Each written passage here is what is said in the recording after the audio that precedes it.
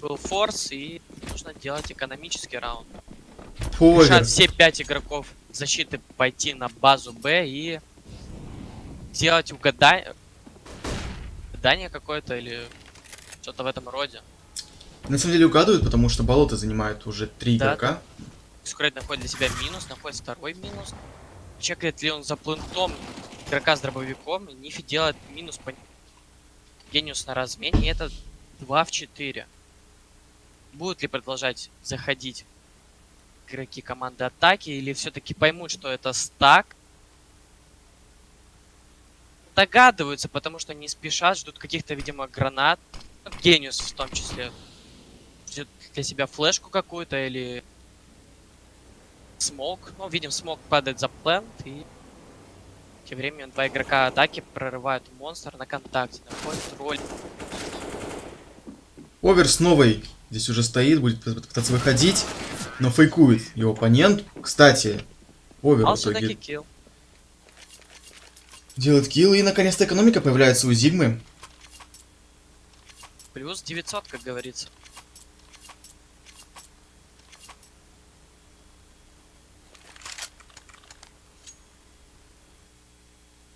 Закупка от команды Team Sigma, но что есть, то...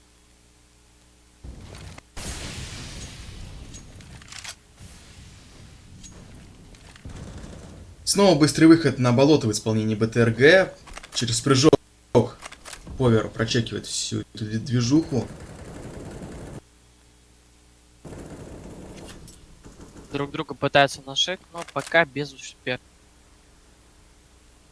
Кстати, хочется подметить то, что игроки команды Team Sigma примерно так же играют, как и команда BTR. То есть не быкуют, не стараются агрессировать. Тем временем Гениус находит для себя минус. Видимо, все-таки сделали подсадку на перила. Да, она не получилась.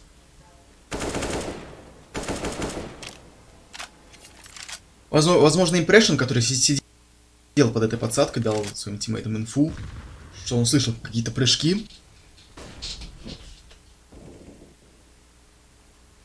Есть минус от Экджина по туалетам, и база пустая, в этом вся проблема. Но на перетяжке будет у нас под номером 8 это Rolex, и уже тут как тут. Будет ждать своего оппонента. Удается ему все-таки сделать минус по Экджину. Но это ситуация 4 в 3. В пользу команды БТРГ, но... Через решетку будут выходить 4 игрока.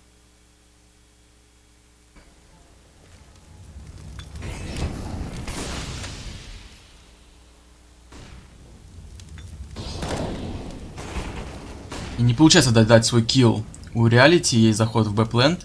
Должны понимать, что есть игрок в смоку. Выходит Нефи, дает 1 минус. И Rolex. Это неплохой минус, но все равно ситуация большинства дает себе знать, и нехватка уровня здоровья, конечно. Всего было 32 хелспоинтов этого игрока. Очередной экономический раунд от Team Sigma. До 2000 видим. Реалити оставляет себе 2900 на АВП и также будет играть от одного АВП. Довольно-таки странно, потому что на варпасе можно, скорее всего, играть в 2 АВП, но, видимо, идет на этот расчет на кольты. Тем временем мы можем увидеть первого АВП от БТРГ в атаке. И посмотрим, как будут реализовывать они этот девайс. Через площадку Ксан будет выходить на зелень, там его ждет уже реалити. Должен его прочекивать. Все-таки идеальный угол для Экджина, и это минус по игроку команды Team Sigma. Ситуация 5 в 4. Скорее, это хороший минус дает по Роликсу. И остается всего лишь 3 игрока. Дим, который находится под точкой Б, и Джаскос находит в андере своего оппонента Йора.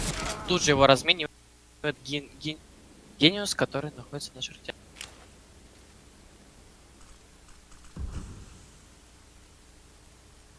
тем временем Джин контактом пробирается на базу А и будет давать, скорее всего, информацию своим тиммейтам, то, что база чистая. И, ребята, давайте ко мне. Под флешку хотел Повер выйти и прострелить кого-то в монстра. Флешка залетела неплохая, но Чешка на дальней дистанции не самый лучший девайс. Он проиграл в итоге дуэль.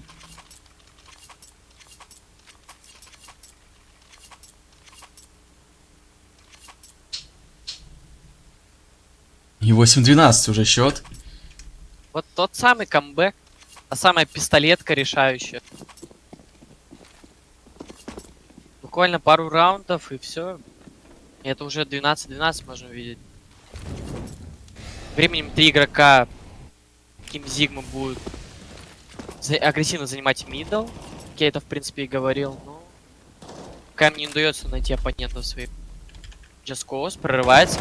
Есть первый минус от него и занимают ключевую точку на этой карте.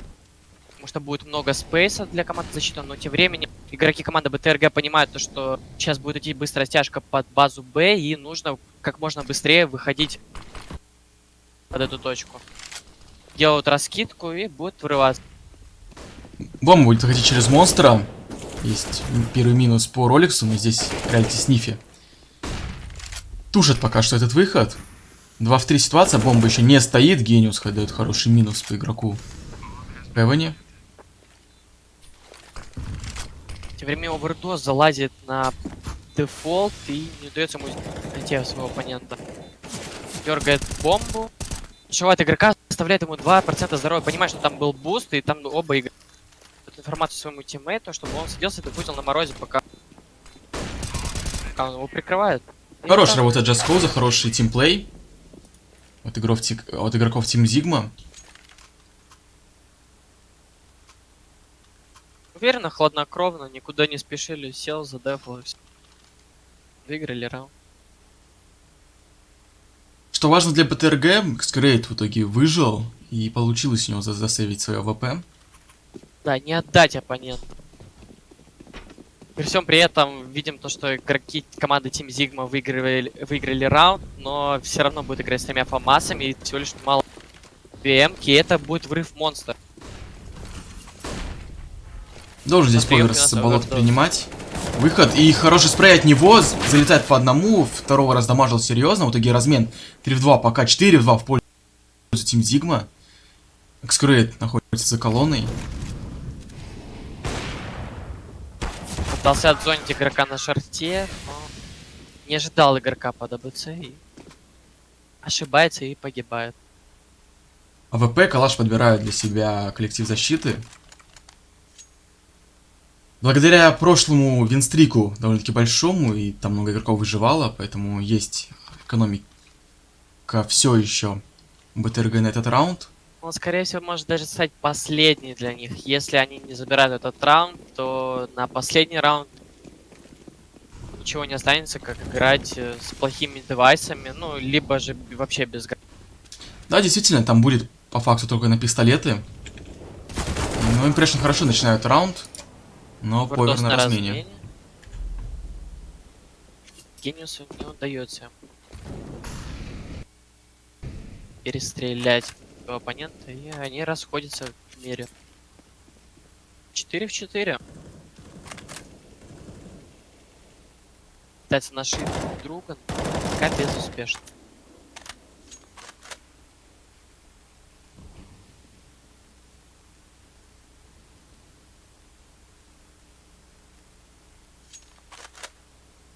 Халдят немного Big Time Real Gaming. Хотят, чтобы тратили пока тайцы свои раскиды.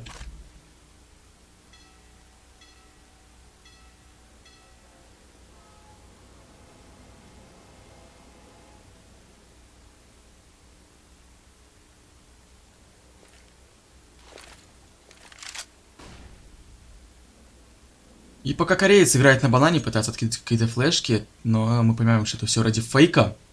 Потому что сейчас все будут выходить, судя по всему, через шорт и читают это. Team Sigma откидывают хороший молик. И Роликс уже на перетяжке. 3 игрока будут принимать базу Б. Они нашивают смоки Гениуса. ситуация уже в большинстве для команды Team Zig. Еще один хороший молик, 15 секунд остается у БТРГ. Будет врыв под флеш к Джина и удается найти фраг, потому что Csgo поджимает уже в спину, и это 15-й раунд для команды Team Zig. На самом деле, в какой-то прям говорил, безысходной позиции вообще. были БТРГ. Они, наверное, понимали, что если они проигрывают, то есть если они уходят на сейв, то 3 игрока не получают денег, 2 игрока, которые умерли и получат деньги, они купят себе максимум какие-нибудь ППшки. В принципе, так оно и произошло.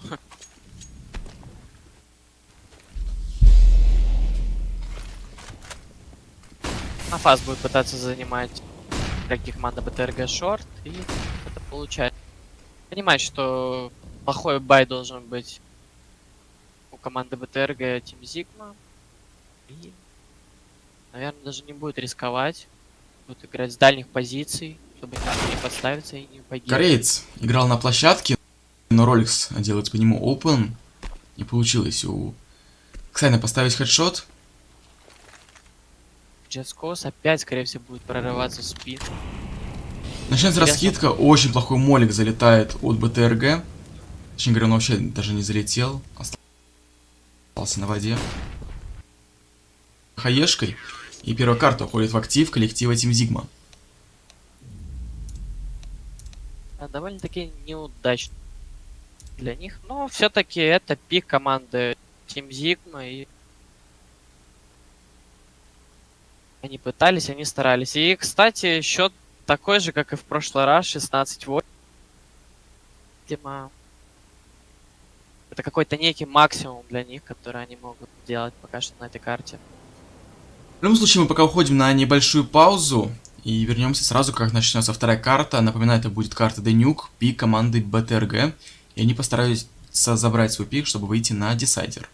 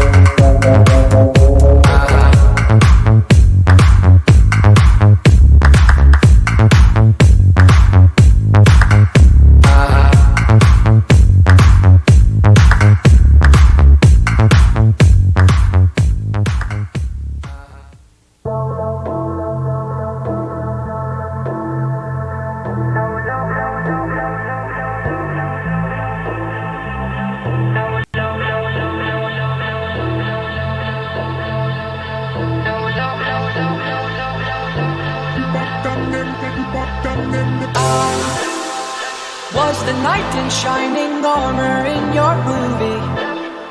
Put your lips on mine and love the aftertaste now.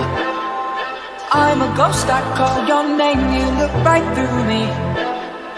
You're the reason I'm alone and masturbate. Hey! I've been trying to fix my pride, but that shit's broken.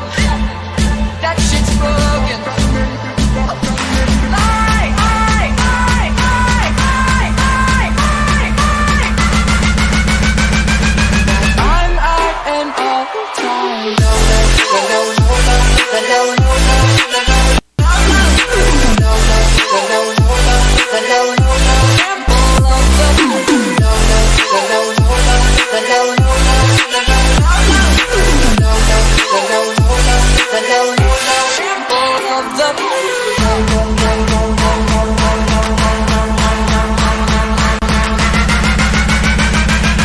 I'm out and all the time.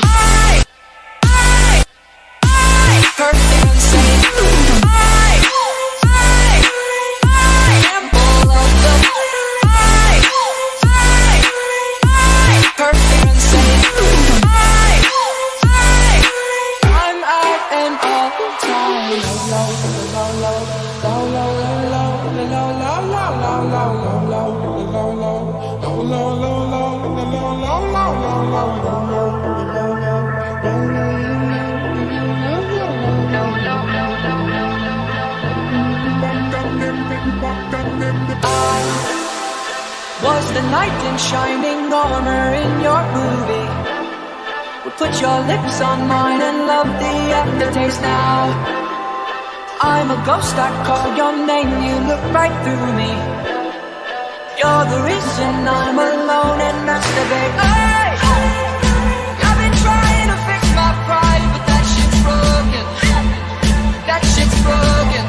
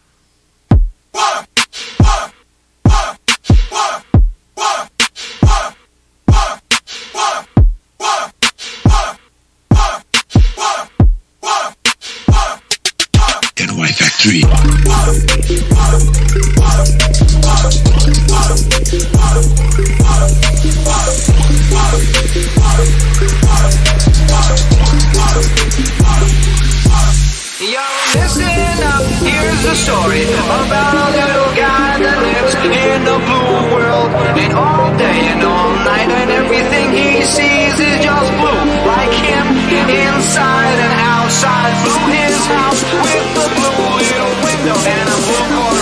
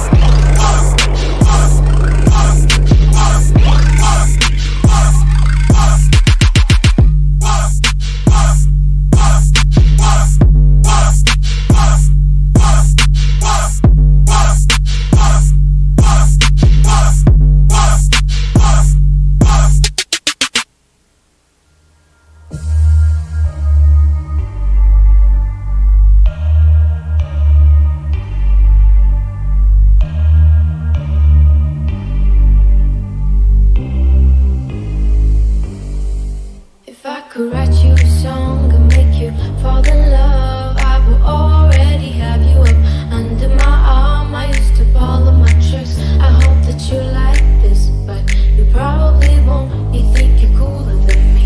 You got designer shades just to hide your face, and you wear them around like you're cooler than me. And you never say hey or remember my name, and it's probably 'cause you think you're cooler than me, cooler than me.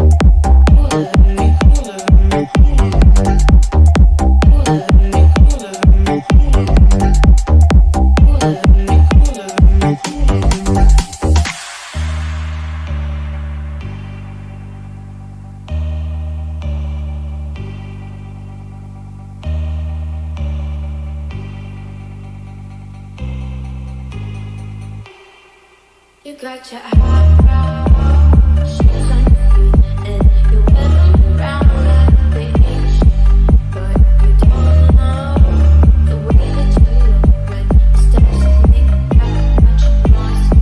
Shh, I got you all figured out. You need everyone's eyes just to feel seen. Behind your makeup, nobody knows who you really are. Who do you think that you are?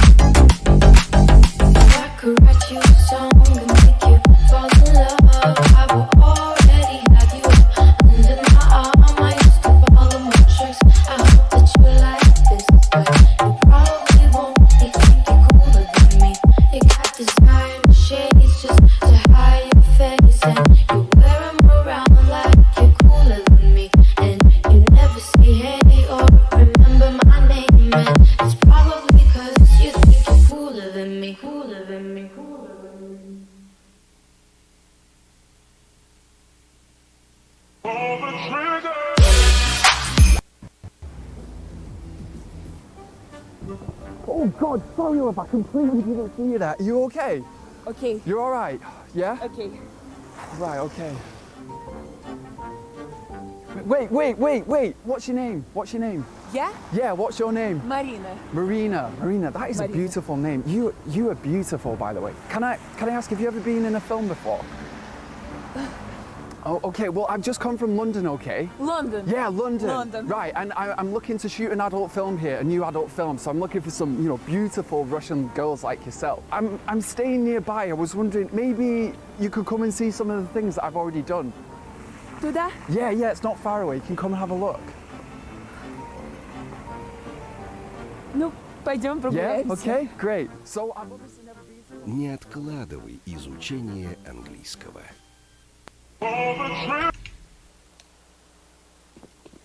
Доброе время суток, уважаемые зрители. У микрофонов Sharp и Золотой. Добро пожаловать на вторую карту противостояния Team Sigma и Big Time Real Gaming. Добрый день, господа. Ножевой раунд у нас был за коллективом Team Sigma. В итоге они решают начинать карту за сторону КТ. Напоминаю, что это у нас вторая карта. Первая карта закончилась со счетом 16-8, если не ошибаюсь, в пользу тайского коллектива. Они забрали, соответственно, свой пик. А сейчас игроки китайской организации постараются забрать свой.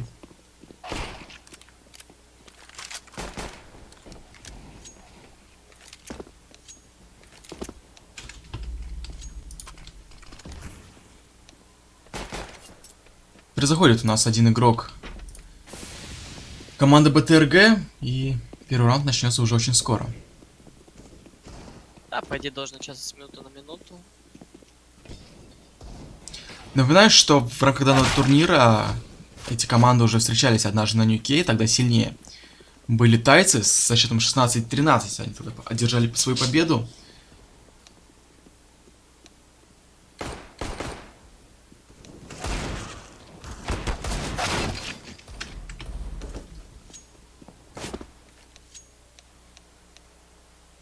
И у нас начинается первый раунд.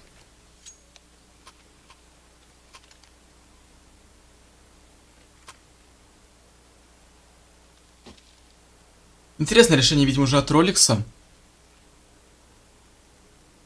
Чешка плюс флешка в его закупе на первый раунд. Три его тиммейта уже купили броник. Смотрим, что покупает Just Cause. Будут ли это киты? Нет. Просто четвертый броник без китов. Играют у нас тайцы.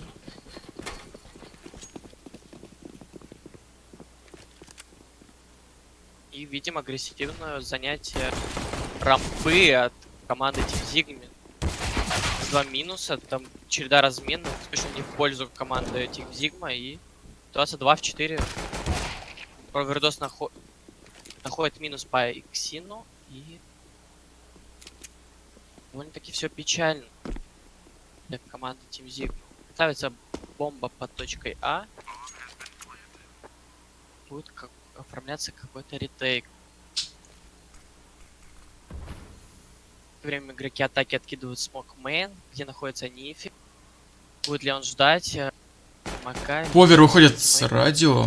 Дамажит Йор, но есть уже по нему инфа вся. Есть хороший минус по Гениусу, но Йор на размене. Нифи остался в соло против двоих оппонентов. Но не вышло у него выиграть раунд. Это 1-0 в пользу команды БТРГ. Да, довольно-таки интересно было решение от команды Team Sigma. Там был Ролик с Чешкой, который должен был, скорее всего, что-то сделать. Но... Немного ранняя флешка и неудачная. Неудачный поджим рампы. Два калаша, Галил, два мака, видим, в распоряжении у Big Time Real Gaming. Защита делает форс, он очень интересный. Дробаш за 2000 в исполнении Повера. Занимает он позицию в коробке, но пока никто не предвидится там из оппонентов. И времени, видимо, агрессивное занятие улиц. Реалити замечают много оппонентов там. Надамаживает своих соперников, но Гениус убивает его. Тем временем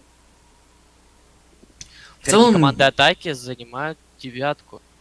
не так уж и все и плохо, на самом деле. У Зигма они могут хорошо по идее, принять выход на точку А. Непонятно, что делает их игрок. Сайн то ли готовится к раскиду, то ли вылете. Нет, он вроде двигается.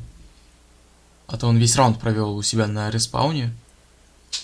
Дима ждал поджима, потому что понимает то, что экономически либо форсирующий раунд команды защиты, и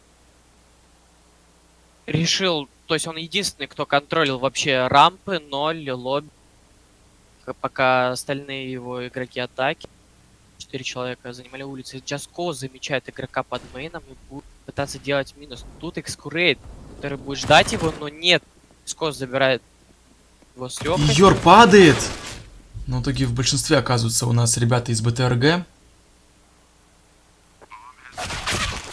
Всего лишь один провердос остался, и это 2-0 в пользу команды БТРГ. Хорошее начало.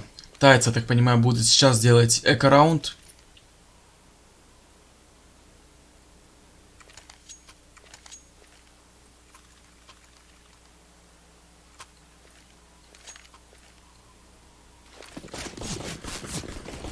По минимуму решили закупить пистолетов и тут, наверное, стараться пассивно где-то закрыть, найти свой девайс. Видим, что погибает Rolex на улице, и игроки команды атаки все так же делают агрессивное занятие улицы. Сделали дефолтную раскидку и занимают мейн.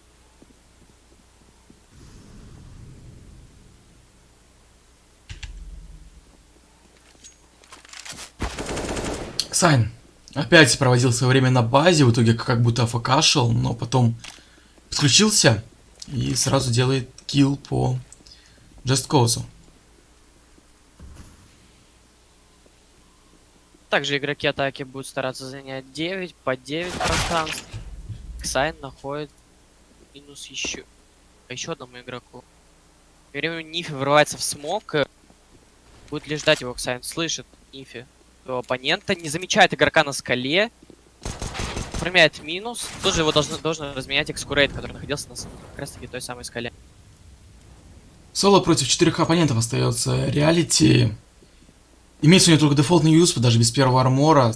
Здесь даже сейвить нечего. Будет ждать постановки бомбы и пытаться, может, выбить девайс. Хоть шанс этого очень мал, но все равно в закупе все равно ничего абсолютно нет. И проигрывает в дуэли он против Impression. 3-0.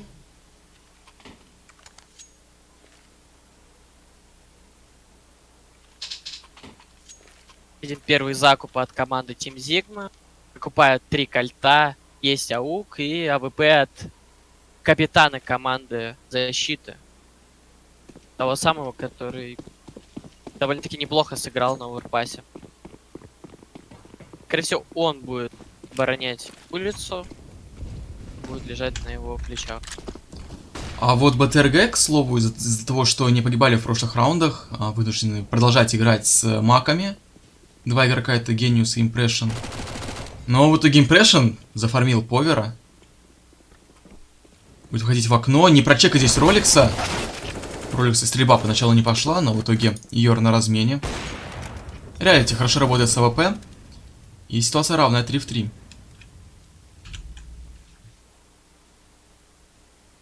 Видим, бомба падает под базой Б. Все-таки удается ее забрать Genius и, скорее всего, будет отходить, потому что там уже Сайн зашел на эту точку и ждет 9. Замечает своего оппонента и делает легкий для себя мин. Хороший хедшот от Гениуса залетает, далее он просто добирает очень лоу хпшного врага. И остается реалити против 3 оппонентов. В руках у него палка, промахивается он с нее, и кореец закрывает 4-й раунд для своего коллектива 4-0. Как прошлая карта у нас начинала сухую, так и это начинается, но уже в обратную сторону. Все-таки неплохо играет Сайн. То есть он, как можно увидеть, он играет на позиции люркера, что он в оверпассе, у него получалось заходить на открытый план, ловить хороший для себя тайминг. Но где-то бывали промахи. В целом неплохо. Никем показывает хороший результат. Это у нас плохой бай. Точнее, эко для команды Team Sigma.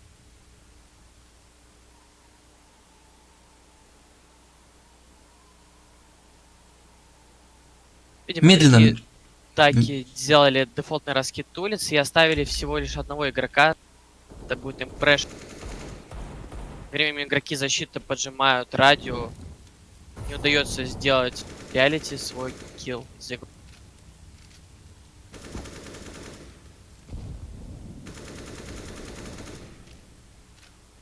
Медленно у нас вообще начинается раунд, прошла почти минута, не сделали ни одного килла, был только лишь один контакт между игроком в лобби и на радио.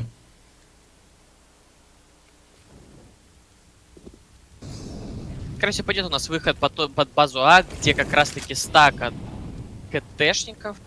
Гениус находит минус реалити, и Джаскос разменивает его. Падает бомба, ее на размене также отрабатываются. Это ситуация 4 в 3. Скорее всего, вот сейчас они могут передумать и все работают под базу Б. Либо же нет. Пока видим, идут они к скрипу. Палится, появляется по ним инфа. Роликс дает чешки 2 килла. 3 килла Роликс дает чешки. Просто феноменальная игра. Превосходный эко в исполнении Team Sigma. И этот раунд должен давать им очень сильно по морали. Да, неплохой довольно-таки эко-раунд был. И сейчас они могут позволить себе закупиться очень плотно и хорошо. Видим очень много гранат, что с одной стороны, что с другой. С стороны защиты видим 2 кольта, калаш, авик и также АУ.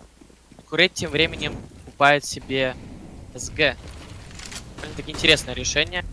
Делал дефолтную раскидку улицы и будем смотреть, как будут играть игроки атаки. Заметьте то, что благодаря винстрику из 4 побед в прошлом у БТРГ, плюс ко всему, они очень мало умирали, у них хватило на очень хороший бай экономики в этом раунде, и хватит, скорее всего, на следующий. Да, у Йора, например, очень мало денег, но я думаю, что там Гениус экскурейтом раздропает своим тиммейтам, если будет такая необходимость. Тем временем Сайн прошел через скрип, через Макею под базу Б, и его тут не ждут. Но, к сожалению, у него закрыто тут стекло, и... Да, не получится у него выйти, не спалившись, но, с другой стороны, сейчас будут его тиммейты отжимать рампу, и на отходе должен, по идее, страдать. А нет, так это как раз игрок, который является опорником рампы, если так можно выразиться, он уже погибает в радио. Сайн находит еще один минус. Понимают игроки атаки, то, что где-то еще один должен находиться под девяткой. Скорее всего, Сайн может сейчас подойти на помощь. Решают все-таки остаться. Замечает 2 оппонентов, не удается ему перестрелять. И... Ситуация равная 3 в 3 и готовятся к выходу на А. Хорошо, они тут забирают реалити под ладдером. И свободный выход на точку А. Здесь уже их поджидают оппоненты. Кстати, я не заметил перетяжку Нифи и Повера. В итоге бомба падает, экскурейт соло остается против 2 своих оппонентов. Просто нет времени на установку бомб. Это второй раунд для команды Team Sigma. Довольно-таки быстро они перетягивались, даже учитывая то, что Роликс погиб под базой Б, не ожидав там вообще Сайна. Тут же пришли 2 игрока и расправились с недоброжелателем на этой точке. И успели тем временем также перетянуться под базу А через винты.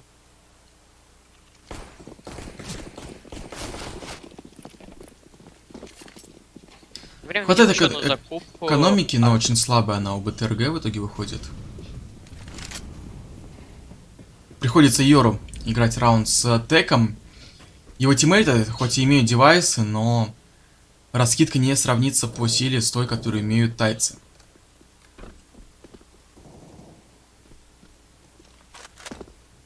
Csgo пытался отыгрывать очень агрессивно на радио, но пока отходит он обратно на свою рампу.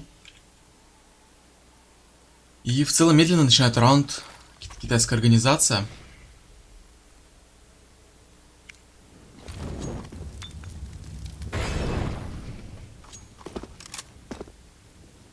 Видимо, откидывают пару гранат в базу А, и это выход. Падают 3 игрока в винтрум, но Нифи все-таки получается забрать у него одного оппонента. Будет ставиться быстро бомба. Дает не совсем хороший молли Гениус. Точнее, Csgo. Йор будет ныкаться, шкериться в смоках. Ой, Ролекс Получает как хорошо делает минус по Йору. В итоге соло остается таец. И даже хаешка ему в большую дверь залетает. И третий раунд. Уже можно говорить о винстрике для Team Sigma.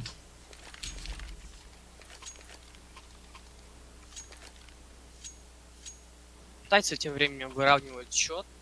Почти выравнивают. 3-4. Видим, что проблемы есть с экономикой.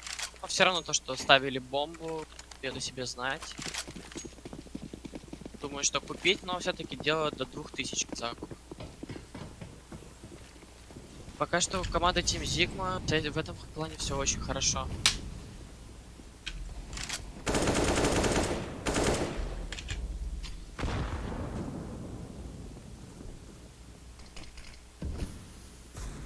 Нужно Гениус обратить пытается внимание выйти. на реалити, который занимает довольно-таки агрессивную позицию на улице, и Экскурейт его будет тут ждать. И да, это легкий минус для реалити.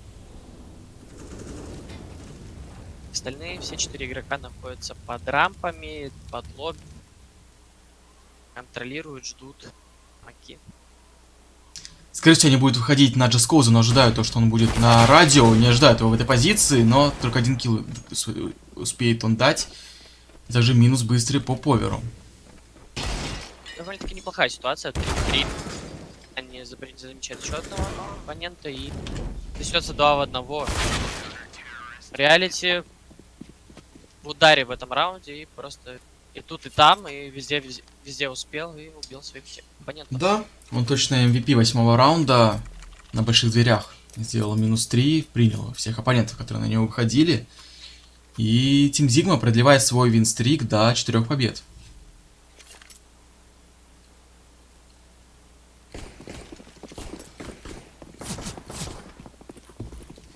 Наверное, один из ключевых раундов сейчас можно ждать как одной команды, так и другой. Потому что экономика, как видим, у одной команды на 1 бай, и у другой то же самое. И будем смотреть, кто же ошибется. Видим быстрое занятие улицы, даже без смоков. Прилетает третий смок. Другие кидают Гениус 4 и будет занимать метро. Ролик замечает оппонентов, но не удается ему стрелять. Скрыт делает упон по Ролексу.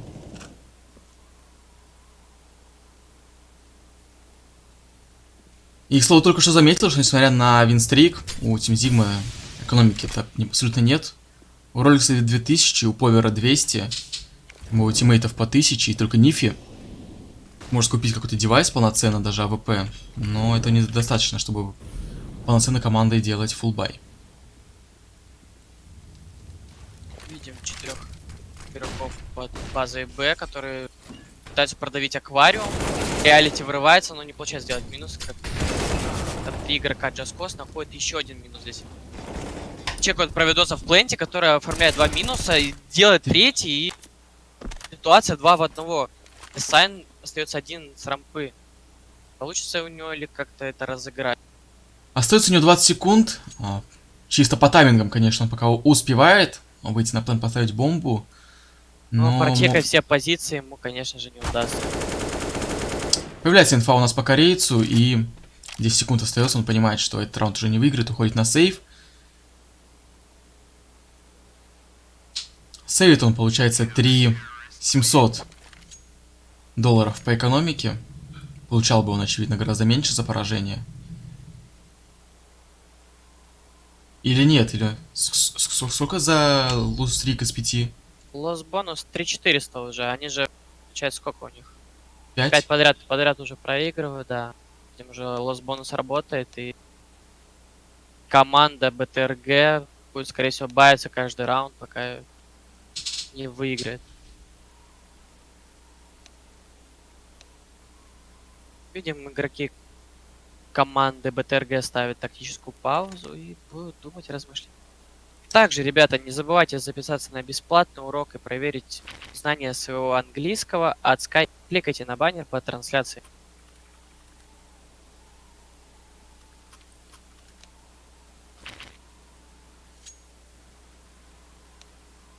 Я думаю, что все-таки не рискну закупаться каждый раунд, потому что больше луз-бонуса, чем за 5 поражений подряд вы получать не будете. А За 4 максимум. А, за 4 даже. Да. На 3400, то есть вы даже не закупите второй армор плюс калаш.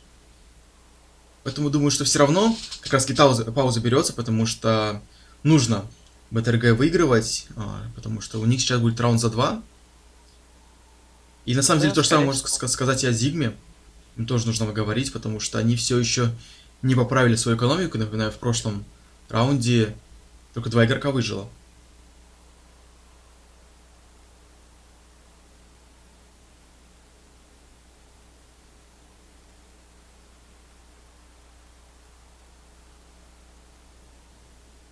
Довольно-таки неплохо сыграл Овердос в прошлом раунде. Просто зашкерился в пленте и бил 2 оппонентов своих в спину просто. С третьим не стало никакого труда его перестрелять. Видимо, уже за закуп от террористов 4 калаша имеется, и Йор пока не выбрал свой девайс. Сделает ли он упор на раскидку, либо на свой девайс, увидим уже скоро. В любом случае у него будет второй армор, что очень хорошо как минимум для него.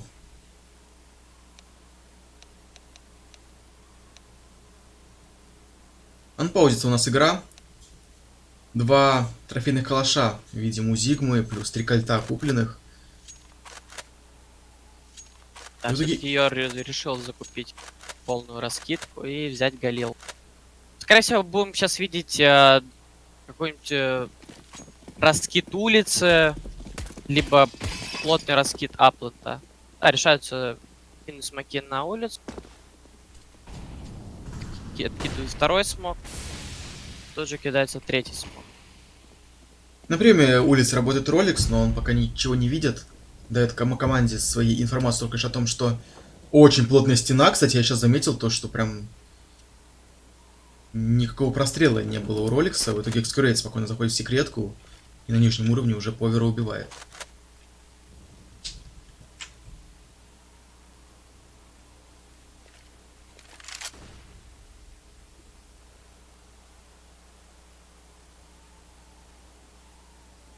Скорее всего, даже будем видеть сплит точки А. Экскурейт находится в винтах, а остальные лобби плюс 2. Открываются. Rolex оформляет минус по мейн. Нифи делает 2 шикарных минуса в пленте, но количество здоровья дает знать о себе, и импрессион с легкостью добирает его. Эта ситуация 2 в 2, потому что Экскурейт находит минус по мейну. Не ждать Джаскоуса с мейн в лобби, и это всего лишь один Экскурейт. Должна быть по нему инфа. Да, реалити его заметил. Дабл пик шикарный. Команда Team Sigma. 6-й для них раунд. Видим, поставили бомбу, и опять могут также закупать благодаря лосс-бонусу плюс установке бомбы. К слову, прошло уже 10 раундов, мы еще ни разу, если не ошибаюсь, не видели АВП на этой карте. Хотя... Нет, реалити покупал, в первом бое брал, но окей. Неудачно у него там получилось. Видимо, поняли игроки защиты, что пока все идет хорошо.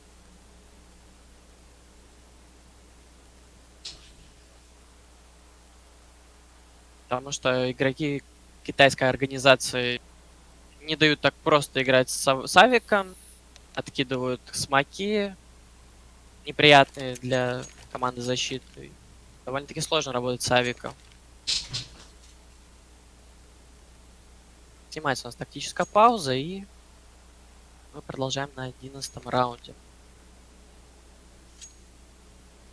И снова, и каждый раунд у Зигмы все не очень хорошо по экономике. Здесь мы видим то, что уже 6 побед подряд, но все еще Нет уверенности в следующем раунде у них.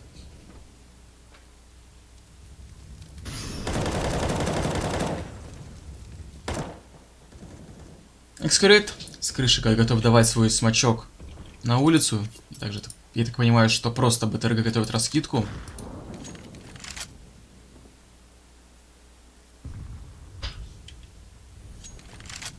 Также пытаются занять улицу. Касается 2 смока. Точнее, 1 смок, дается 3-й. Гениус откидывает 2-й смок от руки. Скорее всего, будут делать фейк на то, что они проходят метро. Гениус тем временем заходит в мейн и не удается им перестать Ролекса, но Йор все-таки разменит своего тиммейта. Тут же овердос и череда разменов в пользу команды Зигма. Хорошая работа от опорников Аплента. Поверка, который занимает обычно позицию за дальним вентилятором, был откинут молик, но он не стал далеко убежать, просто на краю молика стал и не ждали его там игроки, которые выходили из мейна, и он просто всех расстрелял в итоге.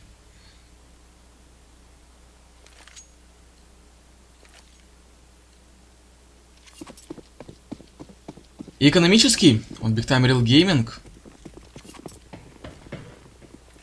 Видим 2 тека по 250, и Чешка, и 1 Диг.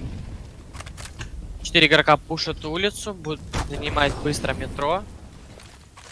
Если там и сделать, но тут Ролекс уже на приемке откидывает смачу и вынуждает игроков атаки вернуться назад, искать игроков под мейном. Ролекс с кишки будет работать, выходит он с ладера, но никого не получается убить, но Повер просто всех расстреливает. Грамотно захалдился на 9-ке и сделал свои 3 минуса. Понимает еще, что находится оппонент под 9-кой и убивает его в прыжке. Покер? Это 4-й килл по овердозу. Довольно-таки хорошо он открывает эту карту. 14-7, видимо, его личную статистику. Собрался парень и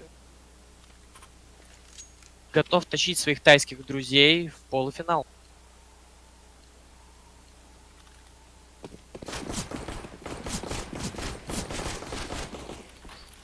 Тем временем еще один бай от команды БТРГ. Откидывает экскурит первый смог. Также лег 2-й и 3-й. И снова вся улица без проход. Там тем временем поджимали рампы. Череда разменов уже в пользу команды БТРГ. Csgo разменивает ситуацию, и эта ситуация 2 в 2. Но Ролекс поспешили, корейца на конечно. точке А. В итоге у нас снова экскурит остается в соло.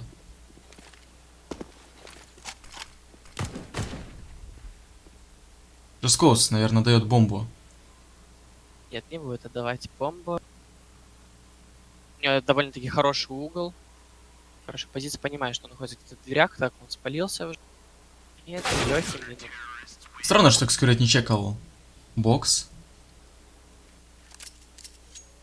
Была информация, то, что это рамплеер, и он надеялся, то, что он не смог пройти уже лобби быстро.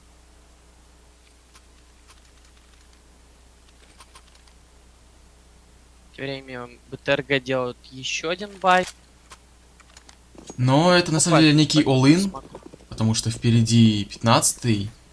Им нужно хотя бы ставить бомбу, чтобы иметь нормальный бай в следующий раз. Тем временем Ролекс агрессивно умирает на улице, и Экскурейт будет спокойно ходить в метро. Экскурейт просто в ангар заходит на морозе. Сгорает импрессион тем временем. Гениус дает все-таки ему сделать фраг по реалити, но реалити успел добрать игрока из команды БТРГ. Csgo, какой вешает хедшот. В итоге ситуация 2 в 2. Бомба у нас у Гениуса. Заходит на 9-ку, там его ждет тиммейт. И будет ставиться бомба на точке А. Нифи, наверное, подумал, что это база Б. Еще не до конца понимает, и ему тиммейты дают информацию, что это точка А. Открывается с винтов. Будем смотреть, как он будет играть. Поставляется скурет, делает байт на своего тиммейта. И ждут. Сложно будет сыграть. Заводит его Нифи. прямо в плент. Тайминг не поймал здесь Нифи и прерывает свой 9-раундовый винстрик Team Sigma. Самый улын, который дал свои плоды. Видимо, не хватало какого-то азарта команде БТРГ. И они, скорее всего, могут снова вернуться в игру.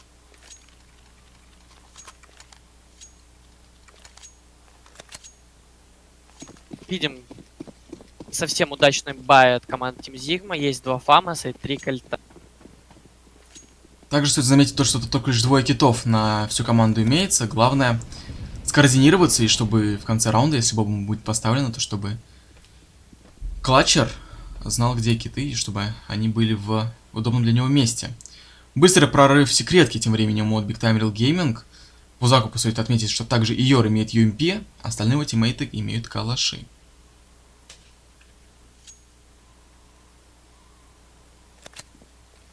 Там всего лишь один Rolex, который находится на часах. Спокойно они будут запускать на базу Б игроков атаки. Один игрок Impression уже находится под малой дверью. Остальные пока идут по кишке, возможно, будут также через окно заходить. Но, как было уже отмечено, только лишь один игрок находится сейчас на точке Б, и можно легко занять этот плент. Реалити уже находится на вилке. Готов он саппортить своим тиммейтам. Появляется инфа, начинается перетяжка на точку Б. Вот команда защиты. И хороший прием от Csgo, но размен.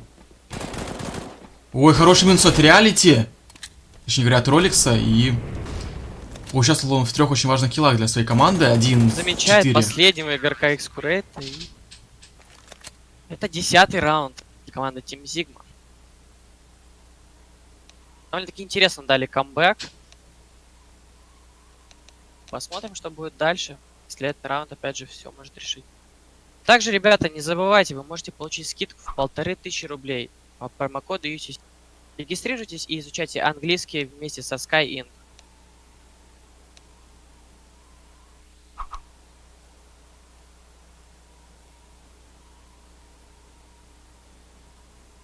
Командам, наверное, нужно буквально минутка, может быть, секунд 30 на то, чтобы передохнуть между раундами. Хотя видим уже таймер, который говорит, что через 3 секунды начинается вторая половина.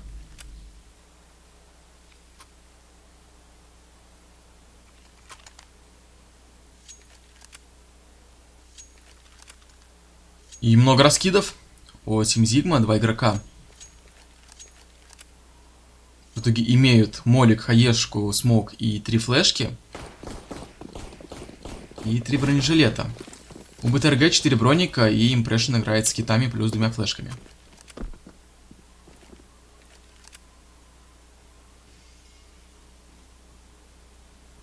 Можем видеть, что 3 игрока находятся под базой Б и, скорее всего, будут делать стак. Видимо, смотрели какие-то демки или по прошлым, так сказать, воспоминаниям будут играть. Но игроки атаки, скорее всего, пойдут под базу А. Да, есть у нас молик, кидаются 2 флешки и... Но заходят они на точку Б, как раз таки идут в клешник к своим оппонентам, там их уже ждут. Я уверен, готовы принимать перекрестным огнем здесь. БТРГ своих оппонентов. Гениус дает первый килл. Ксайн и Йор. Все на раздаче и понимают, что не угодили в клешни к контртеррористам. И здесь без шансов 5-0. Full man vibe, как говорится. Да, довольно-таки интересно сыграли БТРГ, прочитали своих оппонентов. Стакнулись на базе Б, спрятались. Игроки команды Team Sigma даже просто не ожидали никого там увидеть. Были ошеломлены от такого количества оппонентов. Не понимали даже, в кого стрелять. Видим фарм закупку от команды БТРГ. Покупается 3 МП-9 и 2 кольта.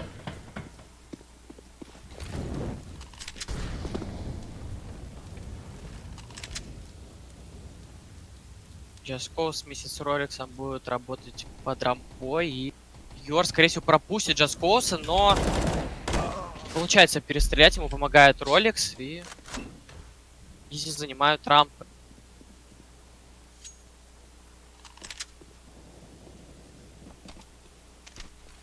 Тем временем два игрока находятся под базой Б. Это Xsign с Экскурейтом, который будет тут работать. Тем временем бомба с рампы уже с тиммейтами направляется в сторону Хевена. И, возможно, будет как раз таки через верх выход на точку А. Минута есть у Зигмы на принятие решения.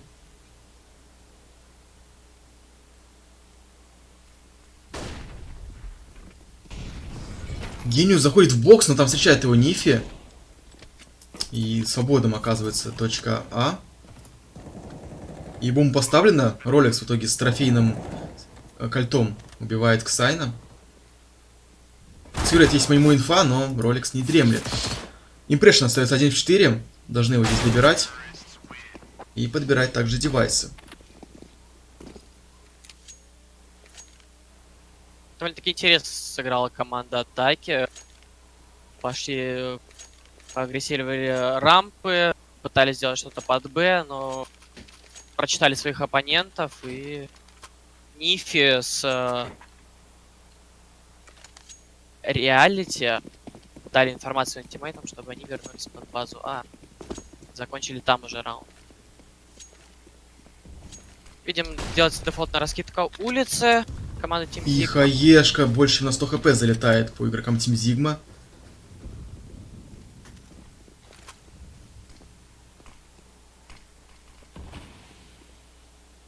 И заходят они в ангар, будут... Должны находить здесь Экскурейта.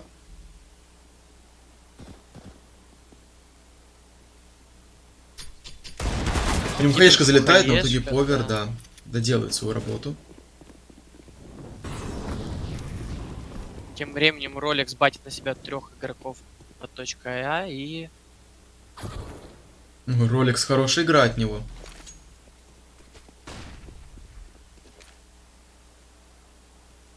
Заходит на девятку 3 игрока тайского коллектива. 2, точнее говоря. Йор находит бомбу и М-ку. И замечает оппонента на улице. Минус 2 Да, уже от Йора, остается 1 минус 2, но... Реалити заканчивает еще раунд. минусы, но, к сожалению, не получилось. 200 утилити дэмэджа было. Вот, игрока уже забыл, кто кидал ту хаешку. То есть, я так понимаю, что 100 урона залетело, может быть, чуть больше от хаешки, плюс еще на дыму. Конечно, это были Продамажились. импрессион с Xsign, у которых самый максимальный урон гранатами на этой карте. Скорее всего.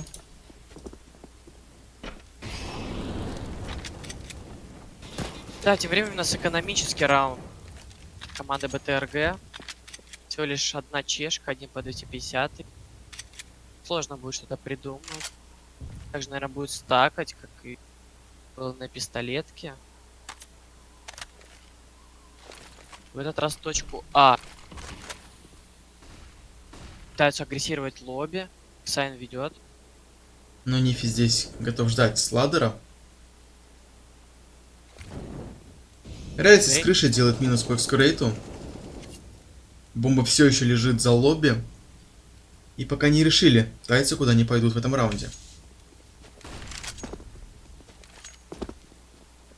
Не спешат, понимают, то, что там без пестики.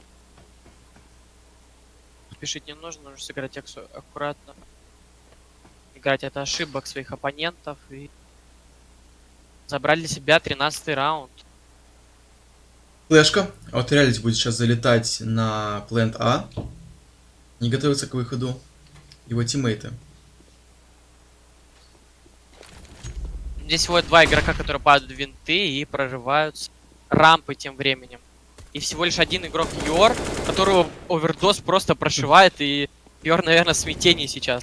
Очень хороший прострел и через стену, и в голову в итоге. Произошел выстрел, и Гениус Сол остается. Из крипа он выходит, но никого здесь уже не должен находить. Пока что 4 в 0. Размен по этому раунду. И Йору даже засейвить нечего абсолютно.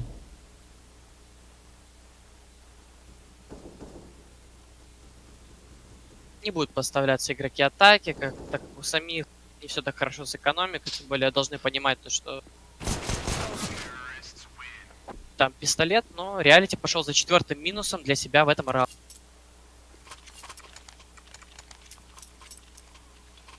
И начало невинстрика от Team Sigma. 3 победы подряд у них уже имеется. И бай от БТРГ, но бай не полный. Раскидка далеко не самая хорошая, имеется у них 12 гранат из 20 возможных. И также приходится Сайну играть с Фамусом.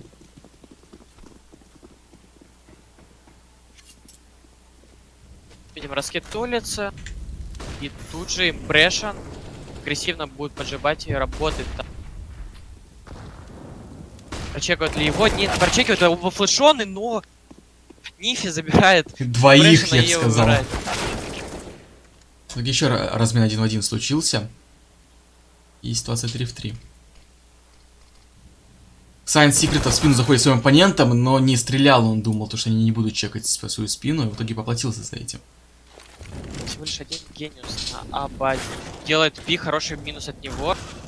И время ее работает с девятки, закрывает правые винты. Джаскос один, единственный, у которого 30% здоровья, гениус его добирает.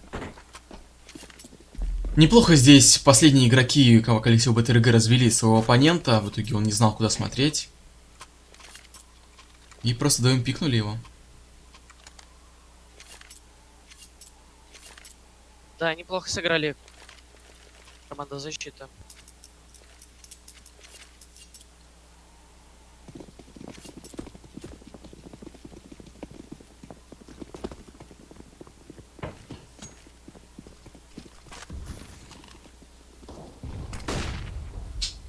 Импрешн агрессивно играет на улице. Может найти здесь своих оппонентов. Будет выходить он и никого не находит. Разамаживает, правда, своих оппонентов. У Повера остается 2 хп. И Xcurate будет работать по смокам.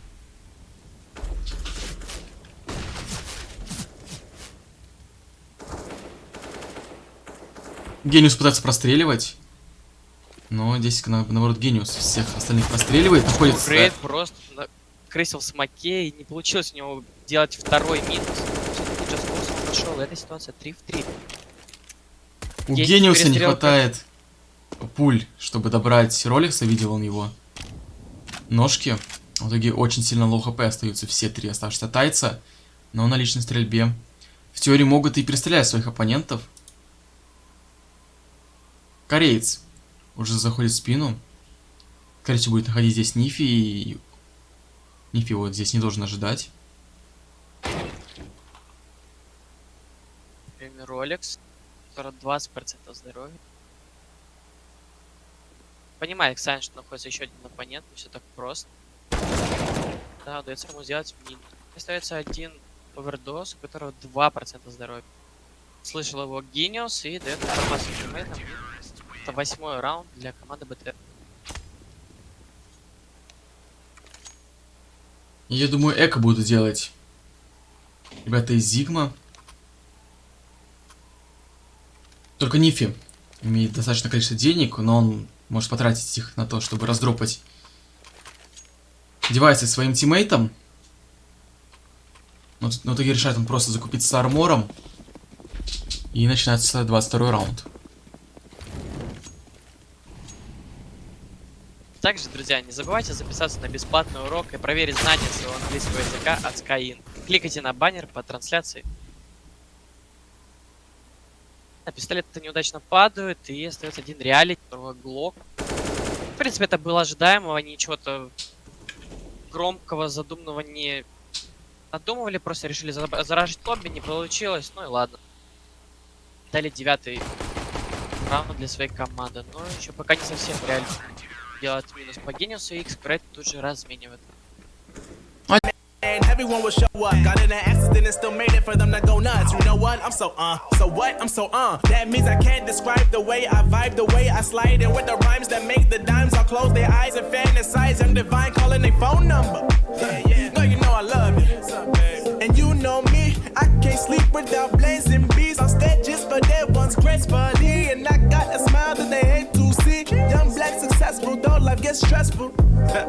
Though life gets stressful, go and vibe out with whoever you next to. Live until the morning, sleep until the noon. You said that you want it, so I got it for you. Let's all get together and show them how we move. We move, we move, bringing summer to you. Oh, ready, let's go, 'cause you know how we roll. Let's take it round the world and back again. Ready, let's go, 'cause you know like I know. We'll take it round and round again.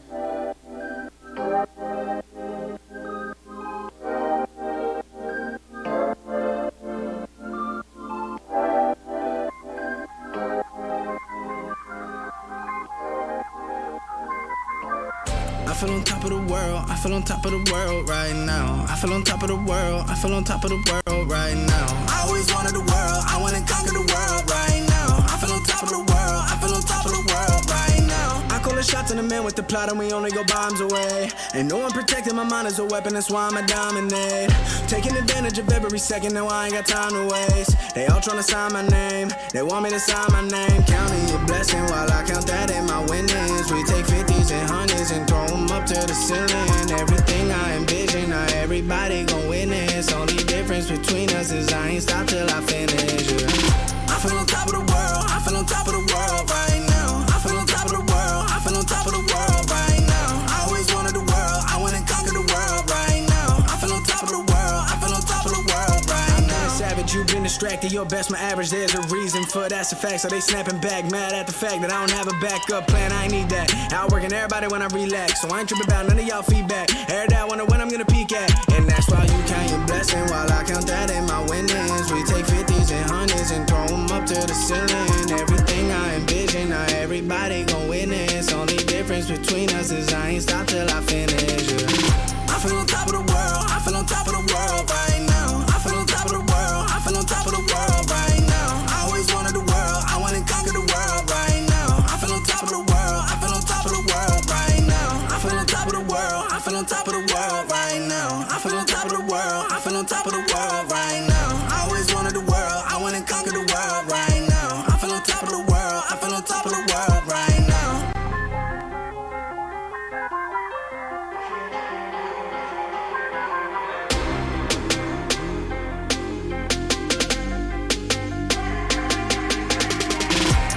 Shots in the man with the plot and we only go bombs away. Ain't no one protecting my mind as a weapon, that's why I'm a dominate. Taking advantage of every second, now I ain't got time to waste. They all tryna sign my name, they want me to sign my name. Counting the blessing while I count that in my winnings. We take 50s and 100s and throw them up to the ceiling. Everything I envision, not everybody gon' witness. Only difference between us is I ain't stop till I finish. I feel on top of the world, I feel on top of the world right now. I feel on top of the world, I feel on top of the world right now. I always wanted the world, I wanna conquer the world right now. I feel on top of the world, I feel on top of the world. Of a hurricane, always told, stay in line, be alright, better play it safe. I walk a different path, nothing can hold me back. I've passed the point of no return, something is calling me, it's in the air that I breathe. Bring me back to life again, dancing with my fear, burning with desire. We gon' take it to the edge, ain't come alive. Go to hell and back, just to feel the fire. We gon' turn up in this place, ain't come alive.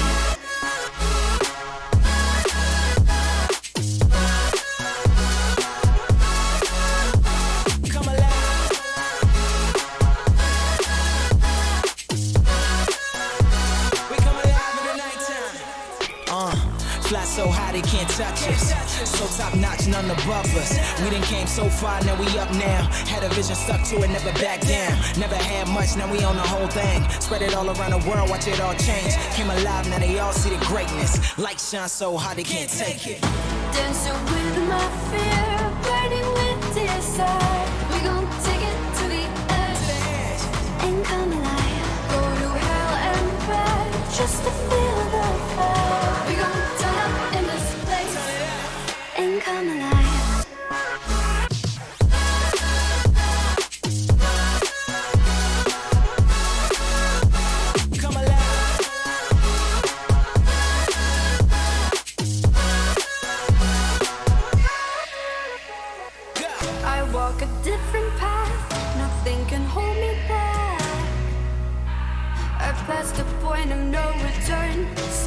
is calling me.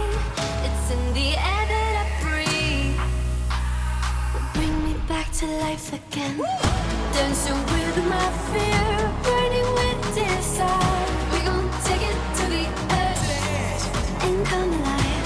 Go to hell and back just to feel the fire. We gon' turn up in this place and come alive.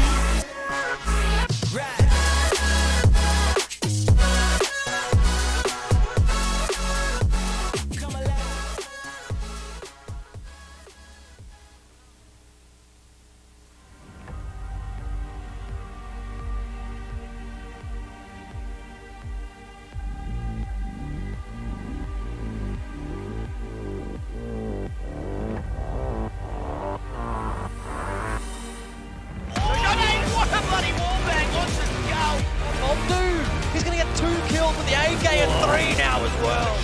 Oh my God! What is that?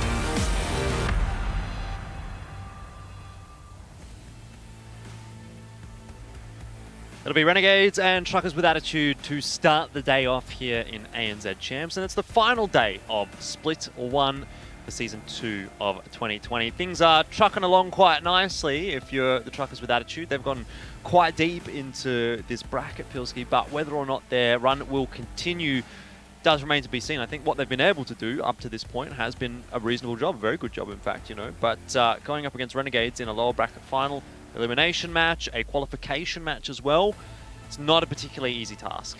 No, it's not going to be, but at the end of the day, I think, I mean, I'm quietly impressed with Truckers every time I see them, or even going back to the last split where they were airborne in last season.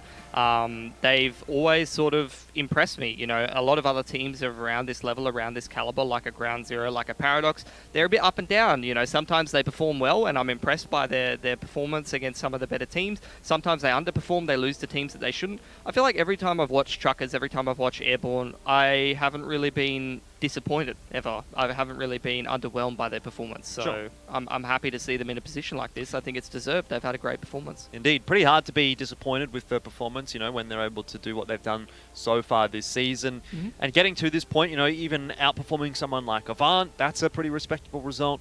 Obviously going against Renegades, it's going to be hard to say that you can be disappointed, because even if they get 2-0 today, like that's just the expectation realistically. Yes. For Renegades. So anything more than that, and you can't really go any less than that. So it's Yeah, like, but they're also getting a lot of practice Nothing against to like lose. the top teams for sure. Like they're getting practice against Order, they're getting practice against Renegades. Let's say that they didn't make it through in this split. They go into the next split where there'll be Avant. They probably play Avant twice. You know, you're really getting a lot of licks in, a lot of opportunities to play the best teams in the country. well, I mean, we talk about a team that probably hasn't had that opportunity is Rooster.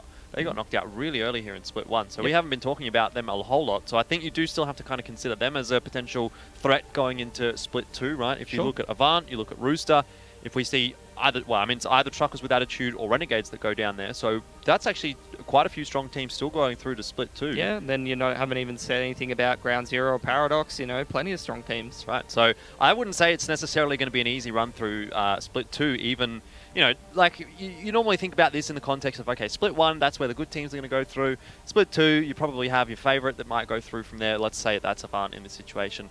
And then there's not a whole lot below that. But I think this season's actually quite different, and we've started to see that come through even from last season. The Split 2 sort of run for a few teams was quite an interesting one. I think we're kind of getting that again, where the teams right now in ANZ seem to be developing. And I want to say like Tier 2 teams. I don't know if it's necessarily fair to say they're Tier 2. It's like Tier 1.5 almost, you know? It's not the Avants, the Orders, the Renegades, and the Chiefs that I'm talking about, but it's the teams that are below that I think are actually the ones that are sort of really catching up quite substantially right now. Yeah, they're putting in some good performances, and obviously it always helps when everything's online, you know, you're a little bit more comfortable. Usually that's where we'll see a little bit more of a divide between the players who've got more experience and more sort of tenure in the scene on LAN, have more consistent results. But with everything being online, everyone's in their comfort zone, and even someone who doesn't have as much experience, you know, who's on the grind, playing a lot of CS, they can sort of get up a good performance without necessarily having as much pressure as they would normally have, and without having as much discomfort Yeah, there's been quite a lot of Counter-Strike to sort of play in as well recently. You know, we've talked about a couple of seasons of ANZ Champs. We're only halfway through the year now, and we've already had 2 seasons of ANZ Champs. Then there's also been all the ESEA seasons. Yes. We've had Road to Rio. We've had minor qualifiers. So it really seems like everything's kind of popping off right now here in ANZ. I want to put DreamHack Masters Spring in that discussion as well, but for obviously the teams that we're talking about at the moment, those ones below the top 4, didn't actually compete in that competition. So that's, I mean, I guess one that they sort of missed out on a little bit. But by and large, you know, there's been a lot of those competitions, and having Renegades back here as well is an added bonus to a lot of the teams that are competing within the ANZ region. So I feel like right now we're kind of seeing a lot of growth within ANZ as far as the teams are concerned. And it sort of is now starting to become, again, like a situation of maybe like a top 6 or a top 8 kind of a discussion, as opposed to just a top 4, as we've had in like previous years, where I really feel like previous years, it's just been the top 4, and you haven't really cared about anyone below that because you just knew that they weren't going to do anything. Now we're kind of getting to a point where there are, like, if you go back maybe a couple of years, you think about, for example, Legacy, right? They were that gatekeeper team, that 5th place team for quite a long time. I feel like there's like now 4 or maybe 3 or 4 teams that are kind of holding that kind of a category where they can sort of punch above their weight a little bit, but they're also gatekeeping all the teams below them, which is much better than just having the one team like Legacy.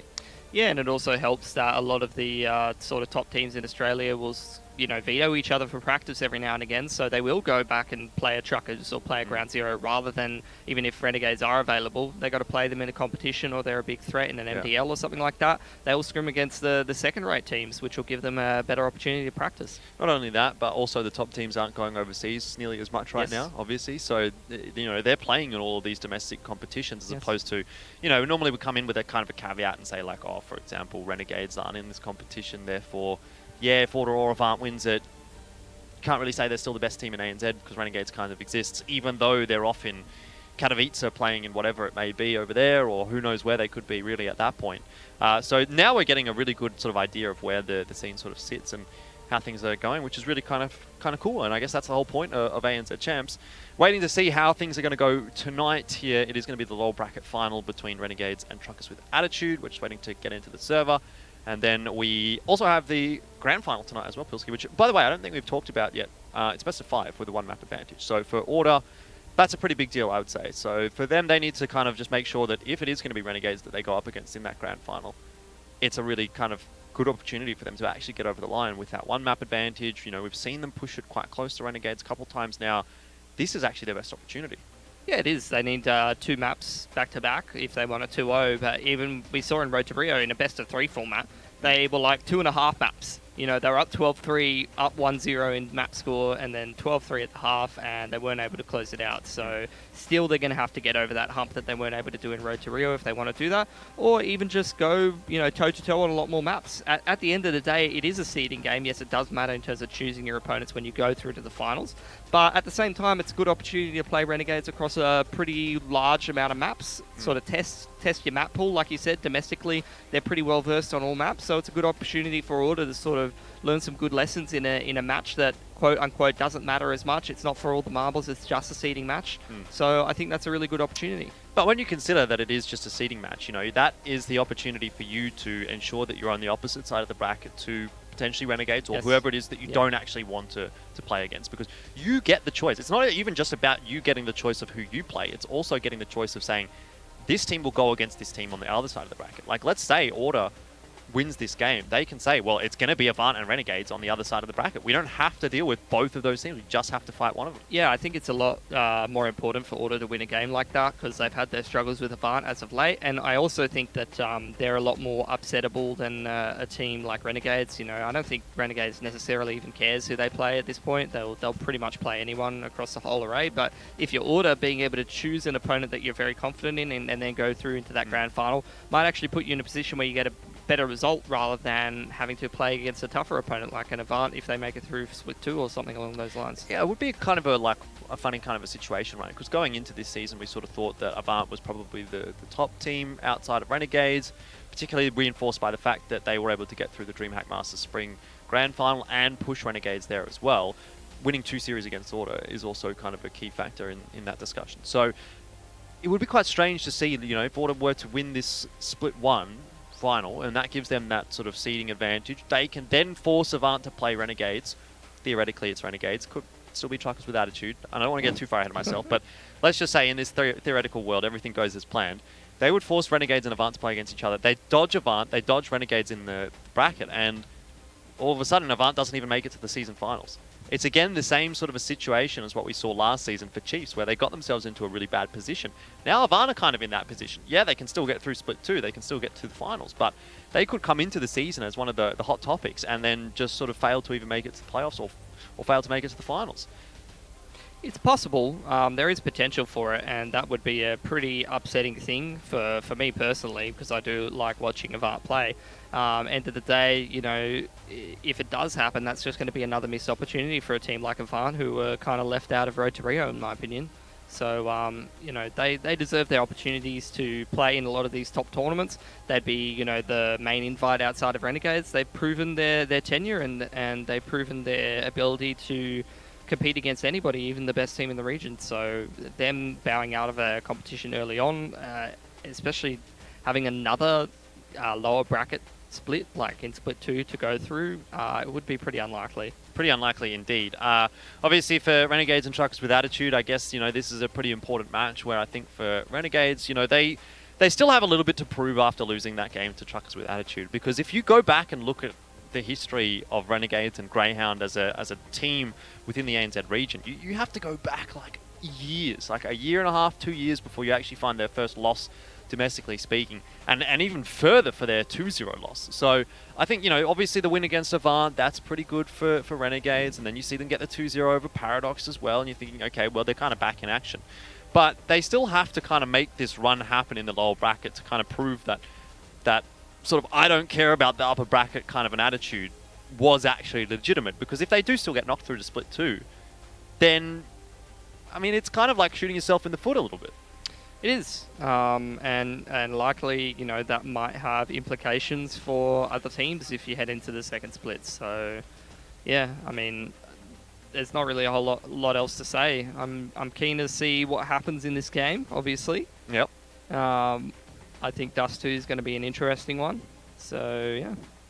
Now taking a look at some of the replays from yesterday's results while we do wait for this game to get underway, Pilsky, and obviously it was Renegades and Paradox that went up against each other. Now, I don't know if you watched too much of this. I was tuning in from home, and it seemed like it was relatively straightforward kind of a situation for Renegades. You know, again, Dexter having a pretty good night. And look, for Paradox, I think they're looking like a solid team, and they're definitely being able to sort of put inroads into some of the top teams in the region. But it does seem like Renegades is just one of those teams that's going to be a little bit too difficult to topple for a team like Paradox at their current point, right? I think maybe give them another 5-6 months and that could potentially become an interesting matchup.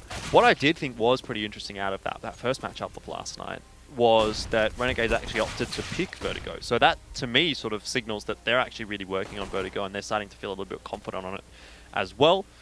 Taking a look at Order and Truckers with attitude, it was kind of the same sort of a situation. It seemed like Order was all business when they came into this game. They knew what they had to do. They wanted to get through to that grand final. They wanted to qualify for the finals of this season as well, and they knew that they were the better team in this matchup, better than Truckers with attitude, and they sort of were able to work their way through this match relatively comfortably.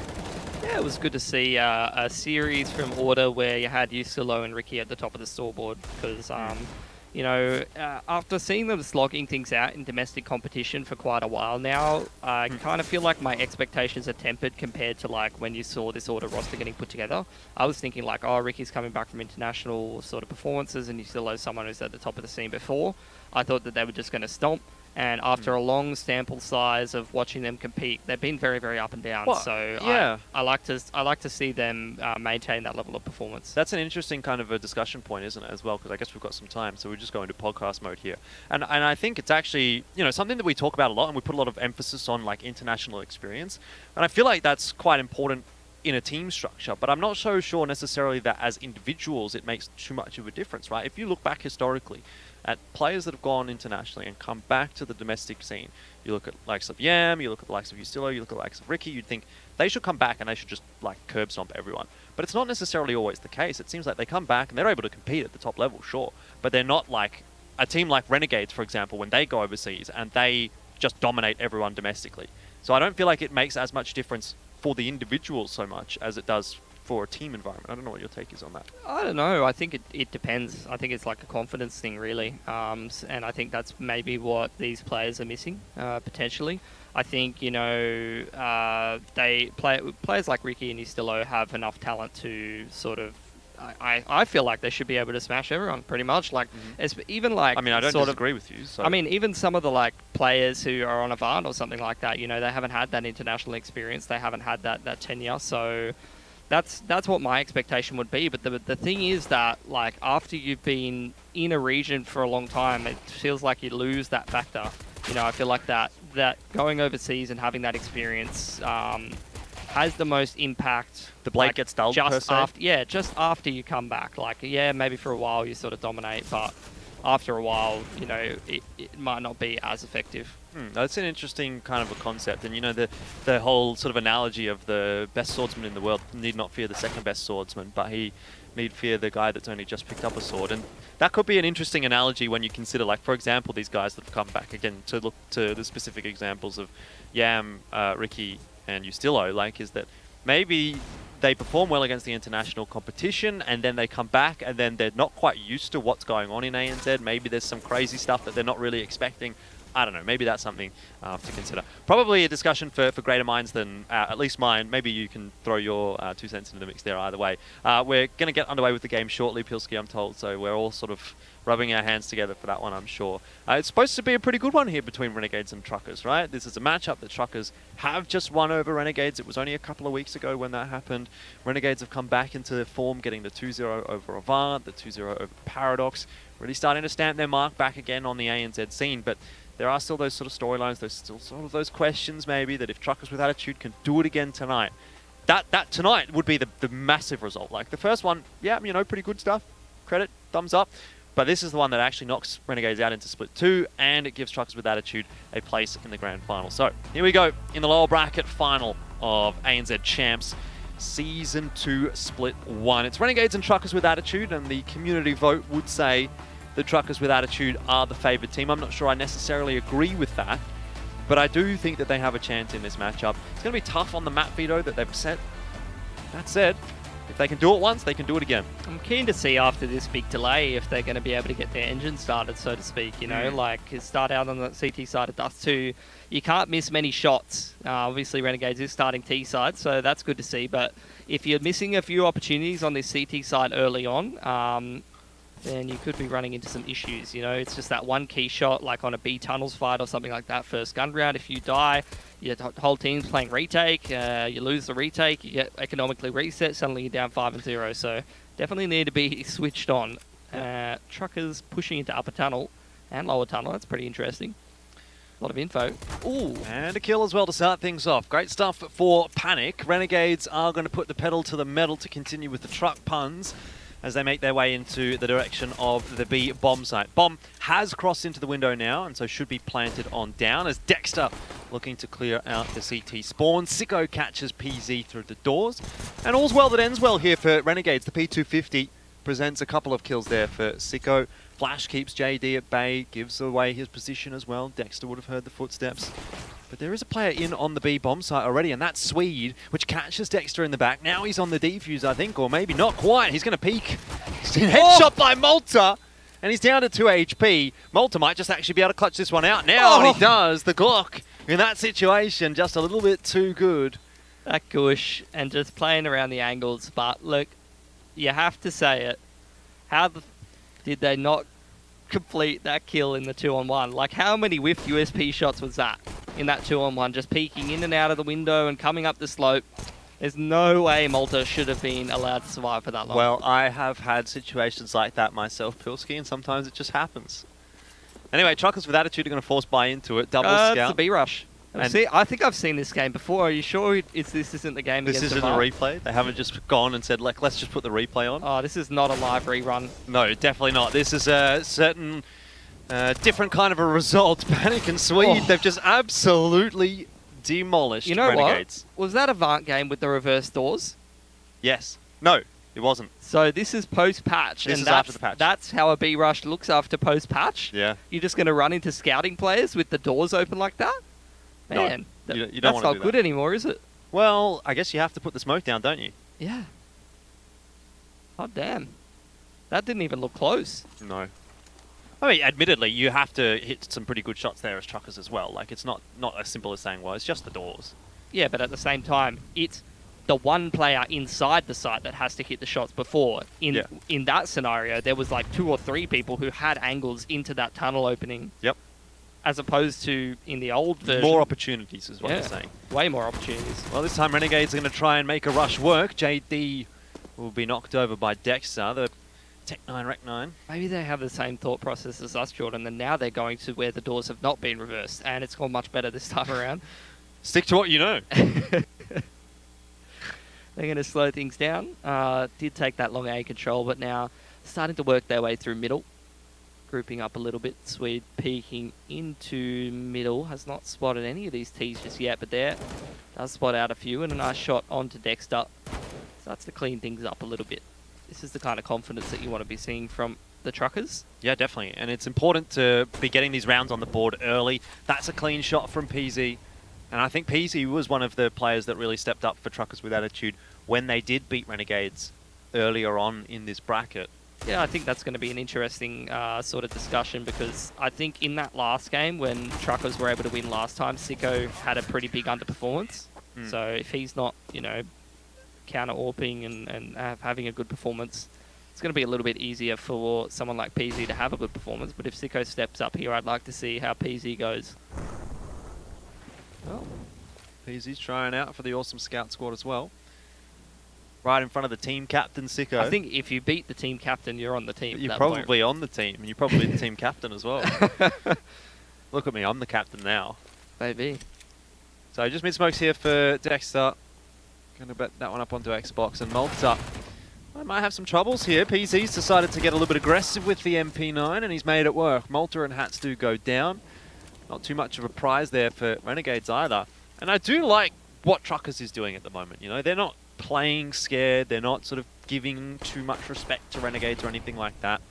Truckers are sort of playing their natural game here and ensuring that there is that bit of pressure back onto Renegades. Yeah, I'm liking what I'm seeing as well.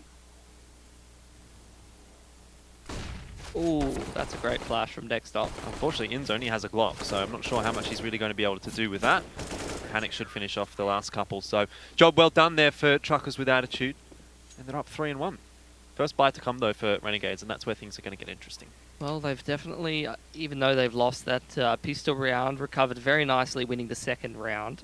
And if I remember correctly, in the series against Renegades, they were winning a lot of those second round buys as well, weren't they? Truckers? Yeah. Like, there was, in the first couple of rounds in that series, it was a while ago, it was back and forth, wasn't it? I think they won the pistols predominantly. Truckers. Really? Yeah, I think they had a 75% win rate on pistols. You can't shoot anybody if Sicko out-AWPs you 5 seconds into the round. This is true. So that is definitely a matchup that we're going to have to keep a pretty close eye on. JD's elected to grab himself the AWP here. And you've lost your AWPer very early on, which means that it's going to be a little bit easier for the T's to go and take map control.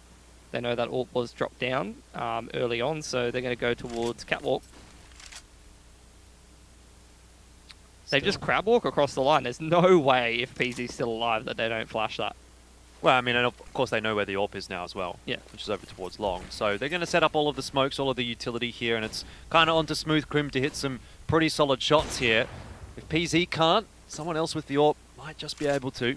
But he can't do too much on that cross, and Renegades have gotten into the site. They've gotten the bomb down. They've got 5 players alive. That's textbook. The only thing that they don't have right now is some counter utility to hold off the push. But in reality, when you have the numbers advantage, do you really need it? Oh, that one way is filthy from Malta.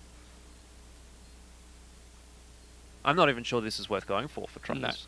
No, it's going to be way too expensive. They don't have the cash to really do it. So they're just, even holding on to these last 2 guns is going to be pretty critical if they want to put it by together in the next. But that was just great from Renegades. Start to finish, take out the AWPer, go towards the catwalk control. Perfect smokes and utility. They're even hunting down these last 2 players. Losing a couple players for it. Let's see if Dexter is going to continue hunting. And JD. Oh, that's beautiful, actually. That is going to completely bankrupt Renegades right at the end of the round. I thought that he was for sure going down there, but actually he's put Renegades in a bit of a sticky situation. Definitely no AWP available to them. They're going to have to probably go down to Galils on some of their players if they want utility. Yeah, Sicko was just a little bit too slow on that peak, and so he sort of comes over the lip right as JD's ready to fire again, and Truckers with Attitude actually end up with a pretty good-looking buy. Much better buy than Renegades have access to, so if they win this round, they may actually reset the T's. It's a pretty massive opportunity. I mean, you say that, but Dexter with a Tech 9 is still a pretty scary prospect, particularly when JD's fully flashed, and that is what I'm talking about. Dexter opens up the account, and this is where it gets a little bit awkward now for Truckers with Attitude. Well, what do Renegades do with this long control and the man advantage? Have a couple different options available to them. They can just execute from long with the utility that they had, but they're going to choose to back off towards T spawn. And this is why I love watching me some Panic, because he has made the mid-round play in towards Lower Dark. Renegades just crab walking with their heads down to make sure they're not spotted on the cross. But Panic's really going to be the key player. He's made the read that they need this aggressive position on the mid-round. Dexter throwing that utility towards Catwalk. And that's actually pulled Panic over towards Cat here, seeing if there's any players in that part of the map and joining up with the rest of his teammates. But Renegades, with Panic abandoning Lower Dark there, have just been given a freebie into this B-bomb site. Yeah, that's really unfortunate for Truckers with Attitude, because it was looking like the timing might actually favour the HP at the very least. So there's still 5, and Malta's done a good job to deal with Panic. Now Dexter chooses his time to strike, and Smoothcrim and Swede will suffer the fate. Truckers are broke now. Best case scenario, PZ holds onto this AWP. Oh, doesn't manage to hit Dexter there, and now Renegade's very well aware of where he is. All the utility that they have is going to be thrown at him. The flashbang keeps him pretty busy, and missing a couple of shots there onto Ins all but seals the deal here, as Malta will wrap around the back through T-spawn. And Renegades go up to 3. The AWP's taken through as well. It'll be chucked over to Sicko, and it seems like Renegades now have taken control back of the map. Yeah, I think so. I think Truckers really needed to win one of those 2 last gun rounds. After winning that Force Spy post-pistol, they put themselves in a position where they could try and fight for the game, try and put themselves in a good position, but now that window's definitely got narrower as they've been forced onto an eco. They're going to have to wait to put a buy together. At least Panic's got some decent cash in his bank account, so maybe he can purchase an AWP and the rest of them can go for rifles and armor next round. But yeah, like I said, it's a bit of a narrower window. You're looking at Renegades with a much stronger economy. It's going to be quite hard for Truckers to take back control of the game. I think it's much more likely that the CT side here is now going to try to put buys together. If they can win rounds, they have more buys and more opportunities to get through, but I don't think they're really going to be taking control back and bankrupting Renegades or anything like that. It's going to be very much a case of... Oh, what about this?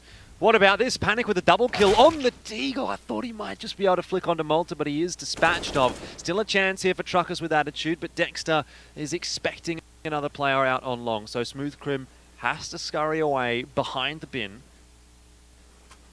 And for a moment there was excitement for Truckers with Attitude, but it seems as though that seems a little bit too far gone now. Yeah, it's going to take a pretty good timing for one of these USP players to slide out and find a kill. And it doesn't look like it's happening. So it's good damage there. That was, look, we're not even going to say what that was. Anyone who's played competitions in Australia knows well what that little freeze was. Either way. Like I said, I mean, Truckers, this is going to be a buy that they can put together because Panic had that extra money. He could drop an AWP over. But this is really just a case of, can Truckers get across the line in a couple of rounds? Because it feels like it's going to be either Truckers get 7 rounds or Truckers get 3 rounds, you know? I feel like Renegades wins this half almost every time from here. Well, if the trades come in well from Ins, which they do, this is going to be another round that will favour Renegades. 4 on 3 now. PZ does have the AWP. He is playing on the A bomb site, and if Renegades want to walk up long, they will have to deal with him. But it seems like it's been working pretty nicely for Renegades so far. Every time they've taken control of long, they've been able to take control of the bomb site. They've won the round. Well, it's a question of what they want to do from here. If they do want to execute from long, which it looks like they're going to be walking up the short wall, there's a smoke onto CT spawn. So not crossover smokes this time around. which might be to their detriment actually with the setup the CTs have. Great flash though. Yeah. Great flashes. An excellent timing to kill Swede and PZ as well. Oh. Malta and Inns. That's an ins round. I think that was a 4K for him. It was. He hadn't even fragged up until that point, and he's just done another one of those classic ins rounds where he runs out long A and kills the whole team. Love to see it. Hats was the bait. Hats goes in, he tries to entry frag. Inns is thinking, here comes some kills for me. When does Hats get sick of Ins baiting him? That's the question. I mean, it's in 2 teams consecutively. You look at now. Hats' score, he's 1, 2, and 6. He's 1 and 6 right now, and he's just like, come on guys, like, let me have some fun. He'll have plenty of times to wipe his tears away when he's flying overseas and playing in international tournaments, I'm sure. Yep. The key thing really there is that like he's sort of still doing his job, you know, he's that cog in the machine. Whether it's reflected on the scoreboard or not, doesn't really matter. Another round that may not be as easy for Renegades as they might have liked it to have been. But Csgo does trade back and brings it back to a 4-on-4. See quite a bit of control being taken by Dexter into mid. Malta's there to help on out as well. And look, not only does it help the CTs defend the B-bomb side, it also helps the Ts with the mid to B as well. Potentially, yeah. Means you have to clear less tight angles on your way into that bomb site. It's much easier to clear car rather than having to come out the doors and do a hard left turn when there could be players under window or back plat. Yep. Now you can basically clear car from outside the bomb site, which makes a bit of a difference. It's just funny, isn't it, how like one small change makes such a big difference. I think it's quite interesting to look at like different esports titles, and you look at like, for example, let's say League of Legends, right? You see the amount of changes that they have, the balance patches where all the champions are getting nerfed and buffed and whatever happens, and then everyone's like kind of excited about that, and then all that you need to see changed in CS is like one little door. And the whole community is just let's like... make that window like half a meter more open. And the community is just like losing their mind. Like, whoa. It's just insane. Like the difference that, you know, one small tiny little thing on a map can make. 2 years of silence from the developer, and then they're like, what if we flip the doors? And This is where I need the party pop-up. Anyway, scoreline 6-3, and so Renegades are kind of progressing quite nicely here on Dust 2. Yeah, well, I think this is going to be pretty unsurprising, and it's going to be up to Truckers to really step up in a couple of these rounds and create their own opportunities. Again, they're losing this fight towards long though, and Dexter's just charged up short as well, so nothing's really going right at the moment for the Truckers. Dexter's even going to get Swede over there. Smooth Crim, he basically has to win this round himself, and he's kind of doing it actually. Oh. Doesn't kill Sicko though. No, that's the last. That was the most important kill. It's always that last one. Yep. Because that's the one that you know. That's where like you as an individual are putting that mental pressure on yourself. It's like, if I get this kill, I win the round. Yeah. And then you just can't quite. I mean, Sicko's done really well there to actually reset himself. It was quite a chaotic situation, and he just posts on the line with the AWP, waits, hits the shot, and knows now that the round is winnable as a result. Dexter, in the meanwhile, has gone for the scenic route all the way over toward the B bomb site, and he's gotten in there quite nicely. So, panic in the 1-on-2. A lot of utility to keep him at bay. Ooh. But the nade doesn't hit Dexter. It was close.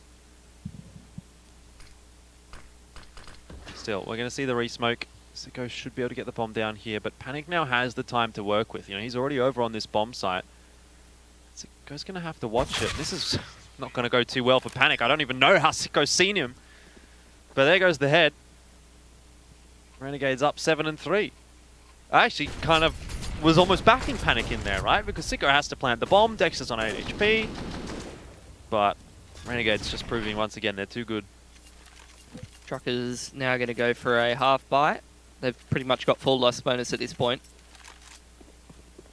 But Renegades very and truly in control of this game. So it's going to be up to Truckers to make the best out of rounds like this, try to have a go at winning them.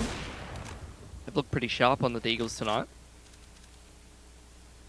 And even if they can't do that, then they really need to invest in that buy, maybe get some double orbs together and actually try to scrape away a few rounds towards the end of the half here. I mean, what do you think Truckers should do? Like, do they just have to give up long? Because it seems they're consistently losing that long fight. Yeah, might be the adjustment that they need. Not really sure. Has been a bit of a liability for them.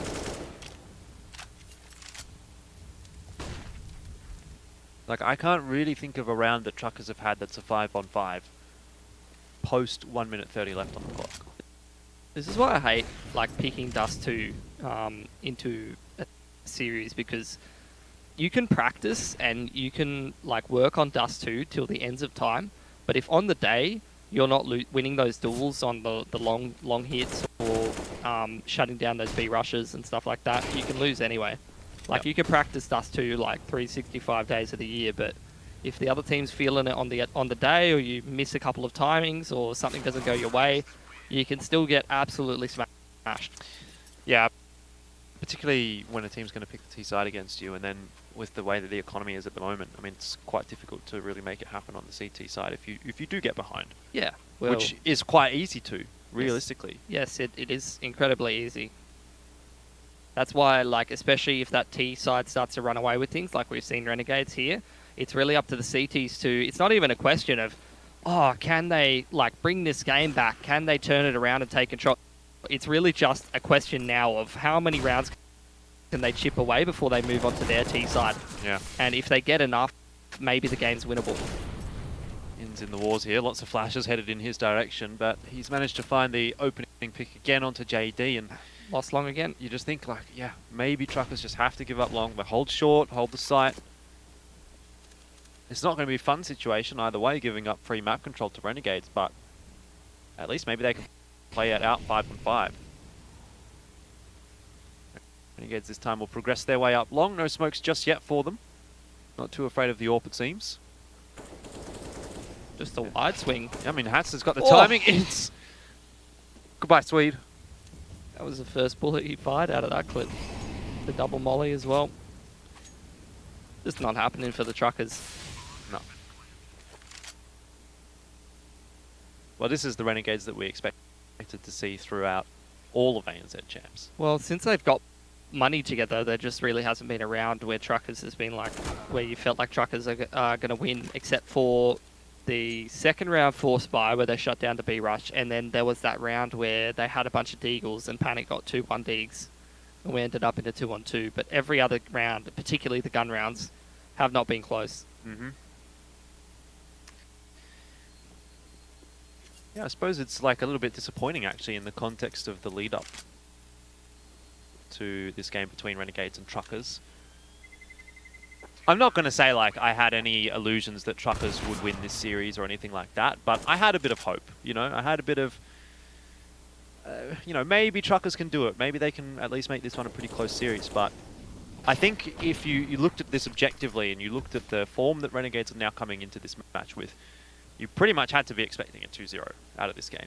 And so far, that's what's being delivered for us. You know, we haven't gotten through map 1, we haven't even gotten through the first half of map 1.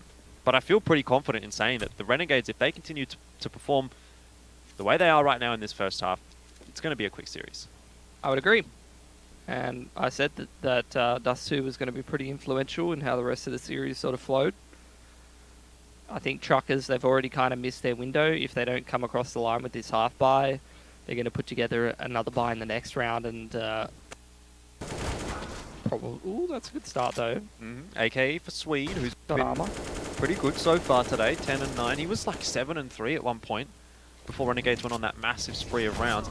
Unfortunately, he's mollied out of position, spammed through the wall. Sicko hits the shot, but the AK shots were coming through from Hats as well.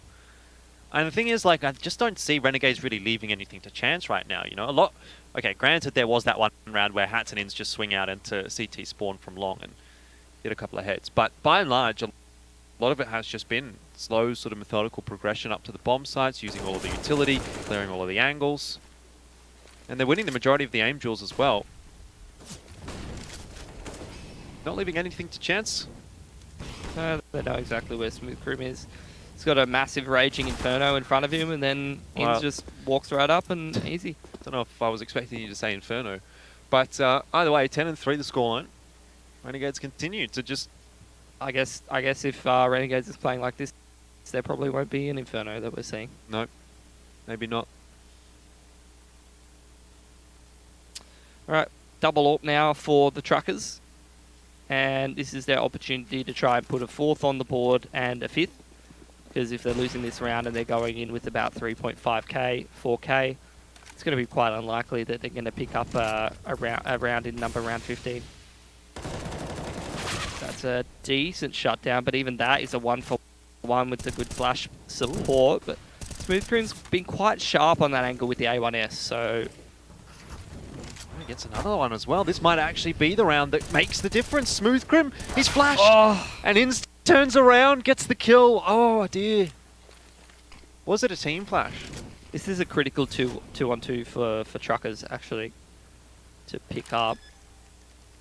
Safe plant for Sicko. Ins is minding that long A cross, but a nice off angle here from Sicko. Oh, actually he's missed that. Shoulder's thrown him off. Yeah, but still got a couple more opportunities here, and even if Sicko goes down, you've still got Ins available. Posted a car, and Swede's not expecting it. So 11-3 the scoreline, and we continue. Yep, and now you're seeing this sort of 3 to 4.5k sort of money for Truckers. Western Union Money Tracker will tell us that Dexter's the one that's earned the most money in this half. He's got the 14 frags, got a few of them with pistols, got a few of them with rifles. Look at this from Renegades. This is going to be fun. They've gone 5 Dak-Daks. Surely you can't all get across here. Swede, he does die. Beautiful stuff from Renegades. Also lost a bit of HP on Panic as well.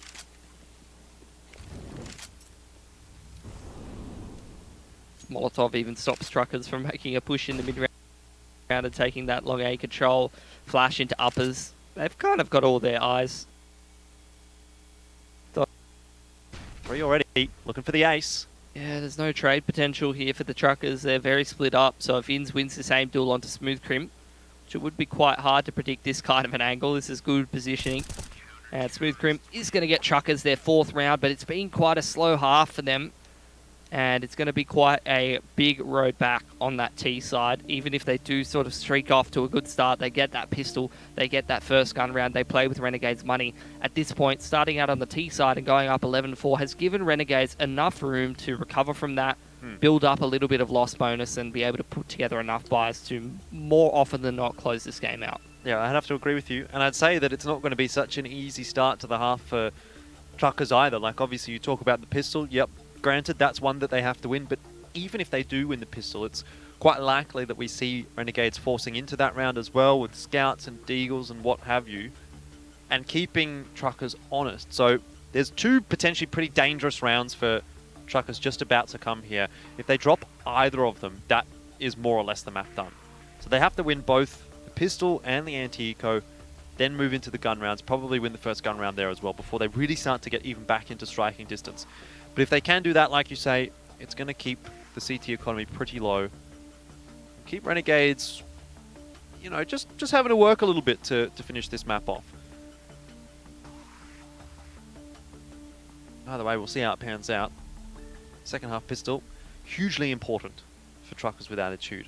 Not so for Renegades, but it will certainly be a nice addition to the back pocket in terms of monetary value that they'll gain. Alrighty. Well, it's going to be a quick play towards B here for the Truckers. Swede, he's got a smoke outside long doors. So maybe a quick mid to B smoke thrown out from him. That looks like exactly what it's going to be. As Truckers start to move out of lower dark, spot some CTs on short, but they are not interested. They're going to go straight through mid towards B. Well, this is where things are going to be a little problematic for Renegades. Trying to hold off this mid to B is not as easy anymore, it would seem. Dexter, he does get PZ. Hats helps him out by grabbing the kill onto Panic, but there are just way too many Ts to deal with. Sicko's the last alive, 1-on-2. Still a winnable position for him. He does have a flash to work with, although I'm not sure he'll be eager to utilize it. No armor though. So, going to be a lot easier for the Glocks to spam him down. All you got to do is hit head. Sicko sees, I think where both of the Ts actually are now. Not sure that that makes his job any easier. Now that he's been pinked down to 2, Smoothcream is going to finish it off. 3 kill in the round for JD. Let's see if Renegades is going to force as well as the Truckers did in their second round of the CT side. after losing pistol. Not a bad little strat there from Truckers though. Underutilized smoke outside of long doors with that mid to B smoke. And it is the force out from Renegades. Csgo going to start swinging across the doors against PZ, who's having a bit of a rougher game this time around.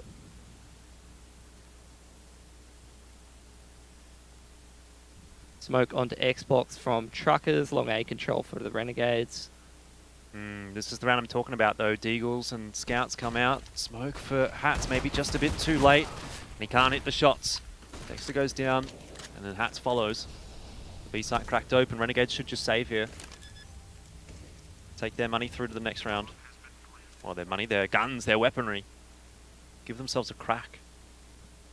May as well. Do a bit of damage there, but Truckers are off to a good start on this T side. Problem is that they didn't get across the line enough times on that CT side. I felt like couldn't put very many buy rounds together. So unfortunately, even if they do get a good streak of rounds here on the T side, there's plenty of time for Renegades to buy up, to use that loss bonus, not only to put buy rounds together, but also to put half buys together, which we know Renegades are very capable of winning with those Deags and 5-7s and Scouts. Pretty sharp shot there from Panic with the Galil. Means that the Scout's out of the picture now, so that's one less thing that Truckers have to worry about. Malta and Inns though with a little bit to play with in this one. What's the strat? Triple nade. Are they expecting a B rush? Do they throw them towards long? What are we doing with these towards grenades? long, it looks like. Good tag from PZ onto Hats as he crosses into B. Nades. His nades could actually be quite big. Smooth Crim. He's done a good enough job though to make life pretty easy for Truckers with attitude. And the grenades don't do enough. JD finishes things off. Moment of excitement. But it was very quickly swept by the wayside. See if Hats can find one of these injured players with this USP. Might give him a shot at actually picking one of these kills up. But really, Renegades looking towards that next round. Should be able to put together a pretty good buy. Truckers need to really show us something on these gun rounds. So, like, it's good and everything to see Truckers get that second round buy win on the CT side and put together a few rounds there, as well as put the last round of the half on the board there. That's being a bit of a nuisance. Actually does pick up JD, which is one less gun taken through. But Truckers, they need to win some gun rounds here because they haven't really been competitive on the gun rounds yet. So that's got to change on this T side, because if it doesn't, they're not going to be walking away with the Dust 2 win, and I'd say that they're going to probably be out of this series unless they can conjure up something impressive on Nuke. Here's the first gun round of the second half though, and Renegades will look to stamp their mark again. They've just given Truckers a little bit of an opening that maybe gives them a sniff here in the second half. The gun round win here for Renegades would shut that door pretty quick. Swede's out early. He's probably seen or at least heard Malta, but he wasn't aware of Inns ready and waiting. Massive gap in those smokes there. Csgo on short as well. You can bet your bottom dollar that he's going to hit these shots every day of the week. There's two, but the second one doesn't quite connect, and Panic will shut him down. Luckily for Renegades, they still have the numbers there. Oh, that's beautiful on the rotate from Dexter as well. Flash high over car, sets up Inns to pick that player on the cross, and then Dexter turns around and kills the player trying to lurk out mid to B as well. Literally couldn't have done a better job as that mid to B rotator. I was really waiting for you to say I couldn't have done a better job myself, and I would have said, yep, probably not. I don't think I ever played that position. Kind of a role. No, I was the guy on that B bomb site, usually getting absolutely owned. There's another tag from PZ, and I tell you what, he's not been too bad at hitting the tags on the cross here, but definitely not having the impact that he did in the first meeting between Renegades and Truckers here in ANZ Champs. Well, if Truckers do go down in this round, they're going to be pretty far behind pretty quickly here. Siko's not able to hit the shot, and that is going to give Truckers with Attitude control of short. They have some decent map control, some decent positioning, but they need to convert it to a round, because if they lose here, Renegades are going to be going into an anti-eco, looking potentially to be up 14-7. Not exactly the easiest of rounds to convert, though, when they don't have all that much utility. The weaponry is a bit lacking on a couple as well. Mid smokes are down, so they can go mid to B, but Inns able to get a bit of vision above the smoke. He'll be ready. Yeah, this is a good setup, I think, for Renegades to defend this. Indeed, Hats on the off angle as well. Dodges the flashbang. He'll see Dexter go down, but will he be checked? The answer is no. Hats should get all three, and he has, and that should be a fourth for him as well, but Sicko steals it away. Either way, it's not going to matter too much. Swede, 1 on 2. Maybe it is going to matter. Maybe Swede can make the difference. He hits a clean shot onto Hats, but Malta's there just in time to find the trade, and it actually ends up being a bit more of a costly round than Renegades would have liked it to have been. Yeah, Truckers almost had that one, actually. It's a massive performance from Hats there. I did not think that that's how that round was going to go, but with a nice flash through the skylight of the tunnel, that sets them up to clean up Dexter nicely. They also deal with Inns towards mid to B there. So if Hats goes down there 1 for 1, doesn't multi-frag, that round's probably going towards the Truckers. And I have to say, they have been pretty non-competitive in the gun rounds, but that was a big opportunity missed, I feel like. That was the gun round. They definitely could have won there. Excellently timed smoke from Dexter here as well. You'll see some of the utility being thrown across from Truckers, but I think we could all see that one coming. If they were going to go through that smoke, Hats and Dexter more than ready to deal with it. Oh, Dexter tries to get a little bit sneaky through the smoke, but Swede is waiting. Still, that will confirm for Renegades exactly where Swede is, and they'll be quite eager to deal with it pretty quickly. It's going to be a long night for Renegades if they do win this series. Still got a best of 5 to play after this. Well, if anyone's got the stamina to deal with it, it's probably Renegades. They have literally hopped off a flight and then played some CS and things of that nature. Been full jet lagged and had to play a online game the next day. So I'm sure they have the stamina for these games.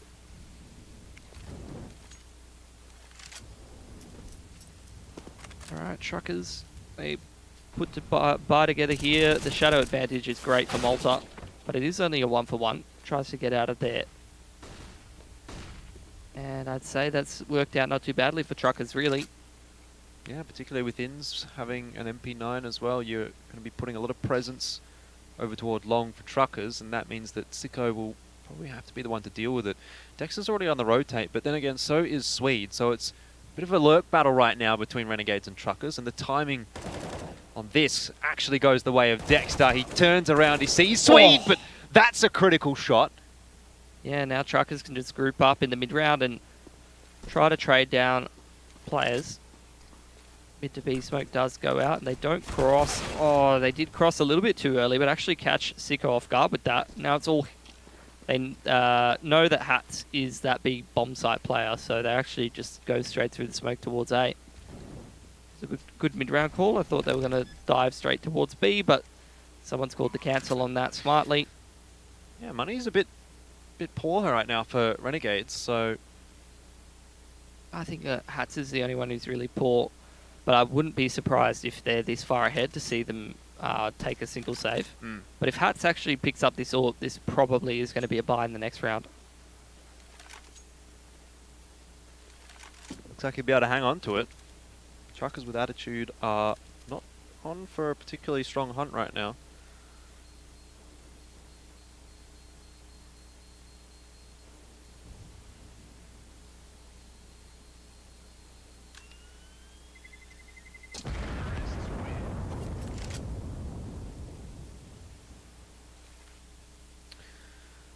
What will be the decision from Renegades? Hats is definitely going to have to go down to a pistol if they do buy. No, you can get dropped a M4 from Sicko. Yeah, been given the M4, my bad. Yep. MP9 for Dexter. The utility actually ends up being okay across the board as well. Yeah, the save for the AWP really makes a difference there. What is Peas that you're waiting for? He's just watching the lower dark push. He does see Dexter there as well. That's what he's waiting for. So Dexter's just going to have to get back out. Realizes the situation's a little bit too hot. It's interesting, you know, look at the setup from Renegades right now, and they don't even have someone on B. I mean, Dexter's starting to float in there to Car now. But theoretically, you don't even need to really hold the B side. You can just hold mid. Wonder if people will be retaking B at all. Actually, mid smoke's getting thrown out here by truckers. A lot of them. Inns chooses a pretty nice timing to go for a bit of a push. Recognises there'll be more headed in his direction, and JD cops a lot of damage. It's just good fundamentals here from Renegades, knowing the timings, taking the positions when they need to. Sicko's burning alive, and he's going to sacrifice himself trying to hold on to the A bomb site. But it doesn't really matter. Smooth Crim, the last one alive, 1 on 3. Been picked up now as well. And Dex will finish him off with a HG nade. 15-8. Renegades now 1 round away from picking up the first map. Yeah, and PC and Swede have got $2,000 each. 3.5 for JD. It is not looking good for the truckers. Yeah. It's again Dexter that's leading the charge for the Western Union money tracker. And I'd say that's by virtue of all the MP9 kills that he's been getting in this half. A lot of the rounds we've just seen him playing with the SMG, running around doing some crazy shenanigans. And it's worked out pretty well for Renegades so far. Definitely a better day for them than last week. 15-8 though, could very quickly be the end of the map here, and Renegades are holding on to the B bomb site. Bit of utility being thrown in. Trucker's not too eager. Nicely timed grenade in there from Inns is going to put Panic and JD down low. Hat starts off well. It's PZ that drops. Dex has gotten a couple now here. And I dare say this is going to be an anticlimax to the end of the map as Renegades just walk away with the final round. Smooth Crim is the last alive, as tends to be the case for truckers with attitude, and with 19 HP I don't really see him getting a 1-on-4 here, Pilski. That is going to be that. Inns picks it up, and it's 16-8 here on map 1 for Renegades. Not a hugely surprising result, and maybe a little bit of a disappointing result for truckers with attitude, because I'm sure they would have come into this match today feeling reasonably confident. They've beaten Renegades once. Who's to say they can't do it again? Dust 2, though, comprehensively going the way of Renegades. Yeah, I think it's a bit of a role reversal in this series. You know, Renegades, they look pretty hot heading into that one, and truckers were a little bit flat. So unfortunately, you know, they weren't able to do enough on that CT side, I think, to be competitive in that series, and especially they were a bit too lackluster on the gun rounds. Yeah, I guess that's what it really comes down to. A little unfortunate in the end there for truckers with attitude to have it be a sort of single-digit result as well. Maybe could argue that they could have pushed Renegades a little bit more, and that could have put them in a better place going into Nuke. But either way, I think it's going to be tough for them heading into this second map. We know how good Renegades are on Nuke, and that is something that we are eagerly awaiting. You're going to have to wait a little bit longer for it, though, because we are going to head to a quick break. But map 2 is going to be coming up after this.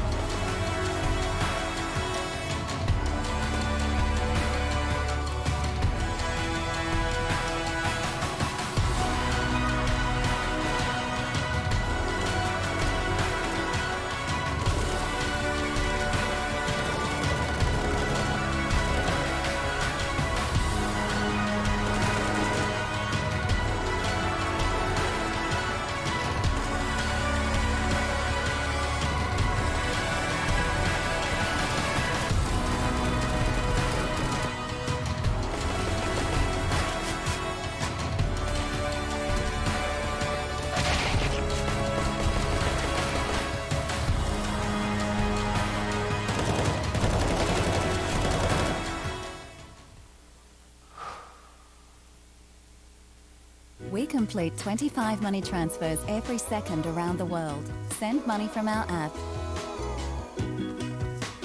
website,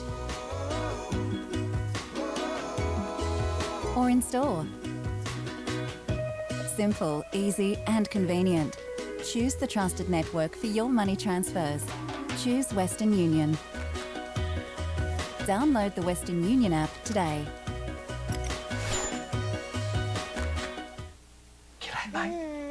Mr. Murray, have you decided on a name? We're thinking Callum. This is Callum Murray. Callum Murray to the seafood aisle. Callum Murray? Why'd they name you that? I take you. Calamari. Let's make it Jack. Drink it through with Dare iced coffee. People said it could never be done. A menu log track that you could get down.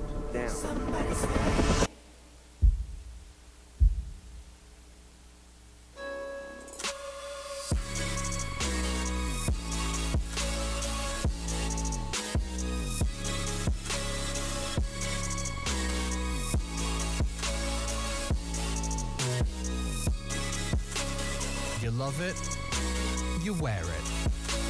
What's your style? Get your merch at shop.eslgaming.com.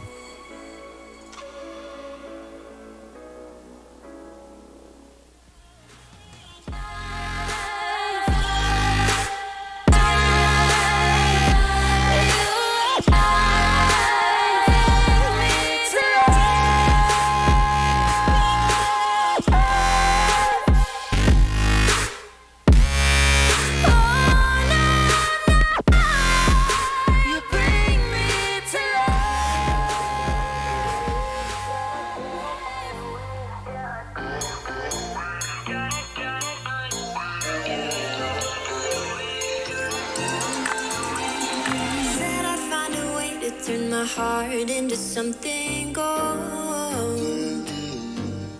Knew I sold my soul to the devil long ago. I rode it all along on your wave right before it broke.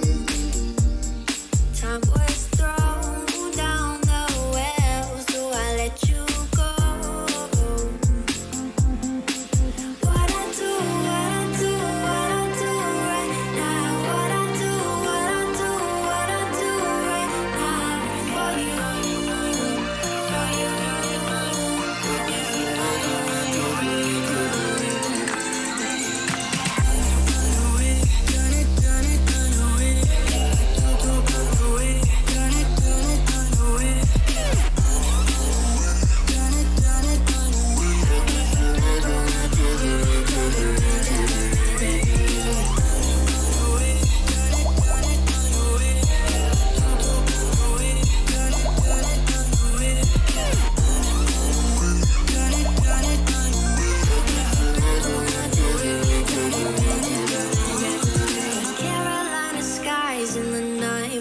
By your side, I fell up when you fell down, but we stayed in flight. I'm laughing to myself, cause I know that I can't deny. I can't find what you can't hide right inside my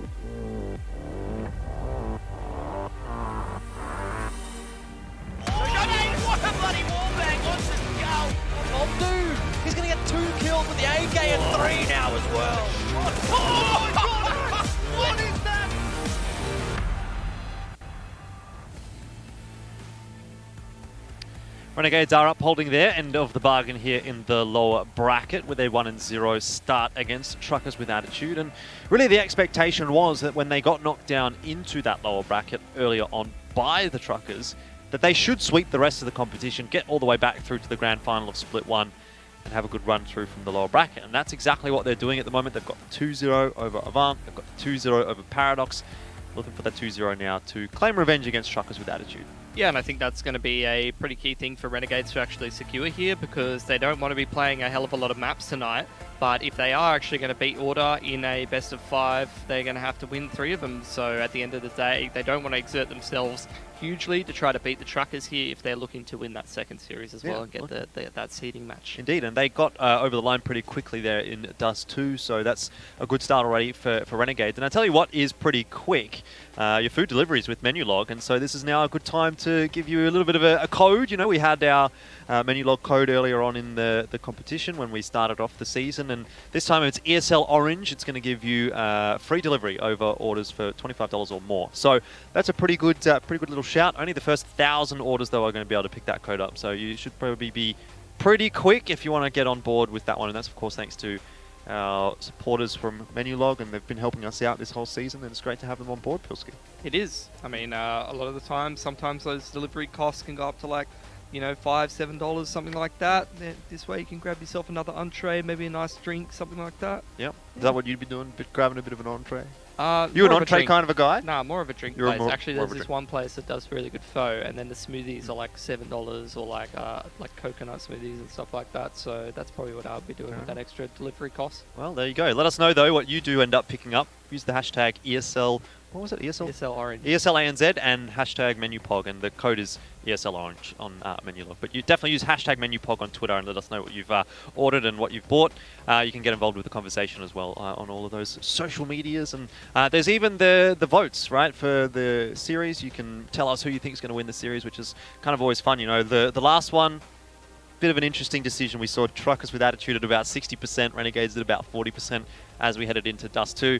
Wasn't too sold on that, and I think, you know, that proves as to why we're the ones that get paid and you guys are the ones that just watch, because we were the ones that were bang on the money with the analysis, Pilski. Yeah, and then we also put out a tweet earlier with, you know, some Trucker support. So either way, you got to sort of shore up either side, you know. You got to play both sides of the table so you don't look too stupid when either side wins. Yeah, then you just sort of just hedge your bets, and you can you're say, like, oh, we tweeted about Truckers. Wow, what a performance. Indeed. Either way, look, it's going to be a tough ask, I think, for Truckers going into Nuke. Let's dive a little bit into the nitty-gritty of this map. It's one that's just been like a stronghold, really, for Renegades when they play domestically speaking. They are one of the best teams on Nuke in the region, and there's no reason to expect that they shouldn't get it 2-0 tonight. Yeah, I think Nuke is it's a map where you definitely can sort of outplay your opponents a little bit, so that's going to be interesting.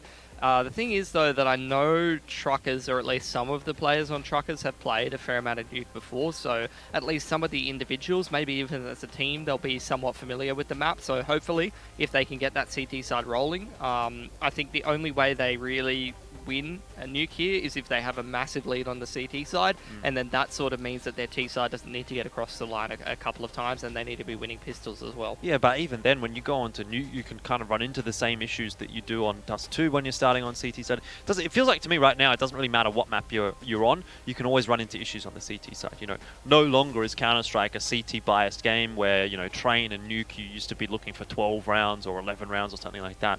I think you get to like 9 or 10 on the CT side, you're generally really happy with that. And that's kind of the same case here on Nuke, right?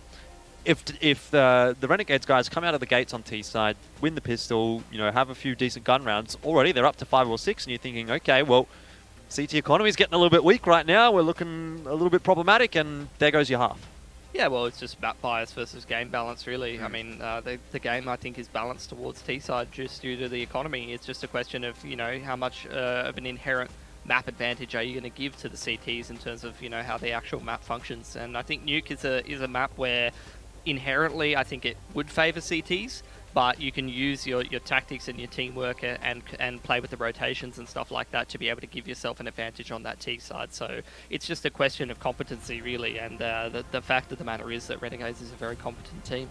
They are indeed, and we are going to find out whether or not they will be competent and confident, I guess, enough to get the 2-0 today over Truckers with Attitude as we head on to their map choice of Nuke. It's going to be a bit of a roughie for Truckers with Attitude, but they've already proven to us that they can take that challenge to Renegades, and whether or not they're going to be able to do it today is another question. Be a T-side start here for Renegades, one would imagine.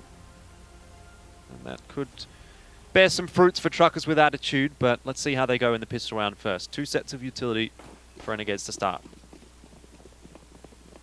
See what they're going to be doing on this T-side pistol. It's like blowing the door straight open and a smoke into annex, so it's more than likely a very quick one straight out of door, but they're actually not hitting uppers. They're going straight towards that lower bomb site, while Dexter sees if he can control the rotates towards the lobby here. He's definitely heard a couple of CTs scurrying around as the rest of Renegades get set up in that lower bomb site and put the bomb down. Trucker's going to drop down the vent and take some duels, which are going very firmly in the favour of the Renegades so far until PZ starts to come out of Megaton. It's a good spot for Swede to try to challenge as well, but needs to be aware of Sicko from control room. Now that they've dealt with hats, it's still Dexter and Sicko, and Dexter's in the perfect spot, so I have to imagine this is probably going to go the way of Renegades now with that kill. Still, knife in hand here, Sicko looking to farm up a bit more cash, and the tags do come through in the smoke. It wasn't too close for comfort for Renegades, and they get over the line in the pistol. So already the start that Renegades are looking for here, and certainly not what Truckers was hoping for. Definitely not. Make things a lot rougher if the T-side pistol gets across the line for the other team. Really slows you down. Keen to see if they're actually going to force here. Doesn't actually look like they will. So going for that third round buy with the M4s and armor. I think maybe seeing that PZ has 2.9k incentivizes you to save a little bit, because he probably will still be able to buy an AWP in that third round. Big head stack. Truckers. Interesting. Hoping to see someone creeping through outer. And they may get ins if he continues to progress with this Mac 10, liable to. But so far Renegades are quite happy to just chill right now. I think they're really kind of waiting to see whether or not Truckers have bought into the round, get a little bit of information, which will then inform the decisions as to what they're going to do here in this, what now we know is an anti-eco.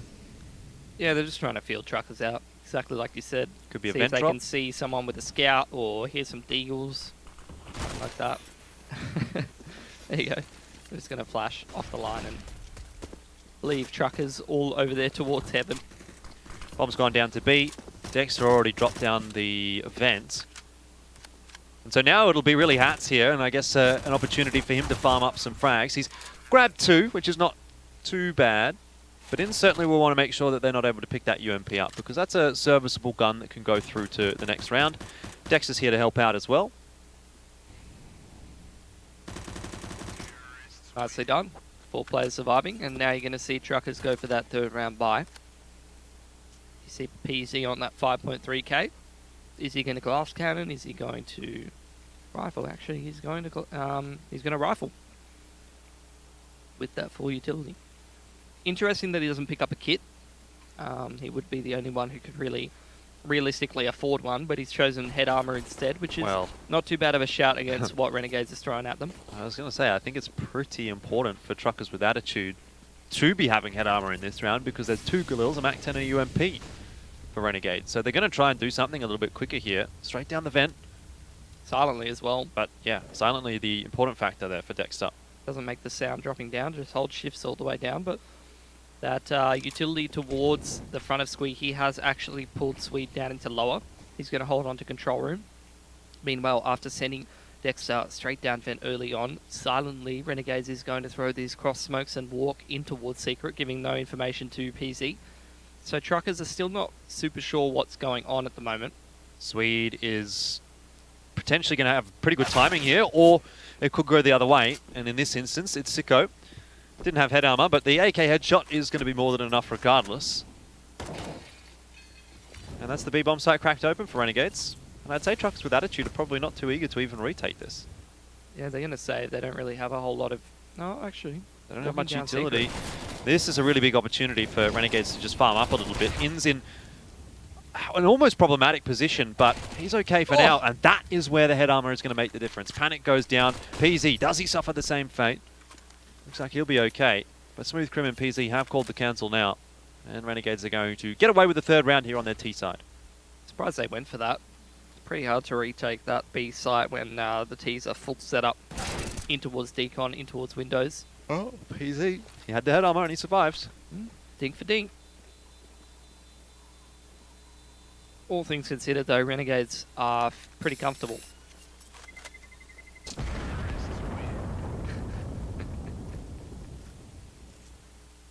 Cheeky. That was Malta. What do you think of that? I'd keep clear of Monster as well.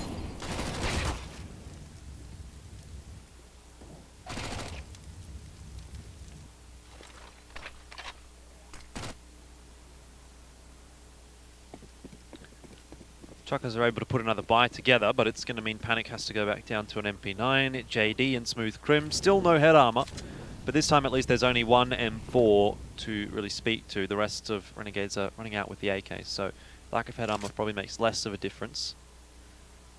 Bit of a push here from Truckers, and Swede's going to be flashed into radio, but immediately you can see Renegades know the implications of that flash.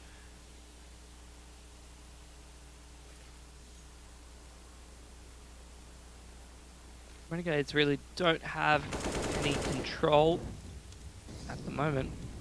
They're looking to retake radio room there. Inns is just poking and prodding towards outside at the moment, seeing if anyone's pushed up, seeing if he can find any CTs. And he has sort of secured that part of the map, so now Renegades throwing that smoke towards windows are actually going to make their way with the deep smokes towards the left side across outside, flashing and taking the duel with the Heaven player, who's not peeking at the moment. Yeah, just the flashes to get across into secret. Dexter's waiting for the push, and he will have heard PZ drop down, so he's commed that over to Renegades, and they do just slow down their progression a little bit.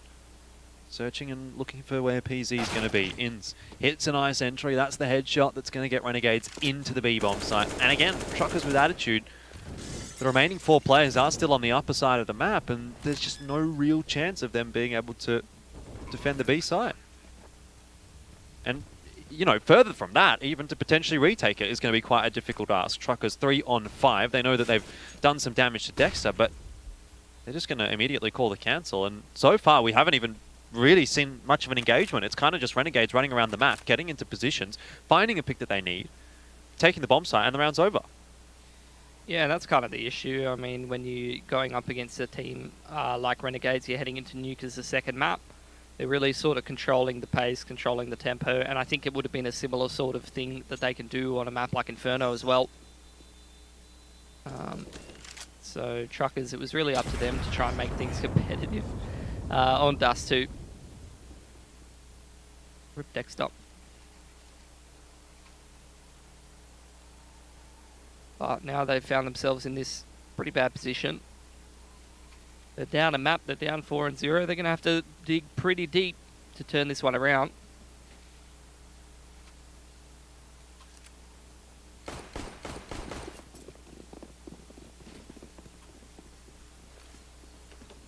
Quick smokes towards outside this time around from Renegades. As well as the high flashes. PC seeing if he could throw one of them off with that Molotov, and he's done a pretty decent job of it, but Malta's just going to underarm his smoke and get rid of that gap. So 4 Renegades players down and towards lower. Smooth Crim is already down there on the headshot angle with the A1S. PZ. Well, I wonder if anyone's actually heard Dexter get into this position. I think he's got a great timing here, actually. He's walked straight through the opposition. Smooth Crim's been caught on an off timing, trying to get away in towards Decon. So far so good for Truckers. They've still got all their players alive and the damage being done, but Inns has found another entry, and it's JD that goes down this time. Dexter on the lurk. Catches Panic towards Heaven. And again, it's Renegades that have the numbers advantage, but they just don't have much HP to play with. Critical still for Truckers with attitude to find the next frag, because if this turns to a 2-on-4, the trading power will be just a little bit too strong for Renegades from there. I think that's the strength of having someone like Dexter on the lurk as your in-game leader, is he can make calls to rotate back towards upper like that. But he does go down in Heaven, and now Truckers going to try to complete this retake. A nice nade from Inns there, but he does go down towards Vent there. Sicko has to get a bit of work done, and he's going to have to do it himself now. 1-on-1. Doesn't see PZ, but the shots are missed. 12 HP. Sicko is going to fall, and Truckers will just find their first round. The timing not too bad there for PZ on the defuse. A little bit too close for comfort, I guess, there for Truckers in the end. But yeah, they get over the line. The problem with that is that Just is not good enough on that CT side, though. Having one player alive is going to be very taxing for your economy.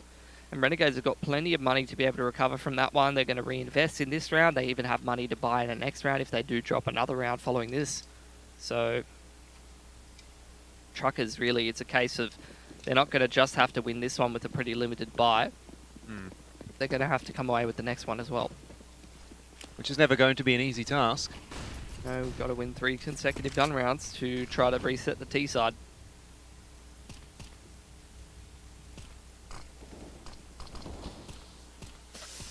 Doesn't get easier.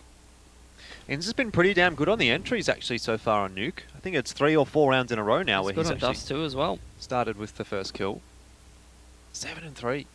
150 ADR as well. 5 rounds in.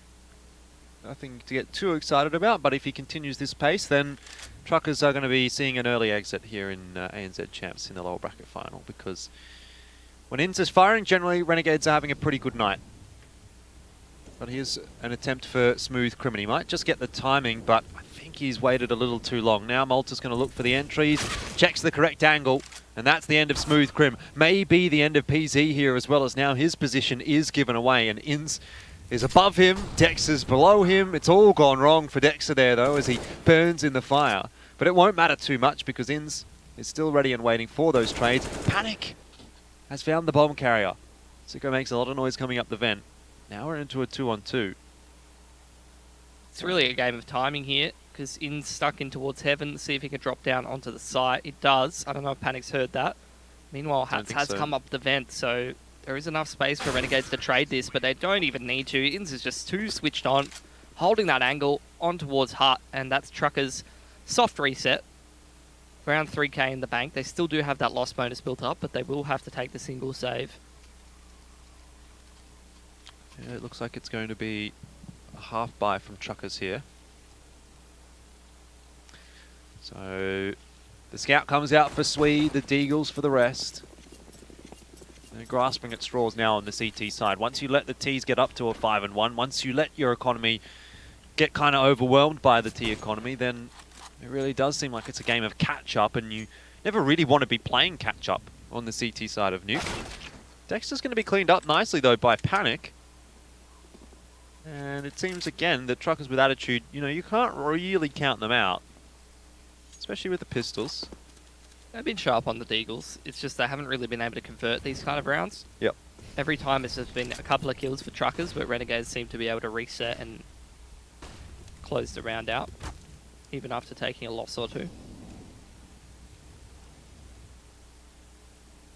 JD's over here with the AK, though. On a headshot line like this, it's not really going to matter if he has armor or not.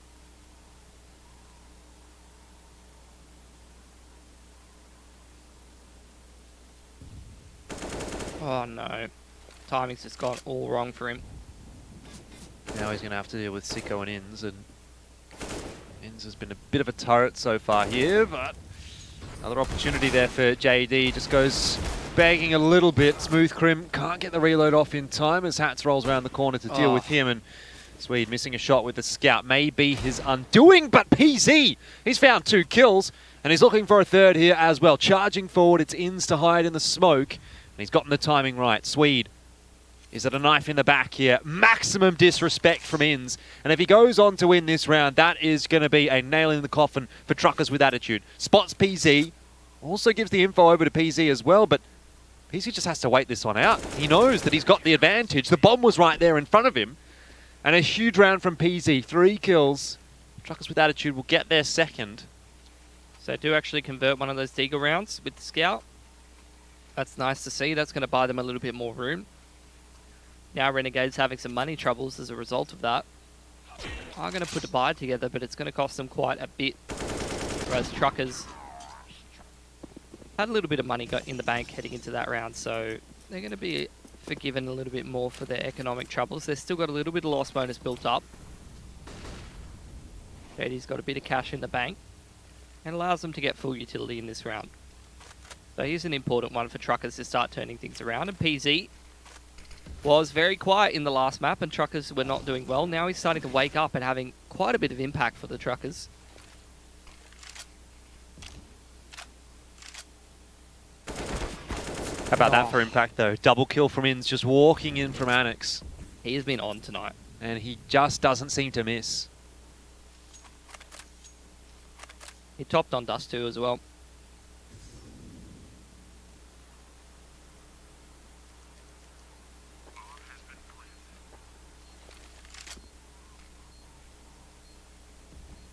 I think that's always what's been scary about Inns as a player, is that it's never really mattered, like, if he has the right team around him. He's the kind of player that if he's feeling it on the day, he legit just finds those openings and he finds those entries, multi-kills. Doesn't need support, doesn't need the team structure around him, just legit will walk through Annex and kill.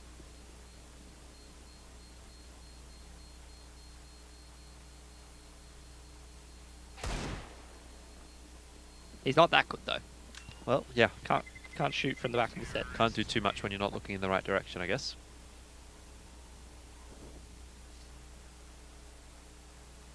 Money's a little bit weird for truckers right now. Probably get a buy through. Yeah, I think you buy to even up your cash here. It's going to be a bit scuffed though. Actually, they're going to take the passive approach. Going to take the single save. Well, maybe PZ and Smooth can have enough impact. PZ 13 and 4 really is kind of the only one that's having any impact on truckers. So what does it matter with the rest of them not having guns? If PZ is going to continue in the same vein and find a couple of openers, there are going to be guns that are going to be picked up. JD's got one of them, the AK that Dexter drops. Yeah, and he has light armor too. Cool. Oh. Malta, very cheeky indeed. And in the meanwhile, JD has fallen to Sicko. So we're back to a 4-on-4. Swede waits nervously for the push to come from the T side with the CZ in hand. Not a whole lot of firepower to work with. And PZ's dead, courtesy of Inns. So that might well be the end of the round if Inns continues in this same fashion. Another double kill for him. He'll be up to something like 15 kills. Sicko straight down the ladder, deals with Swede, a headshot. And so Smooth Crim is the last one remaining, again for truckers with attitude.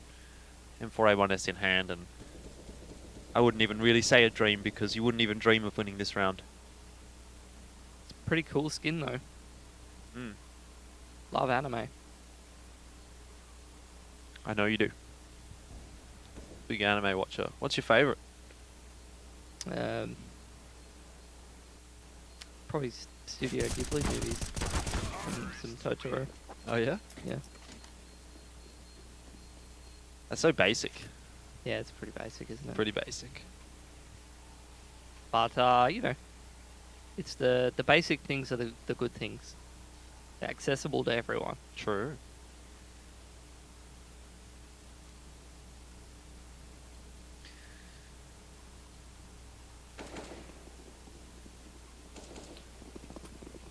Seven and 2 for the truckers.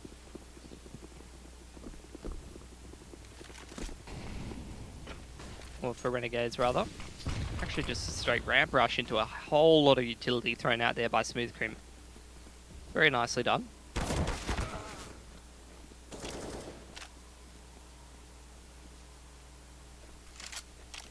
That said, Renegades have taken so much control of the map already. A minute and 26 left to play with is going to give them so much time to work around the map.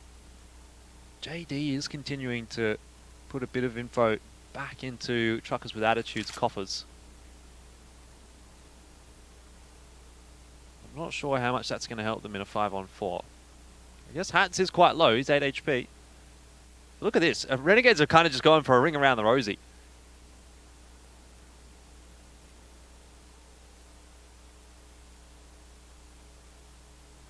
Up into heaven we go. JD is going to be in a pretty interesting position to actually deal with this. Truckers also pushing out Secret. What is this round? I don't really know what I'm watching. But it's going to be Renegades that'll get into the bomb site. Yeah, the thing is that this might kind of catch them off guard. Dexter goes down but does see Swede, but the smoke onto Annex sort of gives Renegades some more safety. The Molotov in towards Hut as well. Well, bomb plan has gone down, and if Truckers with Attitude are going to start retaking bomb sites, it's probably going to be around this point. When you're down 7 and 2, it's not going to leave you many options. So I think this one might actually be a commitment, and it is, straight into the crosshair of Inns, and that is not at all where you want to be going. Another double kill for him. Hats on 8 HP. Can't win the aim duel against JD, but the round is done. Oh, cops the wallbang tag with the AWP. Quite low here. Could definitely go down to Sicko. Or Inns. Who's 18 and 5, by the way. in 10 rounds.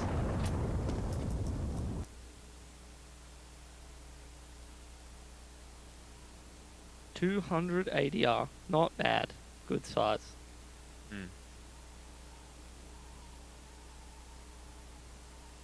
And doesn't really look like anyone from Truckers is standing up except for PZ.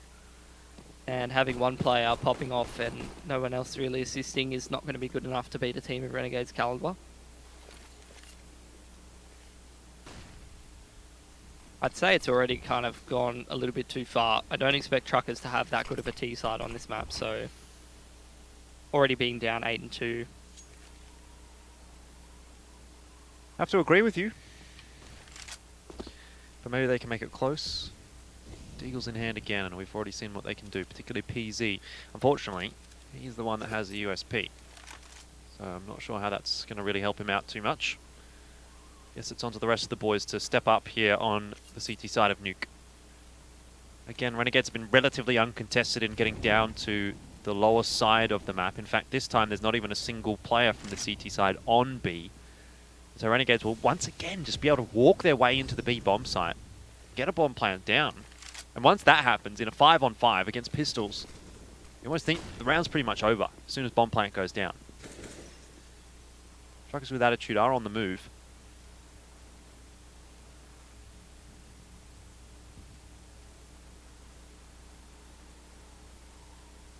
Well, see if they can make the Deagles work once again. Bomb going down in lowers, not a bad 1-for-1. It just wants to farm, doesn't he? He's like, guys, I'm going to push Megaton. I'm going to get another couple kills. Yeah, I think he would have been farming if he hadn't run into PZ, really. Got 19 kills in 10 rounds. 11. Well, yeah, I guess. But it's ended up going pretty comfortably the way of Renegades. I mean, I guess they do lose a couple of guns here and there, but realistically, money's okay for them. They're on the T side. Who really cares? The one sort of storyline I have for the rest of this is, can Inns get a 30 bomb in the half? He's got 4 rounds. In the half? Yep. He's got 4 rounds left. He's got to get 11 kills in 4 rounds. It's possible. What do you reckon he's going to get? 25? I reckon he's going to get like 23. 23. Alright, you've gone 23. I'm going 30. Damn, alright. Full faith in the man. The thing is, he's not really playing in a way that's going to give him a 30 bomb. Like, one of these rounds, he's going to walk through Annex and he's just going to instantly die. And that's going to be like, well, he needed 4 kills in that round to get 30. So. But then he's going to get 2 aces in a row. And just need 1 kill on the final round. Just wait. Maybe. Yeah. It's a simulation, Pilski. You just need to understand that. If it was a simulation, I'd have a... Look, Melta's only got 2 kills. He's really trying to help his friend out. That's what it is, yeah. Just a good mate. It's like, that's what I always did, you know. Yeah, me too. Especially if you're the supportive player, you know, you really want to just let the star players ride like when that confidence, that momentum. When me and MC are playing Valorant, you know, I'm that guy as well, you know. MC's like, I want to get my 40 bomb. I'm like, that's fine. I'll only get 5 kills this game. Sicko's dead. Nice guy. 1 less player to get kills. Love to see it. It's all shaping up nicely for Inns right now. Unless, of course, Malta starts stealing kills. That's what I'm talking about. Should have just gone with the rifle, I reckon. Malta's like, listen, mate, let me see. Let me show you how it's done. I'm actually pretty sure he's actually said that. The way that he's thrown that all out. He's like, that's how you do it. I think they're at that point right now, Renegades, where they're kind of just having a bit of fun with this match. Yeah. Potentially. But that's okay. That was all part of the script, right? You said he's going to try and peek, he's going to lose, he's going to die straight away. Now 2 aces back so to now back. 2 aces back to back for Inns. And then 1 kill. And then 1 kill. I'm going to stick with 23.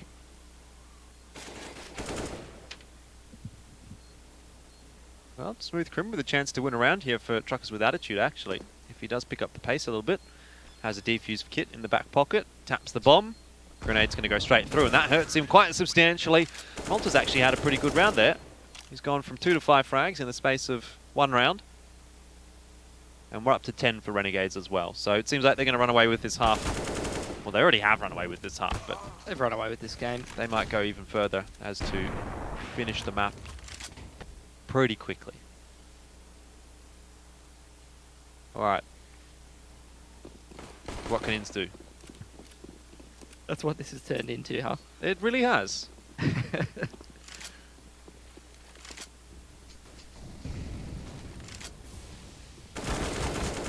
JD tries to get aggressive through Annex. Malta and Dexter have found a killer piece though.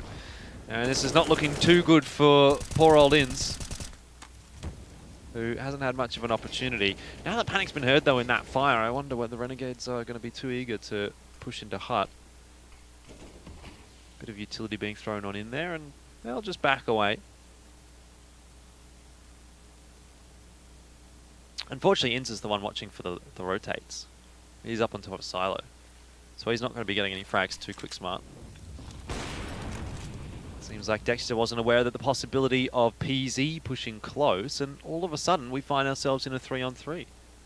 Yeah, Malta's on 1 HP. Minute on the clock. Keen to see what they're going to be doing from this position. Taking control of this outside area. Smooth Crim's made a pretty decent read though. Pretty sure he did spot the T crossing into secret there. Might have done. Yeah, I think with PZ falling back here, they're pretty well aware. So he's going to see if he can pick one on the cross.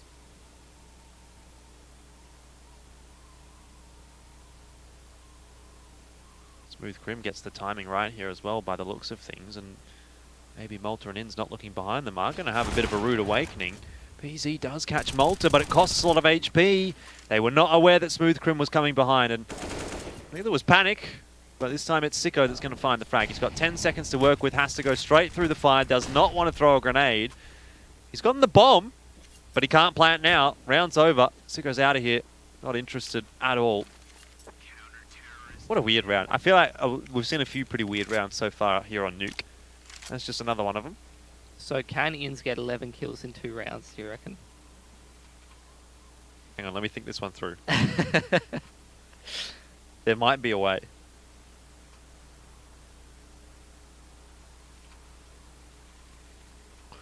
What if we had a first half overtime? Change the rules mid-game? What if Truckers with Attitude get 10-5 and we need a first half OT? Maybe. Because 10 minus 5 is 5 and you can't have that round differential. Yeah, of course. Everyone knows that. Everyone knows that. Bit of a hole in the smoke there. PZ trying to work with it, but all Renegades need to do is jump over it. And now Inns is going to start fragging. This is where he's going to get 2 aces in a row and he's just going to miss out on his 30 by one kill. Just to spite you. Oh, Dexter. Why have you done it to him? Pretty clean shot from Hats there as well. Renegades not having too much trouble against Truckers here on Nuke. Inns is going to grab himself another one. That's more or less going to be that. JD does well, but both of those players were quite low. How many more can he find? Sicko's dead now as well, but the grenade. Inns has gotten himself 3. That doesn't look comfortable. You might be on for the 20... What did you say, 23? 23. All he needs is 1. But if he gets 2, then you're wrong. What do I get if I'm right, though? Wow, $51,000 charged up. That's what I get? That would Okay, be nice, I'll wouldn't take it? Well, Cool. Renegades have... I tell you what. You can have a bit of food. We've Nice. put in an order with menu log. And they'll deliver us some food here at the ESL studio.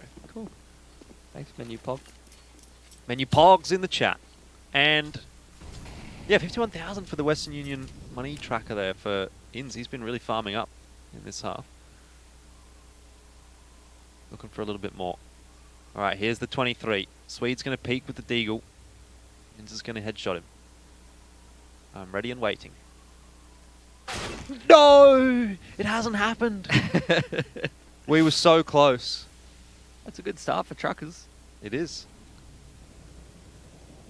This is a nice little push from Smooth Crim as well. A bit of an off angle. Maybe Renegade's not expecting it. Dexter certainly not, as his foot is spotted in Hats. He's going to lose his hat. And his head.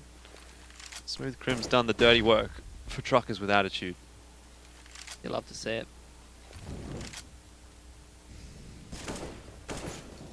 Well, How much damage can Csgo and Malta do?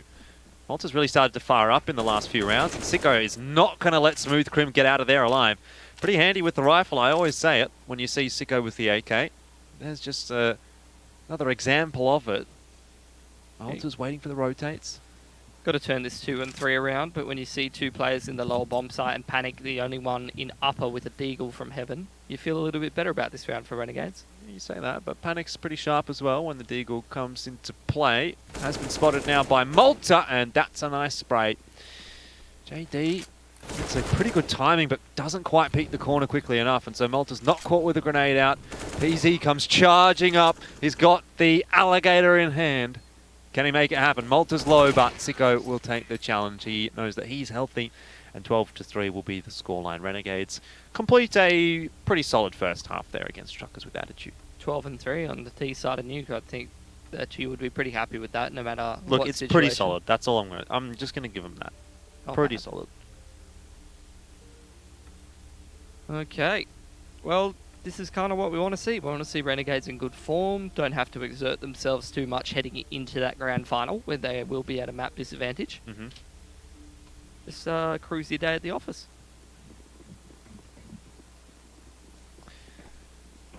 Well, it's not so cruisy, because they still have to play the best of 5 after this. Yeah. So, a bit of work that needs to be done. That's disgusting. Rushing straight through outer. Trades back and forth, but Dexter towards the back of ladder base. Finds 2 kills, but still Truckers actually do have a fair bit of room to work with here, trying to get onto this site. That's with the pistols, usually pretty sharp, the USP. Deadly weapon in his hand, and it's probably going to have to be with Swede getting that kill onto Malta. It's now Dexter and Hats that need to try and make this one work. Dexter will deal with Swede, and Panic now dances around the silo on the B-bomb site. Big dink onto Dexter, and now Hats down low. But all it takes is 1 headshot, and that would be nice for Hats, but he won't get it. 3 kills for Panic in the round. Truckers go to 4. Yep. So now we'll see if Renegades wants to go for that second round buy or not. Looking like they will.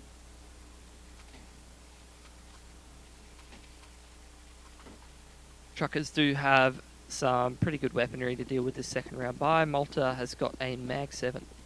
The Malt 7. And Inns has just gone for Deagle and Armor. Actually, Dexter's just gone Deagle and Armor as well. Hats.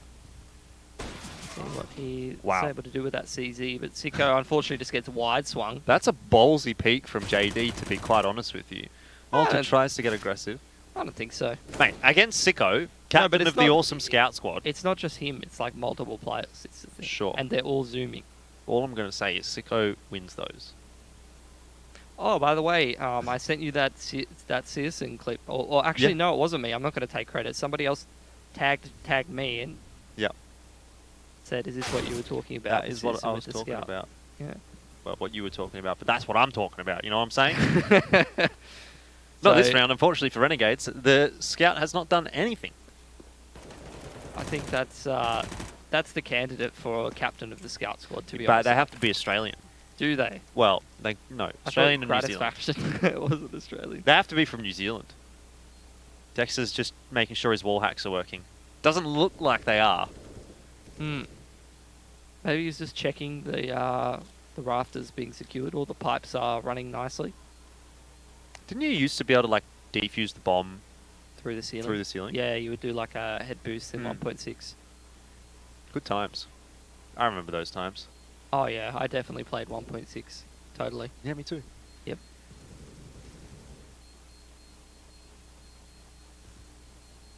Okay, maybe this is not where you want to be standing if you're Dexter. Maybe not. And he does run over towards control room. So he will survive. And Truckers, look, I don't think they're going to be able to come back on this T side and win the game or anything, but at least anybody who goes on the HLTV score page after this game is going to click on it and be like, they didn't get totally fisted. Yep. Which is not really the case. 5 HE nades for Renegades. Oh! Renegades. It's going to be just fanged into HUD, I'd say. To lobby. No, actually outers. Sweet's done a good job just waiting. Yeah, Renegades are a team that does like their grenade stacks, so not surprised that Truckers do just wait it out. I think they're usually winning the util damage as well in almost every domestic competition.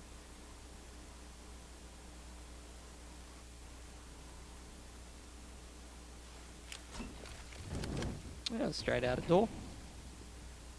Csgo's sitting there with the USP. Don't know how much help that's really going to be to him.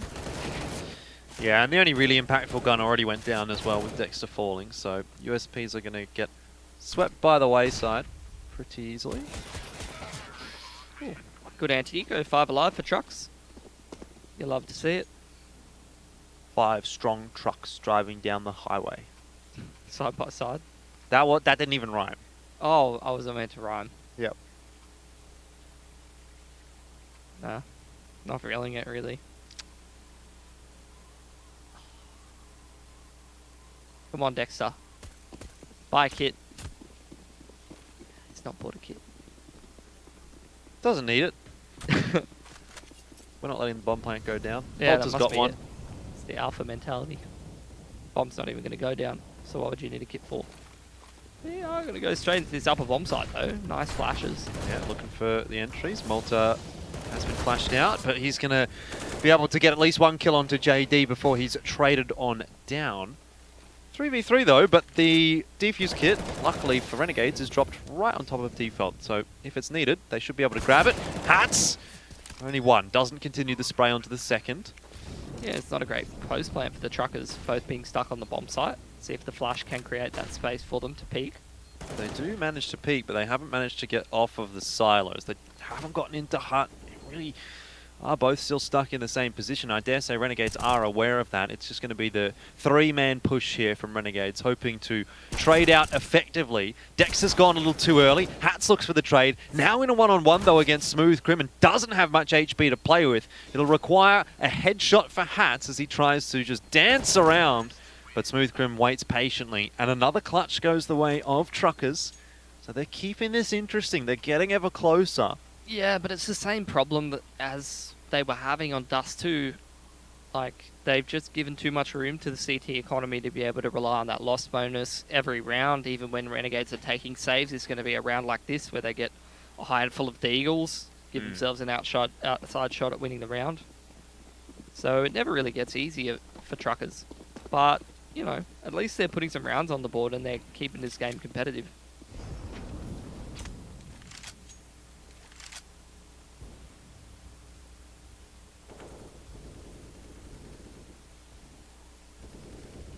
Smooth Crim going on a bit of a tear.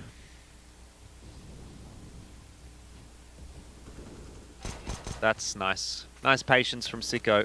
Can he get any more? JD almost dies as well. Could have been interesting had Sicko managed to secure those two, but in the end it will be another pretty straightforward anti... Is it an anti-eco? Yeah. A half buy from Renegades? Don't even start me. Yeah? You don't want me to be one of those guys? It's actually an anti-half buy. An anti-half buy, an anti-force buy, an anti-eco. Anti-gun round. An anti-gun round would be the... when you don't buy anything with the pistols. So it's an eco. It's an eco, but it's just another way of saying an eco. Now they're playing an anti-exit round. Hats definitely wants to save the AK. Hats is playing an anti-hunt round. How far down the rabbit hole can we go with this? Maybe it's an anti-rabbit hole. Oh. Is what I would be trying to do. Well, I'd say that the anti-hunt round has gone very well for Hats there. Mm-hmm.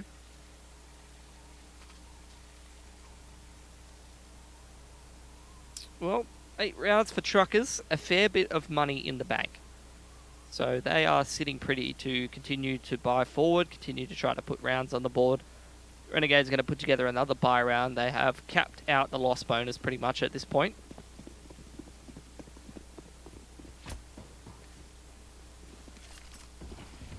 Wall of smokes very early on, but Sicko has zoomed straight across in towards Secret. And actually, he's whiffed that pretty badly. Now he's in a bit of a rough state of affairs, and the nade's going to land right on his feet. That is a very wall-bangable wall. There's a Molotov in front of him. It never really gets easier for him. Surely he's not going to survive. The volley isn't actually spreading. No. How has he got out of that one? I love casting with you, Pilsky, because you're the kind of guy that gets so excited about that. And then someone can get like an ace with the sickest headshots, and you're just like, I'm sleeping. I sleep, but Molotov not spreading. Molotov not spreading. Real shit. Woke. Real shit. That's right. That's you in a nutshell. Sick flashbang timing with a smoke that bounces off 4 objects. Ooh, that's the real shit. Smooth Crim again. Yeah, a bit of an anti-lobby push round from him actually. Certainly is. And he might actually continue to have to do that because there is a bit more of a lobby push coming through from Renegades. Hats and Sicko. Doesn't quite look like Smooth Crim's going to find the timing here. Hats will just back away.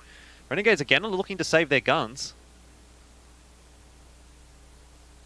Yeah, it's not a bad shout. You've got a fair bit of money in the bank as Hats. Could throw a rifle over to one of your bros. But, does actually get traded 1-for-1, so unfortunately not going to be the case anymore. Renegades starting to make it pretty expensive.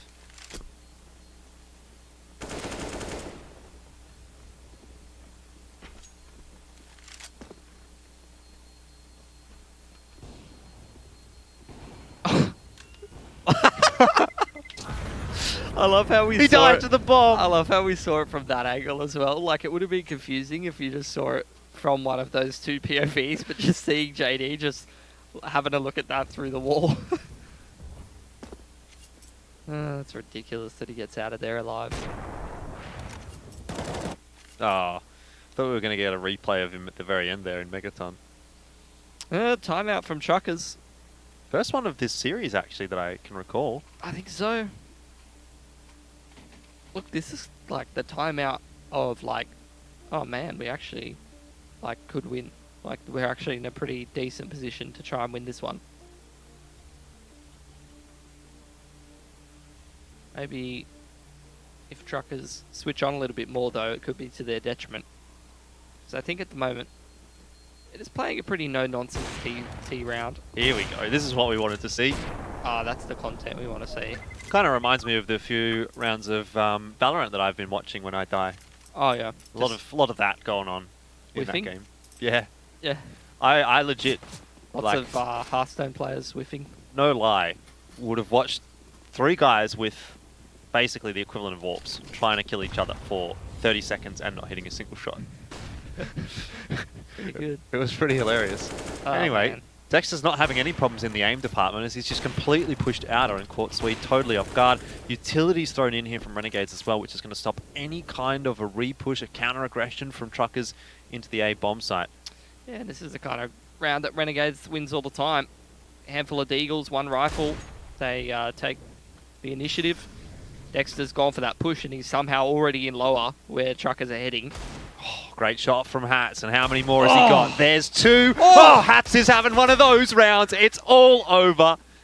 Renegades will win 13.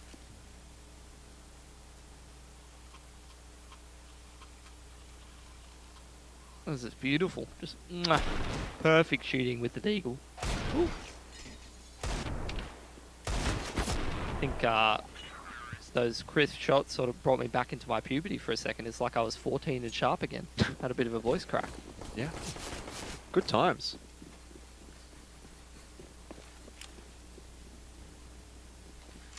That certainly puts Renegades back on the right track.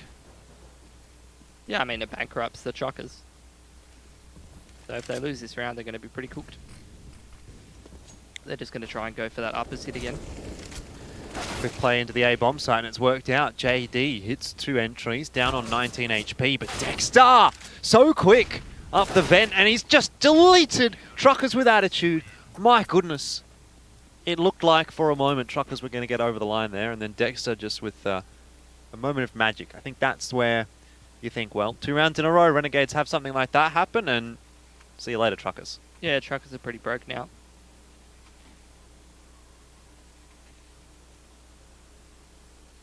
Just when they took the pause and they started to believe. They've just got absolutely deleted.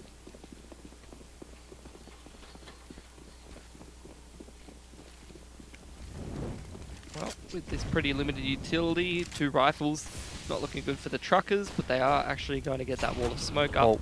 Try to commit down lower, but the double Molotov is making it pretty difficult and actually cuts the T-forces in half. 2 made it down into secret, so that's only 2 that Inns will have to deal with, and he's just sprayed them both down, and now the rest of the Ts are stuck behind a smoke. Doesn't get any easier, really. Certainly not. It actually gets harder because the grenades are being fanged in there as well by Renegades, and a re-smoke as well. So truckers with attitude are just going to exit. That is perfect utility usage for Renegades, and it's basically won them the round.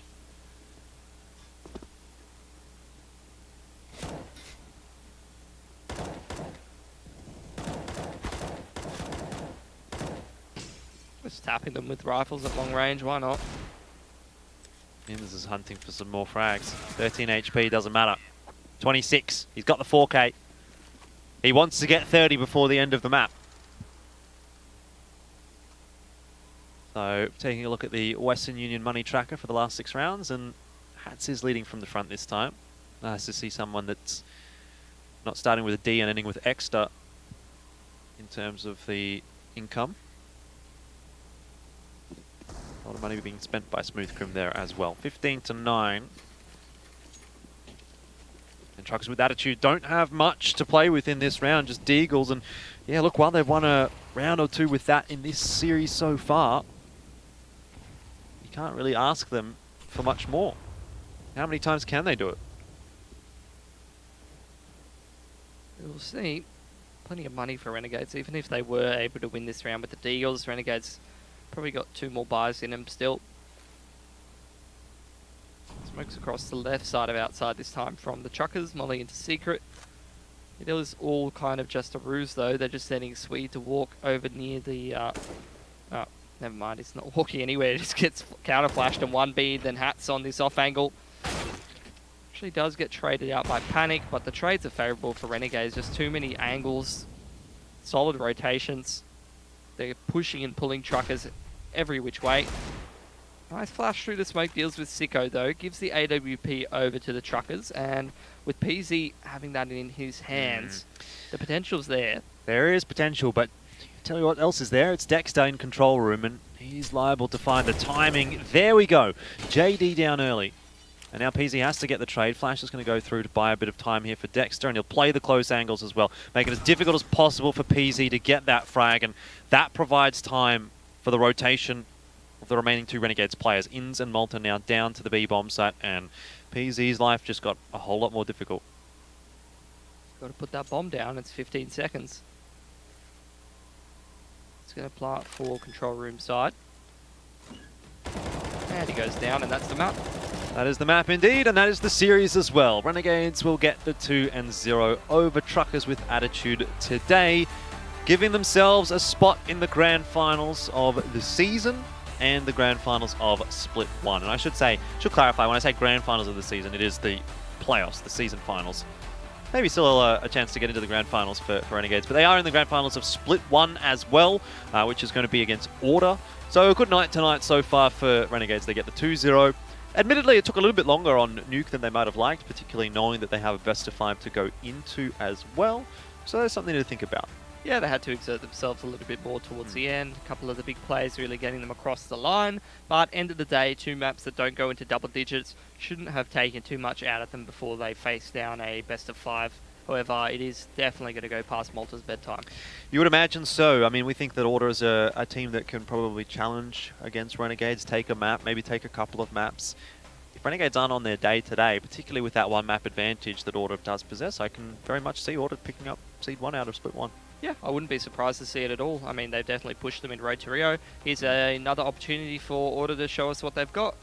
Yeah, indeed, indeed. Well, before we do go to a quick break, for those of you that didn't catch before we went into that map, we do have a little surprise for you, courtesy of Menulog, one of our new sponsors this season. Use their code ESL Orange to get free delivery on any order over $25. That's for the first 1,000 people that redeem the code. So, Pilski, good chance that a few of our viewers can grab themselves a bit of a cheaper dinner tonight. Obviously, the dinner, I guess, itself is not cheaper, but the whole package comes a little bit cheaper when you don't have to pay for delivery. Yeah, I mean, you save on those delivery costs, or you save on traveling to the place and picking up your own food, so it always helps. Yeah, make sure that you use the hashtag MENUPOG as well and let us know what you order. We love to check out the Twitters and see what people have been ordering. For us today, though, things have been pretty interesting with Renegades being able to get through to that grand final. That's going to be against Order, and that is what is going to be coming up for you guys in just a little bit. We'll head to a short break, but the grand final of Split 1 is right after this. Down into HP. Malta might just actually be able to clutch this one out now. Hide swing. I mean, Hanson's got the timing. Exactly what it's going to be. His Truckers start to move out of lower dark spots. Not as easy anymore, it would seem. Dexter, he does get PZ. Hats helps him out by grabbing the kill on a panic, but there are just 4 down. But will he be checked? The answer is no. Hats should get all 3, and he has, and that should be a 4th for him tonight. Swede.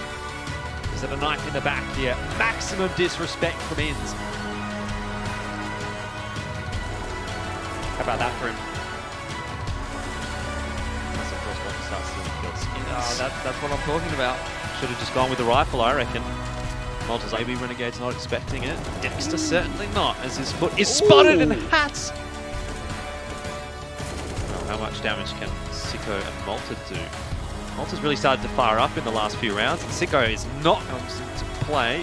Has been spotted now by Malta, and that's a nice spray. JD, it's a pretty good time. Where Truckers are heading. Great shot from Hats, and how many more has he got? There's 2. Oh, Hats is having one of those rounds. It's all over. We complete 25 money transfers every second around the world. Send money from our app, website, or in store. Simple, easy, and convenient. Choose the trusted network for your money transfers. Choose Western Union. Download the Western Union app today.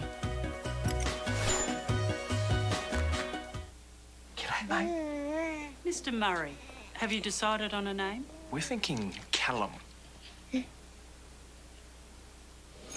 This is Callum Murray. Calamari to the seafood aisle. Calamari. Why'd they name you that? I take you. Calamari. Let's make a jack. Drink it through with Dare iced coffee. People said it could never be done. A menu log track that you could get down.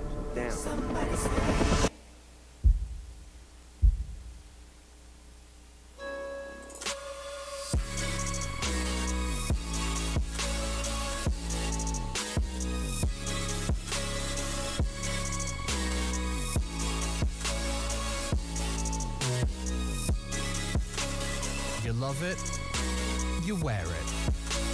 What's your style? Get your merch at shop.eslgaming.com.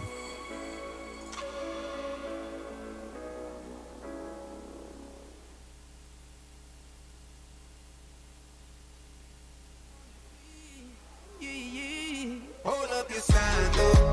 They ain't count on it. They ain't count on it. They ain't count on it. Show what you gon' do.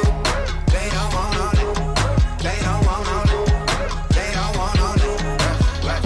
Take off, take off. Rush at the rush. Take off, take off. Rush at the rush. Rush. Take off, take off. Rush at the rush.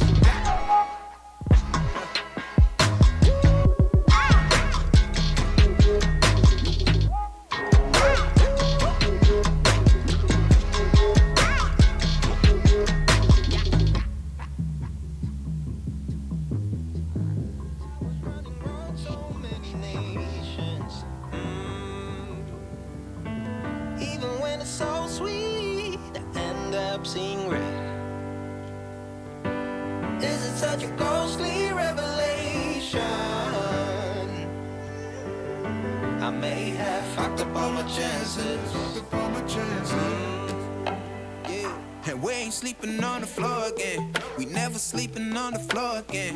For the ones who didn't make it out, for the ones that didn't see the light, for the ones that never cared, never gave a thought, found no happiness in that brand new car or the house you bought. I see you talking about the love you lost, and it was gone like way before you ever thought it was. Yeah, I took my time, no quick ones, quick run, quick gas to get back there. Hot roads, I didn't think I'd come back fierce, cause I was running roads so many nations.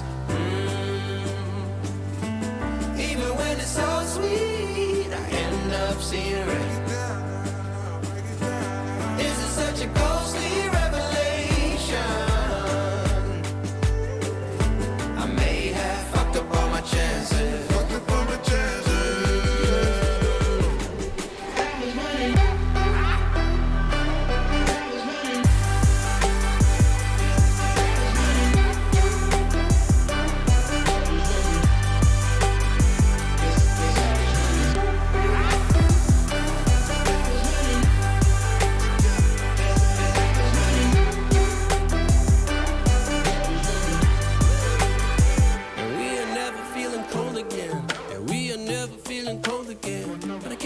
It's easy, it's hard to preach, cause I've been burning trees and watching fall. If we cannot breathe out, we go forward. Sure, I was searching for cure, fishing a little wildlife, and when I'm low on fuel, I'll still be running till my back broke. Halfway, lost hope and I'll check it. Hard roads, I didn't think I'd come back fast, cause I was running roads so many nations. Even when it's so sweet, I end up seeing red. Ghostly revelation. I may have fucked up all my chances. Fucked up all my chances. Been around the globe, looked around, nothing fitted. Seen high and lows, but you won't even get it. Been around the globe, think it's time to admit it's not the end, but the road, and you won't even get it. Been around the globe, looked around, nothing fitted. Seen high and lows, but you won't.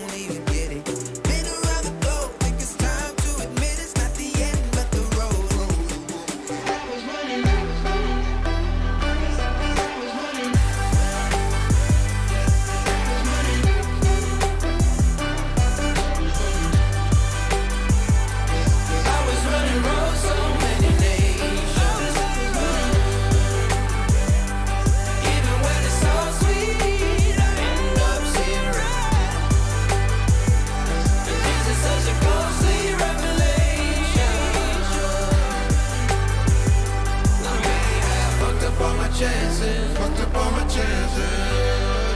Yes, I was running. I know.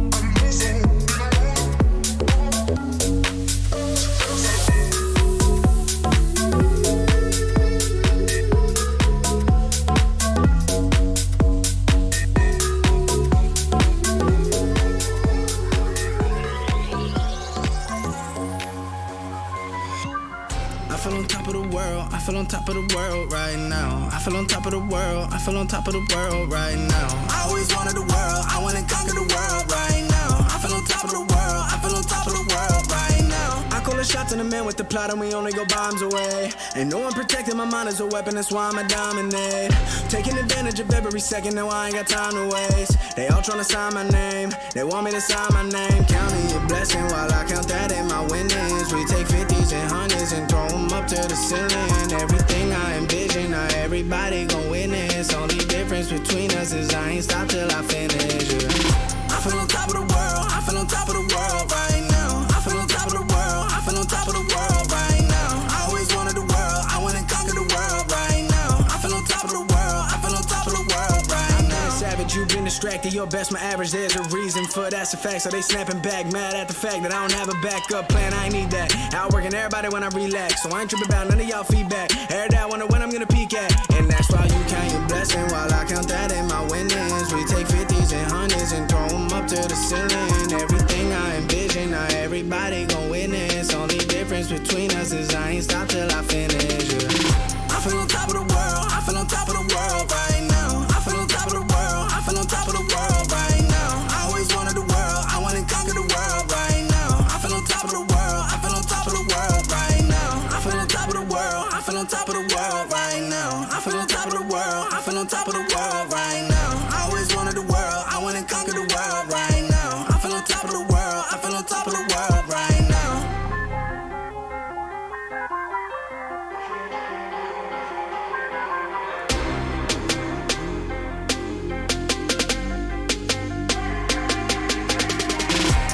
Shots in the man with the plot and we only go bombs away.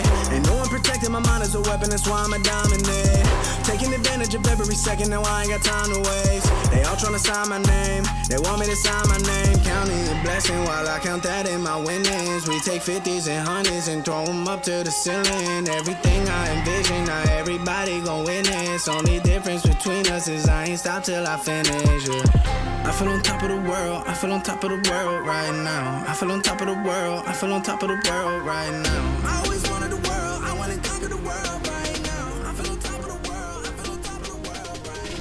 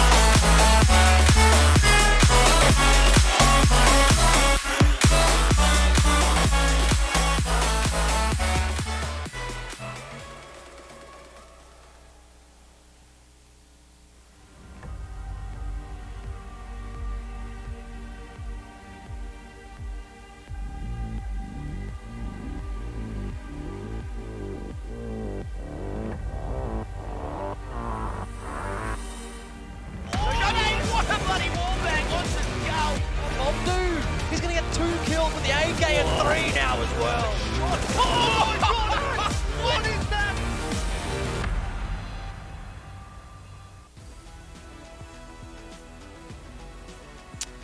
Well, it's the grand final time for Split 1 of ANZ Champs in Season 2. It's going to be Order and Renegades, and it's a pretty tantalising prospect, a matchup that we've seen a little bit of in recent history. You look back to the minors, you look back to, well, the minor qualifier, I should say. You look back to Road to Rio, you look back to DreamHack Masters. These are all times where we've seen some pretty good results and pretty good matches between Renegades and some of the top teams, and it's just another opportunity for us to get a pretty good match here in what is actually a best of 5 as well, so plenty of chances, plenty of maps to go through here. It could be a long night. Yeah, I would think so.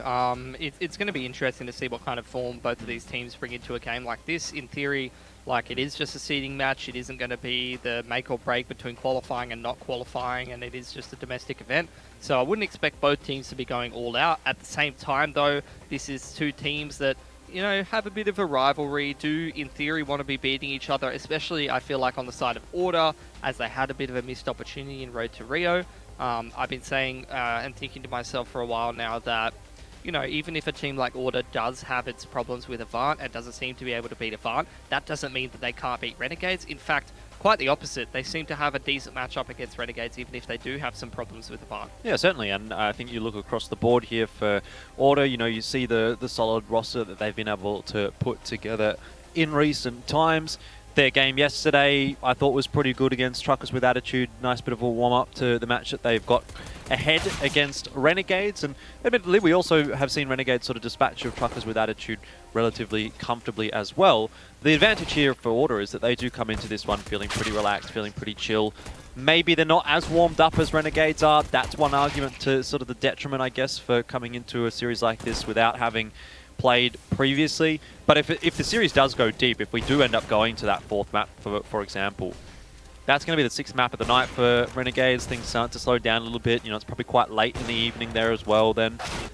And I think for Order, you know, there are positives and there are negatives to not having the match prior, but I think they're going to be pretty happy to be coming into this grand final with certainly the map advantage, because realistically, there's a very real possibility, I think, that Order can actually win this series, right? They, you know, have had those close results against Renegades in the past, and maybe with that one map advantage and all of the other advantages that come from winning the upper bracket and not having to deal with the lower bracket, Renegades may falter tonight, but so far they haven't really. That game against Truckers with Attitude was pretty solid from them, I thought, you know, across the board. They all sort of seemed to chime in. Inns having a pretty good night was probably the standout for me, but, you know, we've said it all before about Renegades. They're a team that's, you know, very, very well known here in ANZ, and it's just, I guess, a case of seeing if they can do it once again, you know, come back from behind, as tends to be the storyline for them. Yeah, I think I would really much rather see a team like Order come away with this series tonight. I think they're going to be relying on that a lot more heavily so that they get to actually pick an easier opponent heading into the finals.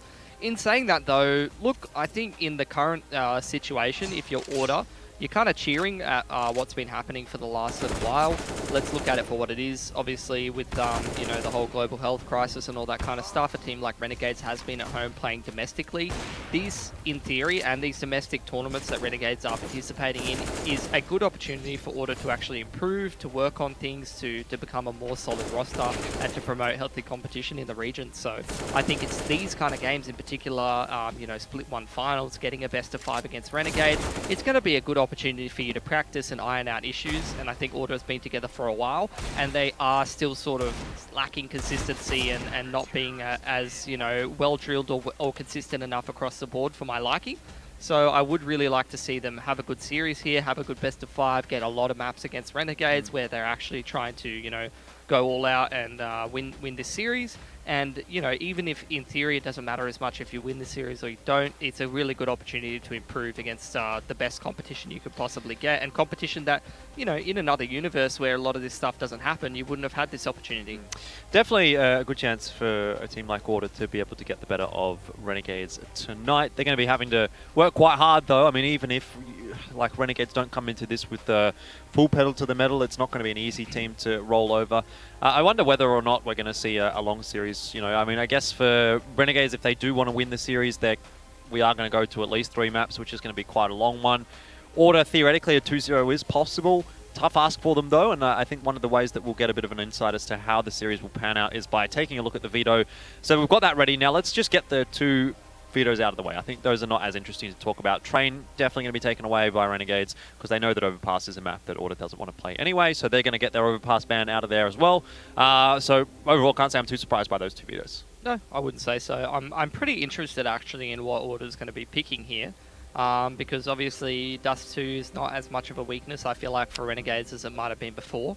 So I'm kind of interested. Yeah, I'm kind of interested if they do want to go towards a Vertigo or something of that nature. I think it might be a decent opportunity. At the same time, though, Renegades has seemed like they're working on their Vertigo quite a lot. Indeed. I'm actually curious as to whether, you know, Order has actually been heavily working on Vertigo or whether it's sort of just been, along with the rest of the map, something that they've been, you know, here and there. Well, it's going to be Renegades that get the first choice, so let's go ahead and bring up the first couple anyway. Inferno comes out early. They know that that's a map that they've had pretty good success against Order on, and Vertigo, I guess, is a pretty good choice in the end there from Order. Now, I say they've had success, but they have also had that 12-3 first half that they, you know, went down quite significantly on in Road to Rio in the grand final, and let's be real, Order sort of choked out that second half. They weren't able to finish that series off. They should have won 2-0, is fair to say, when they're up 12-3 on the second map. But, I don't know, is there confidence there for Renegades because of that result?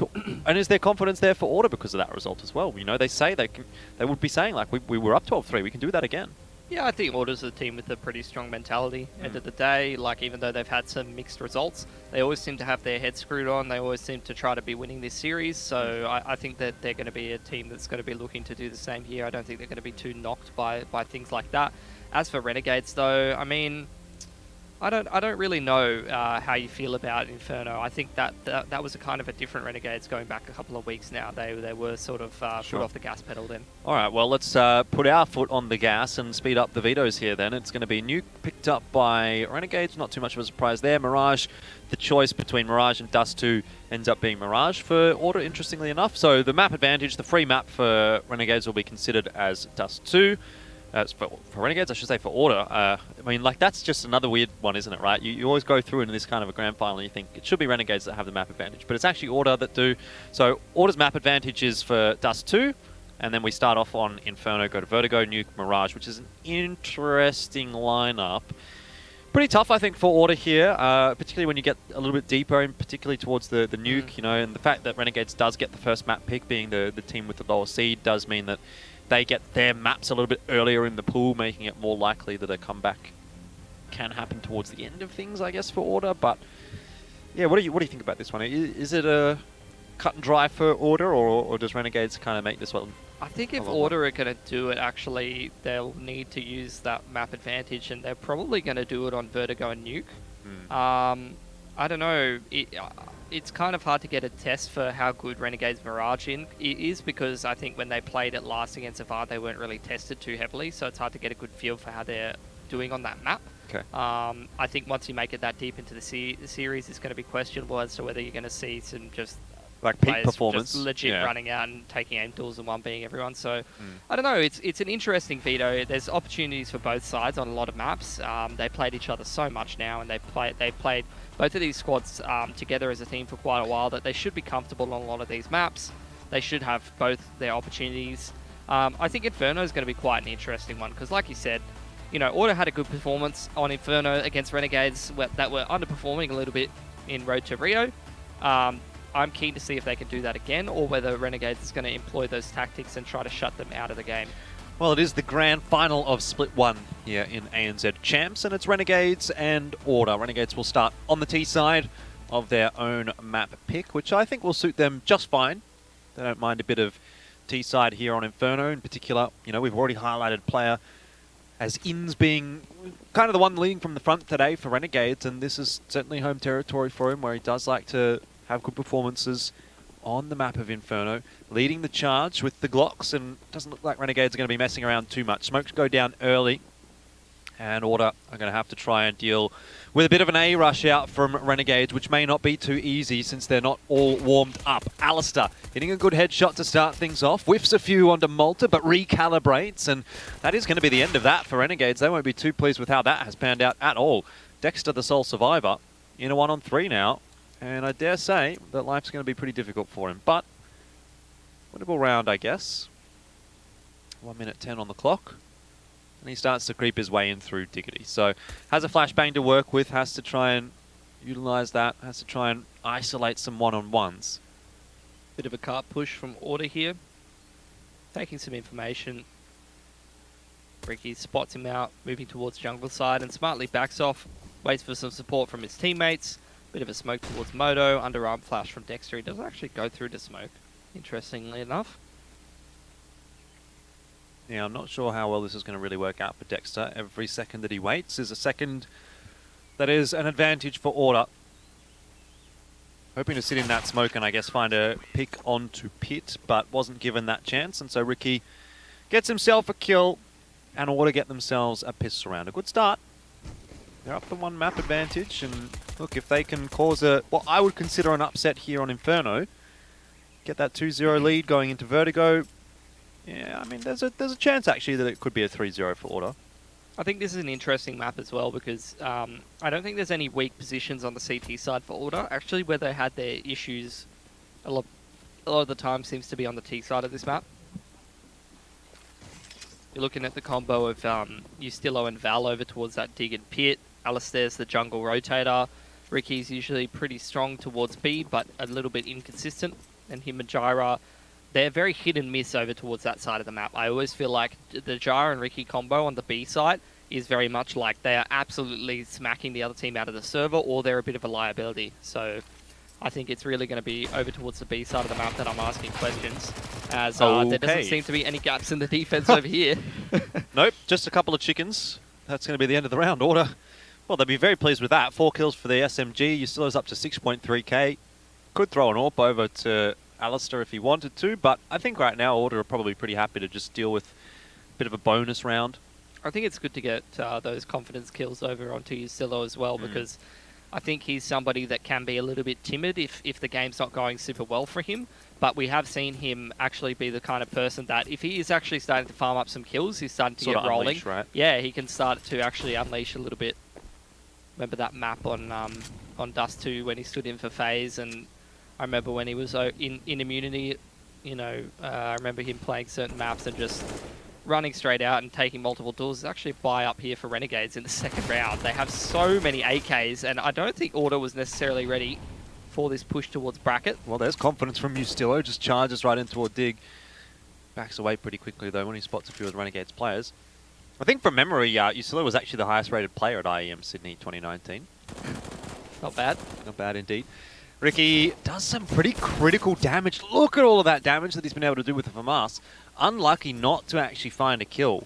But he has turned it into a kind of a winnable round here for Ustillo and Jyra. If they kind of just go drive-by mode. The molly onto these very low players is actually going to slow down that bomb plant. Like you said, the drive-by potential is there. Ustillo's got the nade ready, actually, when the plant does go down again. Well, we're just going to wait for that. I think we'll probably see Jyra peek off the back of it. For now, Renegades are being quite timid and trying to find themselves a one-on-one before they plant that bomb. It's really going to be up to Malta. Oh! I guess it doesn't matter when Inz is hitting heads like that. Really does not matter how much HP he's on. But Jyra's dropped the bomb. Can back away now. Probably aware that there's a chance someone's coming in behind him. Can give himself a pop flash here as well. 20 seconds. Has to speed things up, Renegades. And they do get over the line in the round. But quite a touch-and-go thing for a moment. Yeah, but I think it's that kind of a situation where Renegades really excels compared to other teams. Yeah, being sensible in the mid to late round. Either way, 3 players surviving is going to be reflected in Renegades' money. 3 players having a bit of cash left over. And it's still enough money for Order to put together a buy here. So AWP's going to be thrown over to Ali. Bit of a stutter there. Hate to see it. And it's going to be a very quick one. Straight up banana, straight into the face of Ricky. He's full white running out of a Molotov. Jyra tries to back him up and gets dunked by a grenade. And that is the B side absolutely cracked open very early on. Yeah, Order are very well aware though that Malta likes to lurk towards the carpets area and over toward the A bomb site. So Alistair's posted on the line and that is clean from him. Not going to help too much for a potential retake here, but Csgo actually had to go and retrieve the bomb. Alistair has probably recognized that, and Renegades taking them a while to actually get the bomb plant then on B, which means Order can rotate across. Bomb's Valley going goes through the down. smoke. Oh. That's a pretty critical aim, Jewel. Yeah, if Ali wins that, then that puts pressure on the site players as you've got that retaker coming in through Banana. You've got the 2 riflers coming through jungle side towards CT. Would have been a much more doable round for Order, but they lose that critical duel. And what looked like, I feel like the dream start to a game for Order has quickly been turned around. And I think that's what they had in Road to Rio. Like, I remember watching both of those games and I was like, damn, Order have had the best possible start to both of these maps. And they still weren't able to get it done. So I'd say if things are being a little bit more dicey, then it's going to really affect their chances here on Inferno. Money's pretty depleted for the CT side, so this is going to allow Renegades to sort of step into the limelight here. Build up their cash in the anti-eco. 2 rifles saved over for Order. I'd imagine they're going to grab a handful of pistols around those. Oh, they actually only have 2k, so maybe just hold on to the USPs.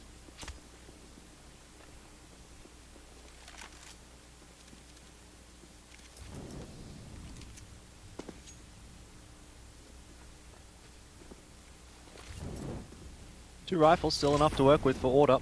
All it takes is one of these players to pop off. Already seen a good round from Mustillo. Admittedly, it was against the pistols and he had an MP9, but can make the difference with the AK. And he's sitting at the back of the side. I think he's in almost towards Graveyard. Just going to rotate back up towards Library. Try and bait his teammates a little bit. Actually opting for a close range angle, and this could be a chance for Ustillo if he really ramps things up. Hats has to go down early. The spray is perfect from Ustillo, and he's got into some 2 kills with that AK. Gets away as well. How many more can Ustillo find? Tapping away, just missing the head of Inns. Spraying through that motor smoke. Going to be a plant next to the cold box as the last 2 Order players come up mid. Valiance does have a rifle and armor, and actually Jared's got the glass cannon AWP now. Well, looking to be that player that's in first so that he can bait a little bit for Valiance. Smoke goes down. If Gyro can find himself a kill, it's going to be huge. Valiance actually leads the charge. He hasn't spotted the angle correctly, but he spins around to 180. Malta's dead as well. And Order have secured the 3-on-3 retake. They've won the eco round. I don't know what happened on that retake, but Gyro's made it work. And if that doesn't get Ustillo fired up for this series, I don't know what else will. Because that's a couple of massive rounds that he's had. Spray down on the anti-eco and now on that save round. It's the perfect timing pick for him. Now Renegades, I'm pretty sure they do have enough money to go for the buy, but it's going to cost them every single dollar that they do have. So big opportunity here for Order after winning a round like that to actually put the T's on save and take back control of a game that felt like it was slipping away from them. They do take that banana control. Renegades is going to concede that and instead start to make their way toward bracket, toward jungle. Smoke was blocked by Valiance very nicely there, and that's 2 kills going straight towards Order. Still another sharp shot this time with the M4. Seems to be able to get it done regardless. Renegades. You sort of talked about them being able to pull this one away from Order a little bit after the quote-unquote perfect start for Order. Renegades then sort of took control a little bit, but now it's kind of like Order's bringing it back. They're pulling back control, and they're starting to hit shots pretty cleanly as well. Renegades are certainly going to have a match on their hands here. For sure, yeah. These are the kind of kills that gives Order the confidence to not second-guess themselves. I mean, Ustillo literally threw that flashbang for himself to peek into dig there. So they are feeling it. And I'd say Order need to get as much out of this CT side as possible. When they're feeling it and when they're doing well, the CT side is where they do their best work. I have to say, though, I have my concerns, like I said, over towards that B side of the map. It does seem like everybody towards A is firing on all cylinders. Gyro and Ustillo in particular are having an absolute blinder at the moment. But Renegades is very good at abusing that B side of the map. So there are going to be times, I'm sure, especially with how well Order are playing towards A, where Renegades is going to start to test this side of the map towards B, and Jar and Ricky are going to have to be able to step up. Yeah, I mean, but we haven't really seen Renegades pressure that side of the map too much. Malta gets a nice bink there onto Stillo, but it's not going to be enough. A couple of binks, in fact. One benefit, I guess, for Order here is that it is just the pistols this round for Renegades, and that's going to give these B players a bit of a chance to farm up a little bit, get the aim working. They're up 5 and 2. Start to feel pretty confident, and double AWP invested for Order as well. So back to one of their favoured strategies on the CT side of Inferno.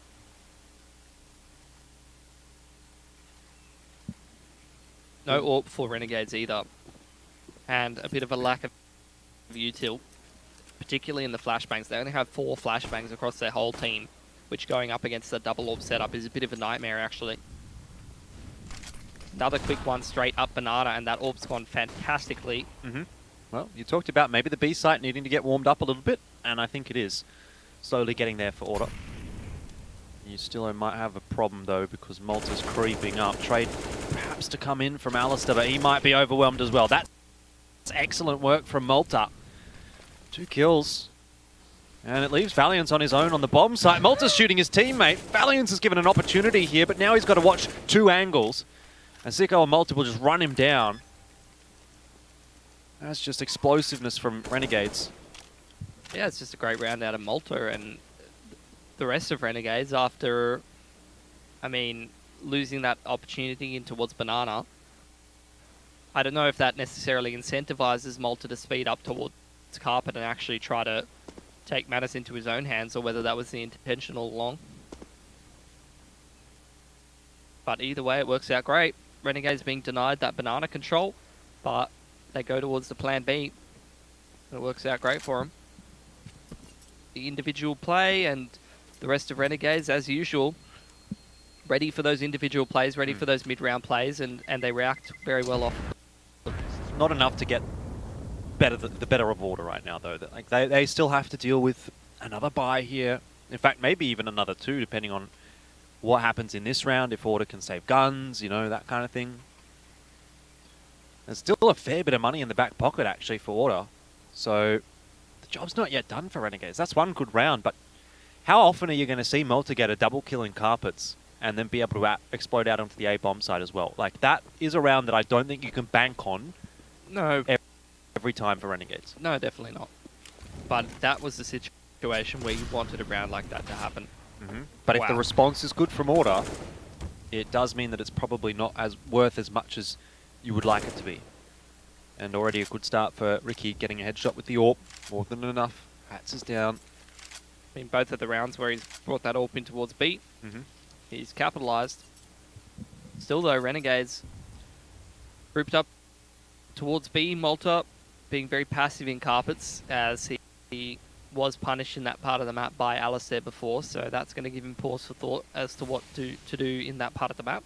This time he's just falling back towards Chicken Pit. Order at this point leaving Ustillo in pit. He's got full utility. Alistair's just minding bracket on a bit of an off angle. And Renegades about to run into 3 players towards B here. Valiance has got a hell of a lot of utility as well. This is going to be like running through a brick wall for Renegades. Well, if Valiance does end up throwing that utility, the HE nade's gone in. That was from Ricky, but Valiance only now going to throw the flash. So Renegades are actually across onto the site. This gives them a chance. Dexter and Malta have the entries. How do they make it look that clean? They didn't even land their emo molly, which would have flushed out that player towards the pillar. And they still just hit so many clean entries on the way into that bomb site. Yeah. Just great utility usage, great execute. Obviously they could have landed that additional molly, but the flashes are good enough. Yeah. When you look at that at the start of the round, you think Ricky's hit that shot with the AWP, and Order have 3 players over toward the B site. Like, it's the perfect setup for them to have a stronghold on the CT side, and then Renegades, all 4 players alive at the end of the round, and they're going to get themselves a 4th. Alistair might have trouble holding onto this AWP as well. Ince has been given a few chances, but 3rd time's the charm for Alistair. I don't think Renegades are necessarily interested in chasing. We'll just hold on to those 3 guns. And Order do have an opportunity to buy again. They are very lucky this game that they have a pretty strong CT side economy, because they're definitely having some issues here and there. They're going to take a bit of attack here. I think to deplete Renegades' money at this point in the game, it is probably going to take 2 gun rounds back to back for Order. They don't necessarily have the money to put another buy on the board in the next round should they lose this one. So this is a pretty important round for them. Double AWPs have been expensive.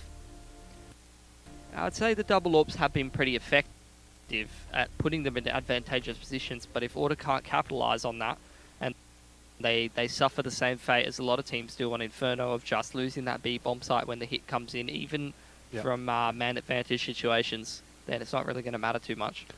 Agreed. And especially if you're having trouble sort of locking down the bomb sites, double AWP is going to be a bit of a liability because the retakes are going to be a little weaker. It seems like they've been effective. I think effective is the right word, but they haven't been impactful, if that makes sense. Because the rounds haven't necessarily been converted by Order when the initial pick has come from the AWP. This time, Ricky over toward the A side of the map, which is going to see Alistair over to B. So he's ready to hold on, and there's a good start. In's down, quick sharp shot from Alistair. Great response though from Renegade. Double nade, and it catches both Alistair and Gyra, puts them down very low indeed. So it's an exchange of damage versus a player. Now I wonder who comes out of that one feeling a bit more confident. Because Renegades have largely been pretty good at even converting these 4 and 5s. I mean, it's looking like they're going for a similar sort of thing once again, which is just, despite having the numbers disadvantage heading into this B bomb site. Sicko either spots Alistair or just shoots him as the smoke's fading. Gyra was checked, but Hats can't actually manage to fire a shot quickly enough. He was low HP, to be fair. Gyra's also pretty low. And a lot of damage onto Sicko there, so that's a good little inroad for Order. Unfortunately, they don't have too much utility to work with here, but a couple of flashes for Ustillo. One for Gyra, who's probably going to be sending the rest of the Order boys in. Ricky posted on the line, waiting for anyone to peek as that smoke's fading, but for now, Order aren't going to have such a luxury. Renegades have good control, and Dexter will take the first challenge here. It's Valiant's down at Gyra, short to follow, but look at how low Malta and Dexter are. Still winnable here for Ustillo and Ricky, but they're going to need to speed things up, and it's really going to need to be Ustillo. Unfortunately, he's not able to do too much, and now it's just up to Ricky to try and save the AWP. Again, the numbers advantage for Order, but they can't hold on to the B bomb site, and Renegades get away with another T round. I mean, they had Dexter dead to rights there behind the fountain. Really should have converted that one when he was full white, but unfortunately they missed that opportunity, and from there, this is really where it should have fallen apart. Like that should have been a freebie right there.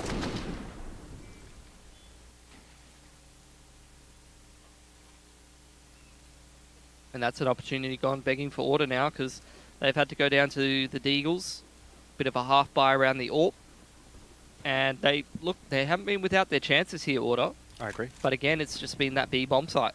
I think there's probably two or three rounds right now that Renegades won that you could say Order was in an advantageous position at one point in the round. Yep. So just think about that from a 7-3 kind of a scoreline, or 8-2. And what that would do then to the economy for the CT side as well. Could have been a completely different half. It's been a real wrestle for control, but it seems like, again, Renegades are now on top. They're just trying to hold Order down and make sure that they don't get back up. This could be the round to do it. Put Renegades over the line.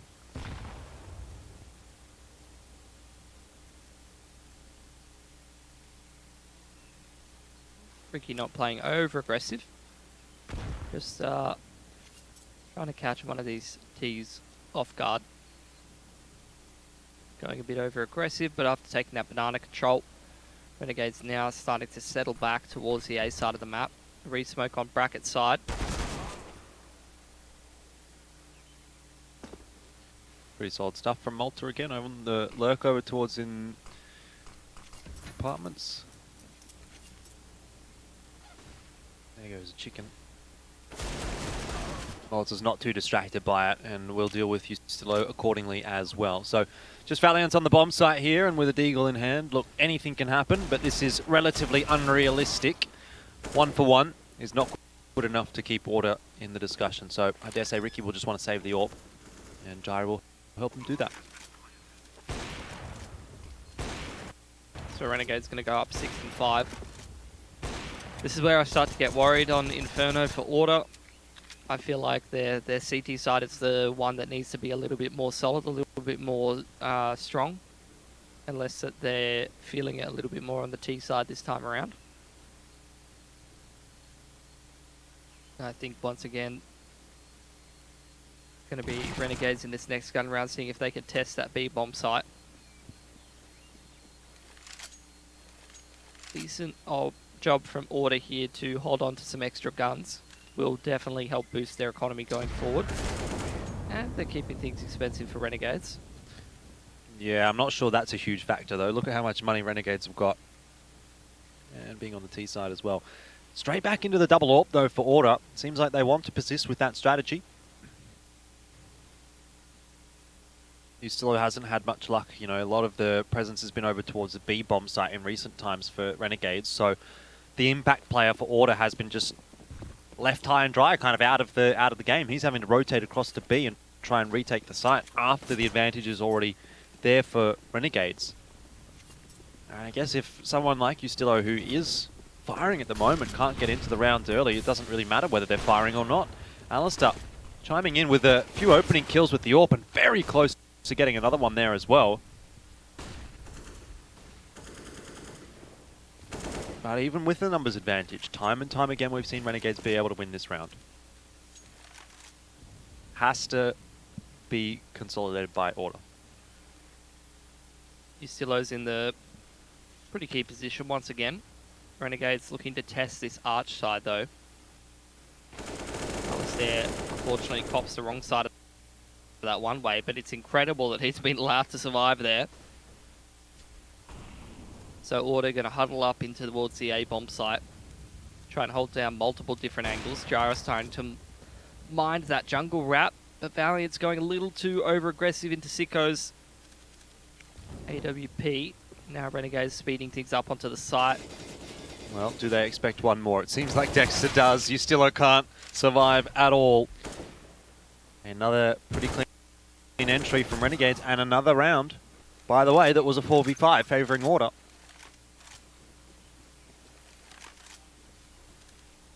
Yeah, it's getting pretty ridiculous at this point.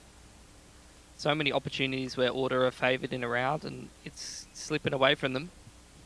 I don't know what the conversion rate is for a 4v5 at the moment, but I think it's like, it used to be sort of around 75 to 80% on average. 5v4 you mean? Well, 5v4, yeah. Certainly hasn't been anywhere near that for Order today.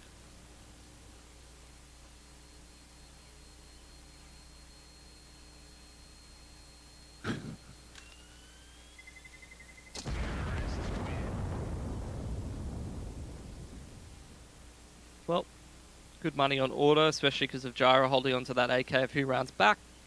They've got full loss bonus. They can definitely get that double AWP. See if they want to buy up rifles around it or not.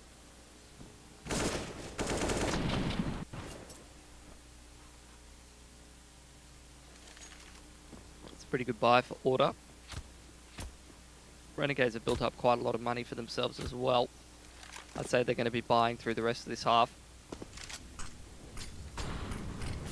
3 players over here towards B. They're going to be sending Gyro in pretty aggressively, it looks like. Dunking down ins with some grenades and sending Gyro forward with the flashbang thrown by Valiance, who rotates back towards A. So now it's just Ricky and Gyro left to fight in this part of the map against Hats and Ins. Smoke fades favourably for Gyro, and he's prepared for Ins as well, but he just can't land that spray. Somehow, again, Ins survives. 5 HP. The Molly's just going to force Ricky back as well. Rotation has come across from Valiance. Yeah, he stuck around, helped out with the grenade as well. And after Gyro goes down 1 for 1, stays towards B there. Nice little bait and switch setup between Ali and Ustilo here. Don't expect the rifle under porch. And even with the FAMAS, Ustilo's in some good form. He looks pretty solid, but Malta actually repeats, punishes him with the quick 1B. That's nice from Ricky, running straight down Banana, catches Inns and Sicko in the back. Much better. Malta now with a 1-on-3. Should be a free kill for Alistair, and it is. Once he pulls his gun out. So I was curious about this round win percent thing after the 5-on-4, and I had a bit of a look for Order on Inferno. Normally it's 81% in the last few months. So that's 11 maps played on Inferno, you know, a pretty reasonable amount of sort of stats to pull from. 81%, you'd think about if they would have converted, how many they've had now? They've probably had there was 3 or 4 they lost. 4. So let's say they won 3 out of 4 of those rounds. I mean, the stats say that they should. It would have been a completely different round. Different half, I should say. I'd agree with that. Again, it's the emphasis towards B. Grenades and riflers being sent pretty heavily over there by Order. And it's put them in another 5-on-4. And the stats tell us that this should be going well for them. Alistair's waiting for the push through the smoke, and he has been pretty reliable in finding these opening picks. I think, yeah, maybe he needs to just get a little bit more aggressive, right? Maybe it needs to be 2 picks from Alistair to really confirm the round. You see he goes for that re-peek, but then thinks better of it, and normally you'd be happy to get that first peek and then back away, but right now I do just wonder if it is enough. Either way, they've got Hats and Malta. There's another kill from Alistair, and things are starting to get short up a little bit by Order, but one does question whether this is a little bit too late in the half. He looks like he's feeling it. I agree. It seems like Alistair's hitting everything. It's just that he hasn't been given that many opportunities. Short of the initial kill that he gets in the round. Look at that. Not an easy shot to hit. Alistair gets a 3K in the round. We need to see a little bit more of that a little bit earlier on from Order, I think. But they don't have many opportunities left in the half. It's 7 apiece, 1 round to play. Yeah. It's kind of been a bit of a missed window. Western Union Money Tracker gives us bit of an insight as to how things have been going for the Order camp, in that, again, we talked a lot about Ustilo earlier on in the half, and he has been the highest earner for them. 14 and 6, and what a different kind of a scoreline he could have had he not had to rotate over to B like 4 or 5 rounds in a row. Well, bit of a lackluster buy for the Renegades. Lack of utility and weaponry on 2 of their players. A lot of utility being thrown into wood bracket side. It's actually a carp setup from Order this time around. And after looking towards Banana, they have actually left Gyra solo over there. 2-man setup toward Carp. It's a bit dangerous actually for Ustilo there with Malta so close. Alistair is watching. Helps him out. Ooh, that's the only player towards Speed that's just gone down there. Well, the Molotov is kind of keeping Renegades at bay, but they're very eager to get into the bomb site quite quickly. Ricky's not able to get over in time. Alice is still stuck over on the A site as well, and Ricky drops. And it's just another one for Renegades, isn't it, where Order just seem to have let the ball drop a little bit. Renegades have been quite happy to scoop things on up. Alistair does catch Dexter as the smoke fades. 3 on 2 though. And with Alistair only just now starting his rotate across from the A bomb site, this is going to be an unfathomable, really, retake. He's not even trying to go for the retake yet. Nins is just 1B'ing people. And there's another double swing. He just 1B's at Alistair as well. How does he know? He just like knows where they are. That's just classic Inso. He's just so... Crosshair he's got placement, that man. Crosshair placement and the intuition of just like, yeah, seems like a good time to go for a swing. They could be here. I will kill them. 8 to 7. And yeah, I mean, I really feel like Inferno is going to be the map of what could have been for Order.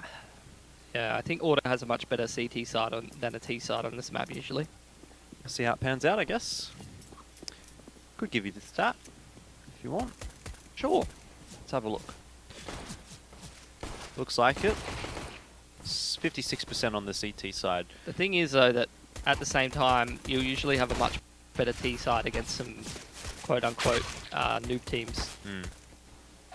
than you will against a better team like Renegades or Avant. It's a very messy pistol round. Both teams going for early engagement in toward mid. Renegades come off worse, but Dexter's dropped the bomb. So can at least collect that safely. And Order will look to plant it pretty quickly, I would say. Dexter copping a bit of a tickle from Alistair, and that's a crisp headshot as well. Nicely done. 8 apiece. B-side pistol always helps.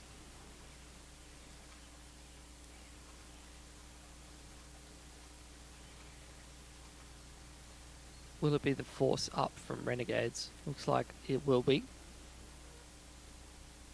Pistols and armor and utility. Scout and armor on Sicko.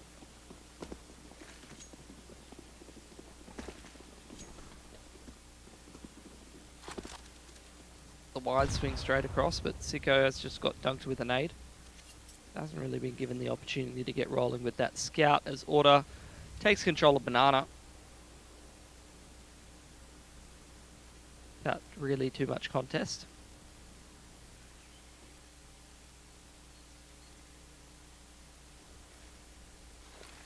Nice nade there onto ins.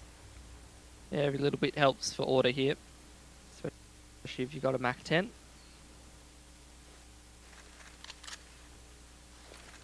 Order just throwing some smokes out, trying to bait counter utility out of the Renegades, trying to scout out and feel how many players are in this part of the map. Only seeing the one so far. Oh, they know there's two for sure. Smoke flying out and shots, double push through carpet. Pretty interesting time for it. I'm actually interested to know whether that was the boiler smoke from Renegades. Because if it was, I really like that from them. The smoke off boiler and then the push into carpet. Obviously it hasn't gone as nicely for them as they would have wanted, and now Order's wrapping back through jungle side, but I'm not sure they'll expect Hat still in carpet. Perhaps not. Gyro will creep up and might get the timing right. Valiant certainly did not, but that's the info given away. And an easy kill for Gyro in the end. Renegades will just save the bit of armor that they've got, the couple of guns. Alta's also got the scout too. Ooh, Galil. Not bad. So it's all sort of coming together for Renegades. A bit to play with in the next eco round as well. Yeah, they've scavenged themselves up. Not too bad of a pickings there, I guess. Drop the scout over to Sicko. Ins can drop the 5-7 over to someone who's armorless. It's kind of a dangerous round still for Order in the next. That said, this is the start to the half that Order needed. They needed to get the pistol. They needed to get the anti-eco. They're going to have to get another anti-eco and probably a gun round before we start to really be getting a little bit more excited about them. I think what they're really going to need, yeah, look, all of those things, but more than that, they're going to need the banana control, because that's where my big concerns lie. Mm.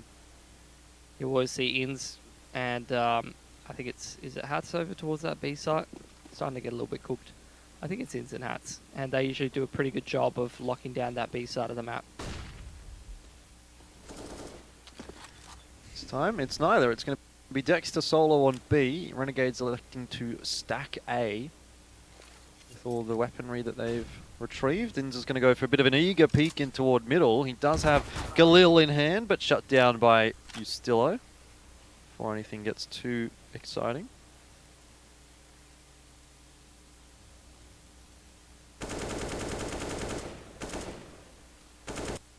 Under control gotten by Order. They punish that peek into middle. They've smoked off top of mid. Order very much playing around how Renegades likes to play. Renegades always peeks this top of middle in the early to mid round, trying to find players, catch them off guard. Order even smoked top of mid off themselves after taking that banana control, and they just head into that B bomb site.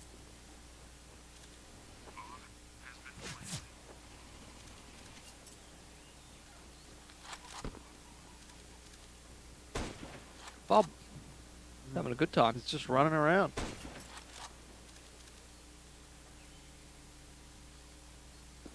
You ever owned chickens, Pilsky? Ever owned chickens? Mm. Look, I've never owned chickens, no. Oh, I'm a bit surprised by that. You seem like a bit of a chicken guy. Really? Yeah. I don't think so. I reckon, you know, you wouldn't be a stray seen sitting inside a chicken coop with few chickens around. Actually, hanging out. my favourite GIF is the GIF of the little boy who hugs the chicken. You seen that one? Very cute. Probably not. I'll send it to you. I'm so keen and eager to see this picture. It's a GIF. Yeah, well, same thing.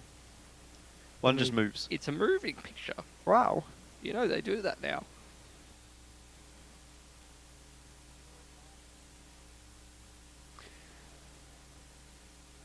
Well, this is a pretty important one, Jordan. I would agree. This is all about the banana control. We never talk on Facebook, do we? Wow. Here you go. It's because we're not friends. I I only sent add it my to you. friends on Facebook. Oh, we're friends on Facebook. Oh. Well, that's awkward. Yes, I have seen this one of the boy hugging the chicken. Oh, have you seen that one? Of the Gyra owning Malta in banana? That's exactly what Order's looking for, isn't it? Yep. Not even one of the Mac 10s getting aggressive in banana. It's Gyra on his own. He's spotted out ins. But he's gotten that smoke down as well. And he's going to try and sort of fake this out a little bit. Hasn't drawn a rotation across just yet from Renegades, though. And ins does fall. That's pretty risky from Gyra, but he gets the job done. 5 HP. Nearly dies. But that definitely draws a rotation across from Csgo. So now it's just 2 to deal with here for Order. They might have a pretty clean round. Mac 10's on the entry. Dexter's down early. Has to try and hold it on from Pit, but he can't do too much. He's still cracks his head open. That's a nice shot from Csgo onto Ricky. Ooh. And it's a bomb down in a very bad spot. Csgo got probably a little bit more than he deserved to there. Awesome scout squad team captain continues to put in work, but Order's up to 11. And they're plodding along right on the T side. And at what point does it become problematic for Renegades? I mean, probably not just yet. Still a few rounds left to play with, but can pretty quickly spiral out of control when you're on the CT side. It can. They're going to go for a bit of a half pie. Pistols and armor. So we'll see how that works out for him. Could definitely do some damage or even an outside shot at trying to win a round.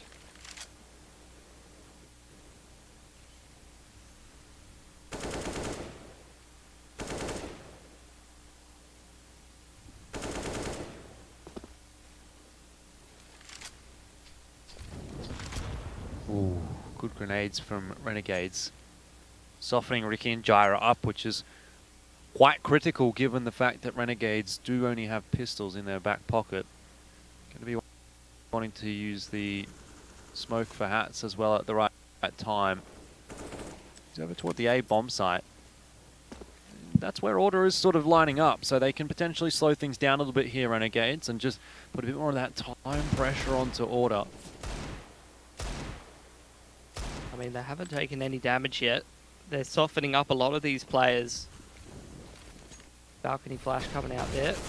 Well, Alistair gets the first entry. Valiant's looking for a little bit more. Dexter wasn't without his chances, but can't land the shots with the Deagle. So it does seem like it'll be Order to pick up a pretty comfortable one in the end. Alternate ins could potentially make it expensive. Yeah, definitely potential for more damage here.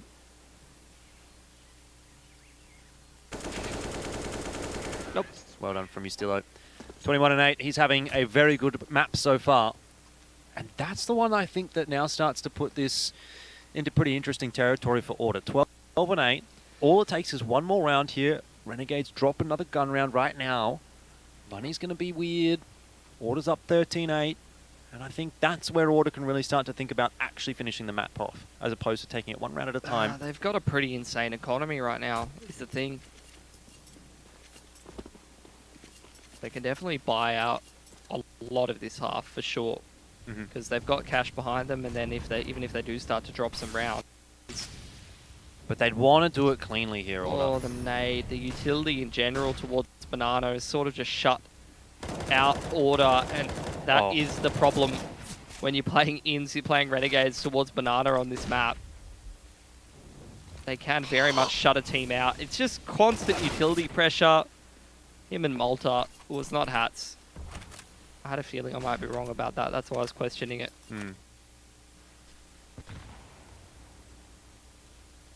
Hats has always generally been a small site player, but I think he's changing his positions a little bit in this Renegades roster.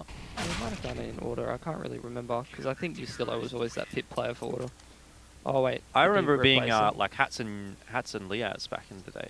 Oh yeah, might have been. Can't remember. Anyway, I remember Elias 40 bomb on his moment against Cloud9. Didn't seem to matter much though. don't talk about the war. Okay. Okay, interesting indeed. 12 and 9, 5 in a row for Order in the second half. But it could just as easily be 5 in a row now for Renegades. That's why you can't really count them out. I don't think Order can afford to take their foot off the pedal. They're taking a tactical pause right now. I think this is going to be another one of those games that we see where it's like Order's up and then things get close and then Order... It's always streaks of rounds with these teams. It's never just like 1 and 1 and 1 and 1. It's always just like, oh, Renegades win a few. Now they're back in a good position and then Order, they have to take a save and then the scores get close and one gets out ahead. And it always gets down towards the end of that game and I feel like so often it comes down to like one of those important clutch rounds. 1 or 2 of those clutch rounds towards the end of the game between these two teams.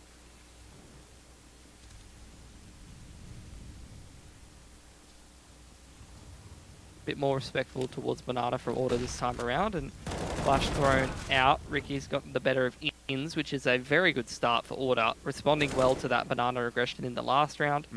Now you're starting to see aggression maybe from Dexter or Sicko towards top of middle in this 5-on-4. This is where that 81% round conversion in the 5-on-4 needs to actually come through for Order. Oh, great work from Ricky. Another entry. Sometimes he just has these kinds of rounds where he can walk into a bomb site and find 2 entries for you and immediately win the round. Renegades aren't even going to try and do anything about it. Reminiscent, at least, of what I've seen more so on Train, where he sort of just walks down the ramp into the B site. Kills both of the B defenders, but this time it's over on Inferno. That's a huge round to put Order on to 13-9. Money's still okay for Renegades, though, saving these 3 guns through. Wonder if Justillo can find something here, though.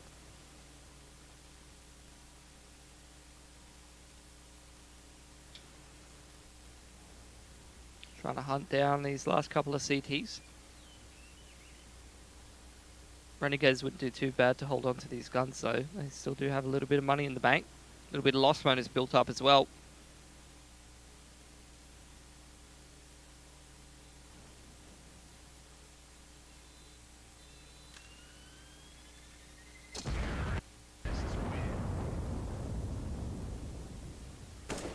Find any of the CTs though, so now Renegades could have a pretty healthy buy heading into this one.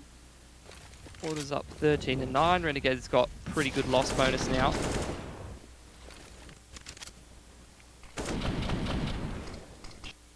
Sharp shots from Ricky. And I think still it seems like the name of the game is who gets control over Banana. Because when Renegades took control of that Banana, they won that round with ease. But every time they've been able to get picks, it's really been a bit of a difference maker for them. Passive approach actually from Renegades this time around. So Jaira goes up Banana by himself and takes control for free. It is the retake utility from Renegades this time around. And they do actually retake control of top of Banana. But it will be the carpets explode here for Order. Smoke to Moto, flash over from Jaira. Oh, great shot from Hats just as he goes blind. Sicko also gets a good one onto Ricky. All of a sudden, Order only have 3 players to work with, and Renegades are holding onto the site quite strong. Sicko ready for that player to drop into pit as well, and Dexter, as of yet unchecked, punishes Jaira for the missed shots, which continues to put more pressure onto Justillo and Alistair, but they answer well. Unfortunately for Alistair, he does lose his mate, and now in a 1-on-2, but he's been solid on this map so far. Should be aware that there's players coming from dig side. How many is he expecting? Creeps out, finds the AK, but that puts him in the sightline of Malta. 13-10. Renegades peg one back. Robs them of a lot of money to do so, but now they're going to actually be working with the double AW, which might give Order a little bit of a different look.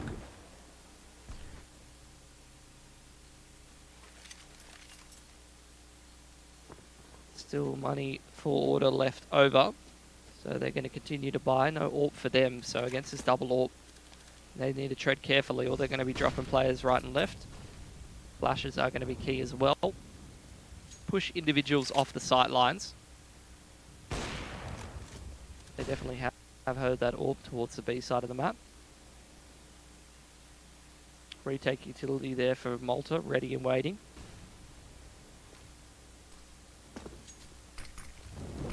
And I guess this has been the adaptation for Renegades, but it is the Molotov into main from Order in response, as well as the boost over the half wall. Giving information over.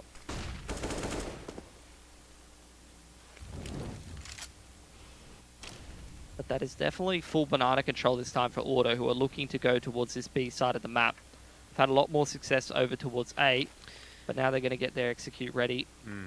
Ends with the AWP this time. See if he can do the same work he's been doing with the rifle. Seems like we all know the answer there. Malta in a 1-on-5. Cannot hold on to the site. Not even good enough to grab himself a frag. Dexter gets through the smoke. So fair's fair. And it's a 4-on-2. I think Renegades aren't going to be too eager to retake this. It's kind of now putting Order in that position where you think, well, Inferno again is kind of on a silver platter for them. This has been one hell of a T-side, might I add. You were not expecting it. No. But Order certainly coming out to play tonight. I mean, there's been a couple of different looks over towards the B side of the map from Renegades, really. There's been the high progression down banana, the utility, the double AWP, the retake utility, and every single different look. Order's been able to deal with it pretty decently, except for once. So credit to them. And it hasn't been, you know, a massive focus or a massive over-adjustment for Order to take that banana control. It really just has been Gyra and Ricky. Or even, in some cases, just Gyra or Ricky working that part of the map effectively while the rest of Order still sticks to the game plan. I mean, Yustilo's still pretty quietly plugging away. Like, he's 25 and 10. It hasn't felt like it's been a monstrous performance from him or anything like that. But when you look at the scoreline, the numbers that he's putting on the board, 26 and 10 in fact, it actually has been. Oh, he's a big impact player for Order. Siko's going to try and get aggressive and do something interesting, taking matters into his own hands, but that just gives the advantage over to Order once again. And now they'll speed up toward the A bomb site. Utilities being thrown in, smokes over towards Arch side. That molly's only going to keep them at bay for so long. And here they go, straight into the bomb site. Valiance has killed Dexter, and it's the last player in the pit that's hats with a FAMAS. Somehow he's gotten a double and done all that damage to Alistair. Can't get too much more than that, and Malta dies through the smoke as well. Great work from Valiance. What a huge round at a huge moment as well. But no. Somehow Inns is allowed to walk around that corner and get a kill. Surely he can't clutch this round out for Renegades. Valiance needs to win this. Actually puts it down behind the double stack and probably will just...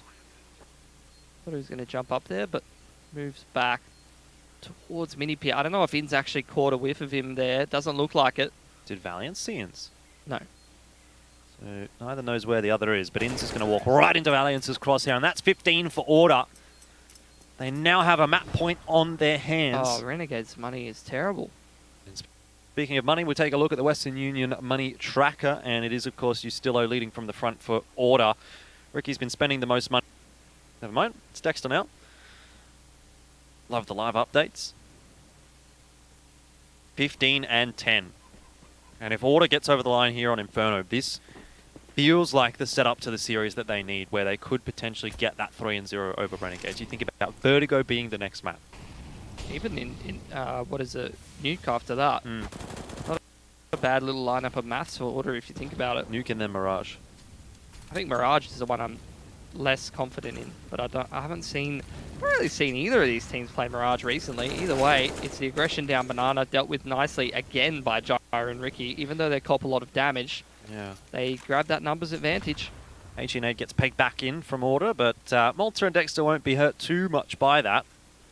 I think it's the control over to the A bomb site that you really want to keep an eye on, because he still has worked his way all the way up into apartments. Now they're taking brackets control as well here, Order. There's that little bit of a push coming in from Banana too. It's a push and pull of Inferno. I think wrapping through jungle side against a buy like this, pretty good play. Move their way into CT, and there will be 2 players in this part of the map, but catching Malta off guard like that should be pretty good for Order. Onto Alistair, but how much is it really going to help Renegades right now? He's scurrying over to the B site still. Valiance does get flashed. Gyra's down now as well. Hat's trying to hold on from the pit and Sicko from the site, but there's just too many Ts. Dexter has been heard by Ricky, who probably has to take the challenge here. There's nowhere really to go. Dexter's going to get the free kill onto Ricky, but he still has to get Ustillo. And Ustillo's been the man leading from the front for Order so far today. Dexter's making a ton of noise as well, trying to bait him out. He's got a USP in hand. AK comes out late, but Ustillo doesn't hit the shot somehow. Dexter might just win this round. I don't believe it. And he's given Renegades their 11. Allowed to get away with that. How does he just run into the bomb site with a USP in hand? Yeah, look, there's no real way of breaking that down, and I don't really have a way of justifying it. All I can say is he won the round. He did win the round, you are right. But it was a case of don't try this at home. Alrighty, it's actually going to be attack pause for Order. Definitely dropping around there that they shouldn't have, but end of the day, that's still going to be quite expensive for Renegades' economy. Only surviving with 1 player there will probably be another one of these buys where they're putting Famises and 5.7s and SMGs together. Nice to see the scoreboard looking the way that it does for Order when you see Ustillo, Valiant, Alistair up there. You know it's generally going to be a pretty good game for Order. I guess traditionally we would probably think that Ricky would be one of those sort of 3 smash bros for Order, but it's fine when it's someone else as well. As long as 3 out of the 5 for Order are kind of going nicely, it's generally a pretty good situation. Either way, you were right. It's going to be MP9s out for a couple of the Renegades members and a lack of utility there for Dexter as well. Still a winnable round here for Renegades though. They have taken full banana control. Especially if they keep using those utility. Oh, the nades are beautiful. It's a good work. Doing some decent damage back. Oh, the off angle from Sicko does very well. Have sort of softened up those players towards B as well. And it's looking good for Renegades to pick up this round. Well, Renegades was able to pick up a few 4-on-5s on their T side, and I think it's now time for Order to really make amends. Perhaps find their own 4-on-5.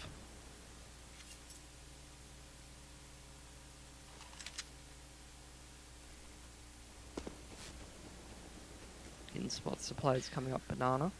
Yeah, very forward hold from Inns, which is going to allow the extra rotation to start coming across from Malta, who's hiding in CT spawn. Does get a smoke down at a very nice time though, and that's one of the benefits for Renegades, is that they can hold on to a bit of that utility when they're in a 4-on-5. Put that extra pressure on Order late in the round. It's actually going to be the late round play back in towards A. Gyra once again tasked with the entry towards B. They haven't really pulled the rotation off. In fact, they've just dropped the bomb. 10 seconds on the clock. That's going to be the round. It is indeed. And I think after losing a 2v1 and then losing a round like that in that fashion, it kind of gets you a little worried, actually. Especially with the money the way it is for Order right now. Look at that. Ricky's down by 2.6. Same for Ustillo. $400 for Gyra. He's got himself a gun, but they're not going to be able to get too much much buying done here anyway. Yeah. They've got 3 rounds in the half. 4 grenades, though, for Order. Could be interesting. There's a very real possibility at OT here. Surely not again. This time the grenades look good. Rasik goes down to half HP. They were all thrown in, but he survives somehow. Still, Order's going to try and go quickly into the B bomb site there. Held at bay by the Molotov that Inns throws down. Gyra's posted on the line and does catch Inns. Traded out, though, by Malta. Still an AK to play with here for Order. A bit of damage to that CT economy. Keep Renegades honest, keep Order in discussion.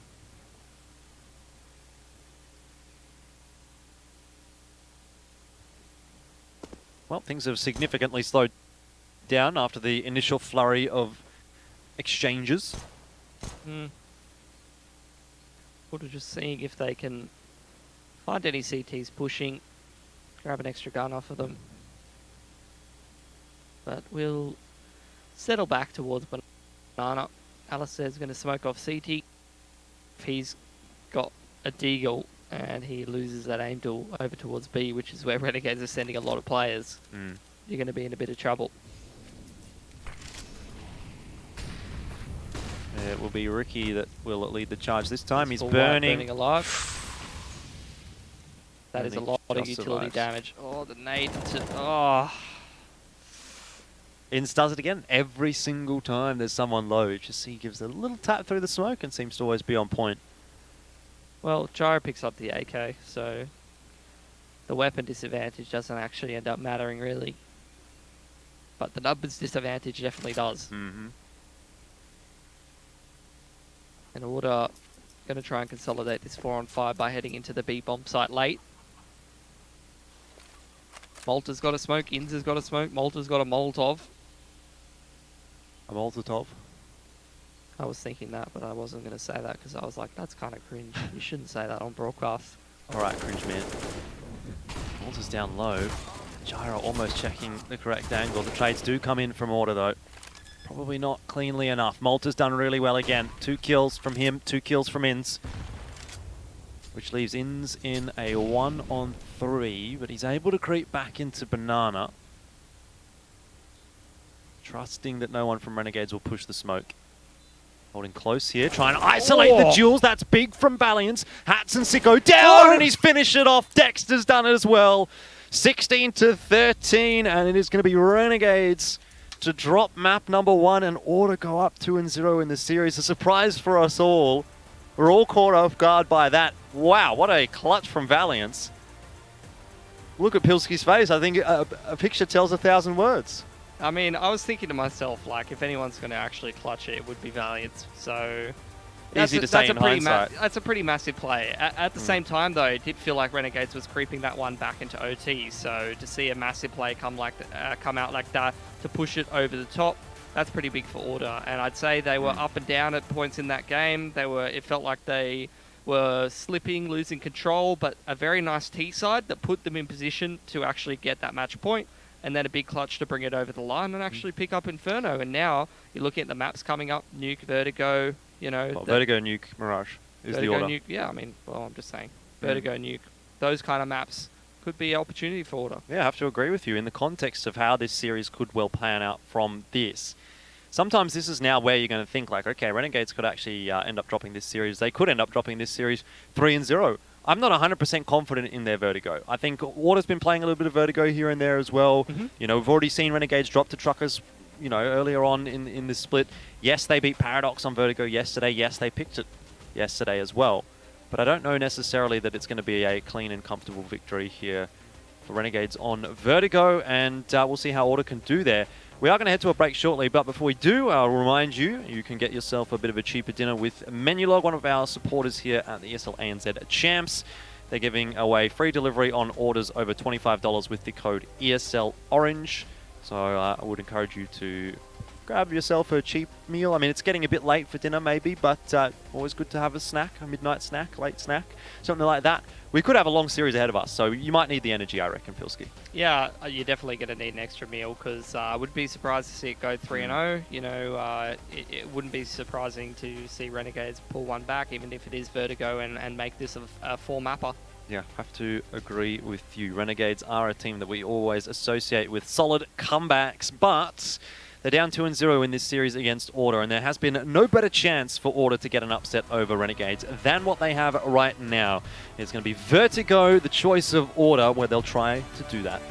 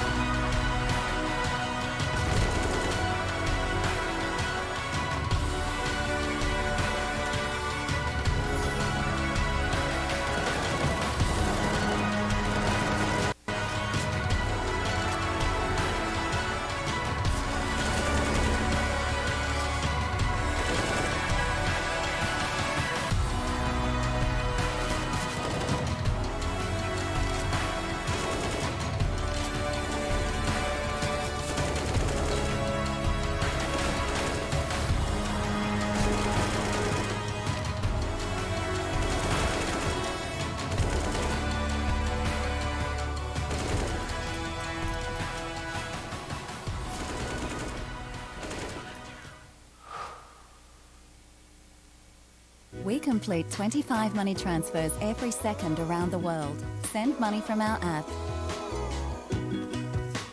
website, or in store. Simple, easy, and convenient. Choose the trusted network for your money transfers. Choose Western Union. Download the Western Union app today. G'day, mate. Mr. Murray, have you decided on a name? We're thinking Callum. This is calamari. Calamari to the seafood aisle. Calamari. Why'd they name you that? I take you. Calamari. Let's make it Jack. Drink it through with Dare iced coffee. People said it could never be done. A menu log track that you could get down.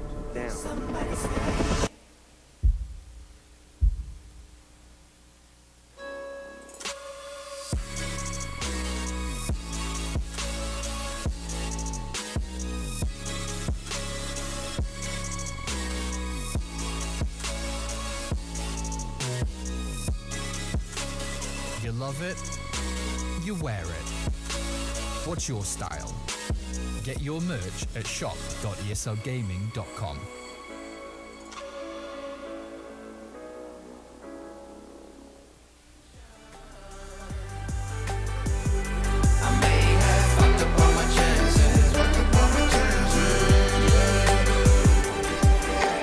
Been around the globe, looked around, nothing fitted. Seen high and lows, but you won't even get it.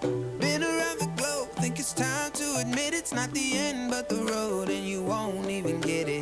Been around the globe, looked around, nothing fitted. Seen high and lows, but you won't even get it.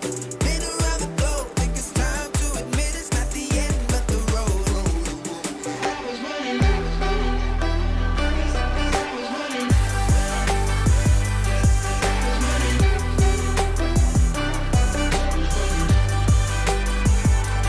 I was running roads so many nations. Even when it's so sweet, I end up seeing red. This is such a ghostly revelation. I may have fucked up all my chances, fucked up all my chances. I was running, I know, I know.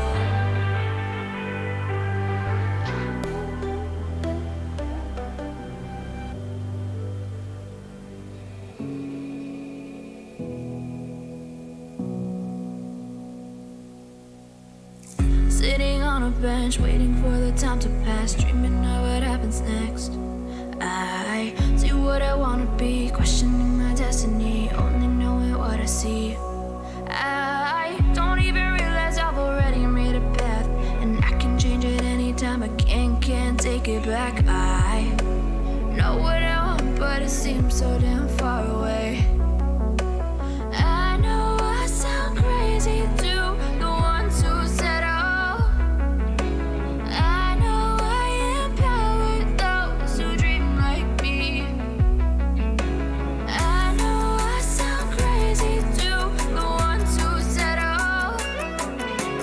I know I empower those who dream like me. And you say you wanna be somebody.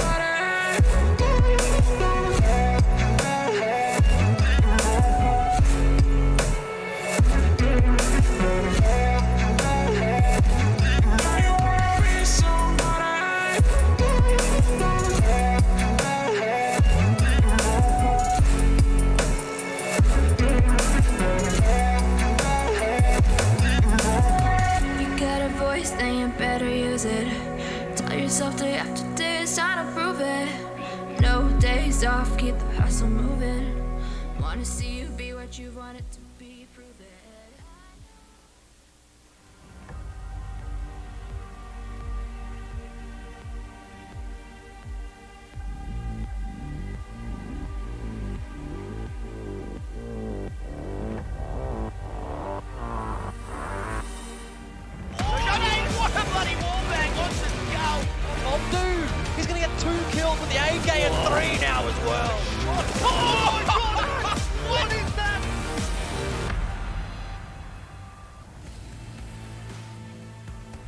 2-0 the scoreline right now, and it's favouring Order. It's Renegades that have come through from the lower bracket here in ANZ Champs Split 1. We're in the grand final, Pilski. It's a best of 5. It's a map advantage for Order. And now there's 3 maps left, and only one of them needs to go the way of Order to pick up the victory here in the grand final of Split 1, which has its implications for the playoffs. Now, admittedly, for both teams, they're already qualified for playoffs. Order's in, Renegades is in. But the seeding is what matters, and if Order do pick up the victory here today, they will get to choose which team they play against in the season finals, which is, you know, it's a bit better actually than having a 1 versus 4 sort of a seeding. Like, yeah, normally you'd be happy to take a first seed out, but to actually be able to choose who you play against has even more implications. It does. I mean, it really depends who comes through that second split, but end of the day, if you could choose yourself an easier opponent, you can get yourself an easier shot at making it through to that grand final, getting yourself a little bit of extra cash. Certainly seems like Order are on their way to doing that as well. Renegades, they lost a 1-on-3 there to Valiance on Inferno to finish that map off, even though it kind of looked like Renegades was coming back and potentially doing again what they did in the Road to Rio Grand Final, which is, you know, making this big comeback in the second half and being able to beat Order on that map. But not the case today, so maybe today is Order's day. Would be not the first team that we've seen get an upset over Renegades here in a Split 1 of ANZ Champs, but it certainly would be the most impactful result. Obviously, Truckers with Attitude being able to knock Renegades down into the lower bracket, but this would be Order in the grand final of Split 1 being able to pick up a victory. 70% there voting for Renegades in the Twitter poll on ESL Australia. I don't know necessarily, Pilski. I kind of get the feeling that tonight's the night for Order. You had Ustilo firing there on Inferno. Alistair was looking good as well. Ricky, even when he was bottom fragging, kind of had his moments. You know, he had a few impact rounds that sort of gave 1 or 2 over to Order that might actually be the difference between them, you know, going to an overtime or actually winning the map, which they did. So I think everyone's kind of having their impact at the moment. Who's going to forget Valiance with a 1-on-3 as well? Renegades will start off on CT side of Vertigo. A map that we have seen some shakiness from on. Order just waiting around, seeing if they can find any CTs pushing on that pistol round. Waiting for the push towards stairs, waiting for the push down ramp. So far, nothing really biting for Renegades. So Order now going to start to move back towards the ramp. Jara and Ricky making their way to join up with the rest of the boys. So now it's going to be pressure on Sicko. Probably fire a couple shots, probably drop that HE grenade and call for a bit of a rotation. Very nicely done.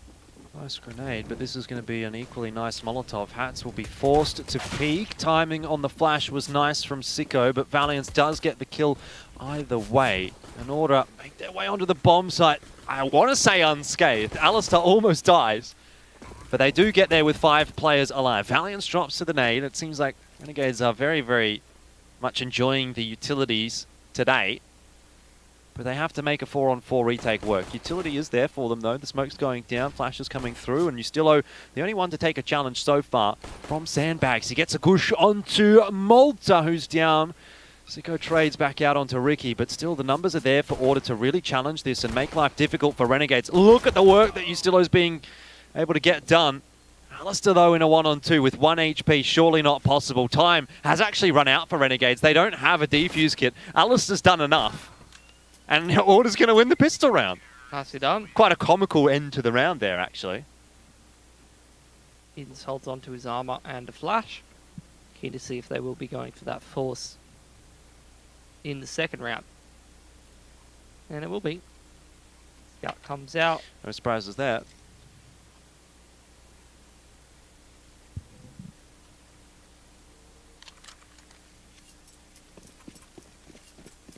Nice pistol strat from Order.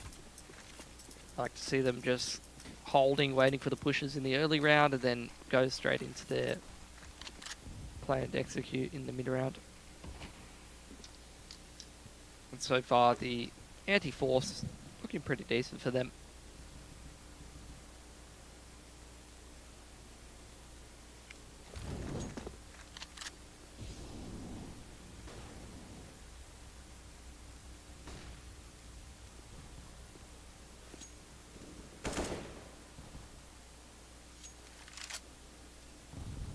Made a bit of a push towards middle.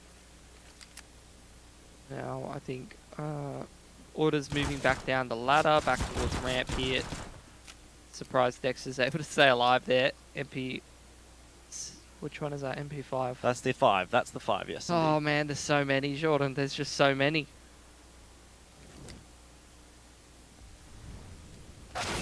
Well, this time the MP5 is able to find its mark. It stays it down early on in the piece. What I do like about Renegades on these pistol rounds is that they are always able to do a bit of chip damage early, which makes you think they're in with a chance. But at the moment, it really does seem like Order are having a pretty good time of negotiating these rounds effectively. Ricky will wait for the push from Malta and be rewarded for it. And Order gets themselves back into the A bomb site once again. Gyra's going to plant open. And Alistair continues to farm up a bit of cash with that MP5. I love this spot, by the way. How ridiculous of a position, really, when you think about it. I reckon you should be able to KZ your way over onto that little crane there. Yeah? Yeah. I rate that. What kind of angle can we get from there? Probably not a very good one. You don't think so? By the looks of things. Hats is not going to be able to save the gun. Oh, is that a good angle? Oh, is there a little hole in the wall there that you can peek through? I rate that. You put the AWPer up there on the CT side when they come up the ramp. Oh, easy on the kills. CT side, right. I thought you were talking about post plan on the T side. Nah. But it's kind of a one and done position. As soon as you're spotted, you're out in no man's land. 3 kills. Don't miss. True. God, I hadn't thought about that. See, that's your problem when you play Valorant. That is very much my problem when I play Valorant, yes. USP's out for Renegades, and all they have to help them in this round is a flashbang. Looks like Ricky's already copped a bink. Not sure that Order will be too eager to let Renegades get much more damage done, though. The utility's going to be thrown on in here. They're not giving anything to Renegades. Mac-10 leads the charge, but Ustilo's the one to actually find the kills. And he's doing a pretty good job of that. You talked about him being an important player on Inferno. And I think he'll continue to be here for Order if he can fire up in Vertigo as well. Did drop to Dexter there, but all's well that ends well for Order. They'll be happy to take 4 guns through. And they're up 3-0 to start things off. Renegades with their first buy here. Yep. 2 head armorless players. AWP on Sicko. Keen to see what he's going to get done with that. I think Vertigo all pretty important on this map. I feel like there's a lot of different positions you can use it in. And it kind of reminds me of like Overpass or something like that, where it feels like you can re-aggress and re-aggress and re-aggress. Well, it's interesting to see Sicko in toward mid. Normally you find him on the A bomb site with the AWP. Well, that's what I feel like. I feel like you can use the AWP literally anywhere on Vertigo.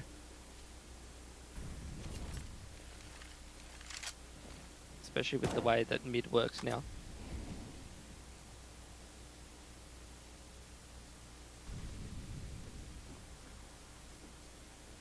Takes some. I just spotted Alistair's shoulder there. I'm not so sure that he has. MP5 in hand, and that is going to be a very nice start for Alistair. He'll be able to upgrade his weapon to an M4. And Order, safe with the knowledge that they have a 4-on-5 here, can walk their way through mid. They're going to go back toward A by the looks of things. Valiance causing a bit of a problem for them. The rotation as Renegades. It's actually ins to push through the smoke as well. This is not going well for Order. They've gotten a little bit too fancy, a little bit too tricky. And it's given Renegades the opportunity in the mid-round to make those calls. And now Alistair and Ricky are very much isolated. It's going to come down to them winning individual aim duels. This, however, is nice. Knife comes out. I mean, that's a bit of a revenge for Order, as that is something that's happened to them a little bit against Renegades in the past. But where does Alistair take this bomb? That's my question. Looks like Ins isn't going to pay too much of a factor. Hats certainly will, though. 13 seconds. Smoke going down. It's very deep. They still have to cross into the bomb site, and I think Hats might actually be able to win this one. Actually, Ins has gotten across in time, and Hats catches Ricky as well. Renegades just able to outmaneuver Order in the mid-round.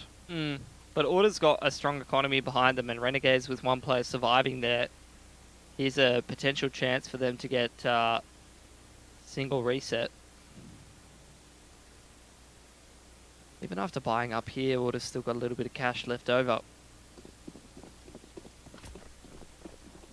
So again, it's another good start to the game for Order on this T side.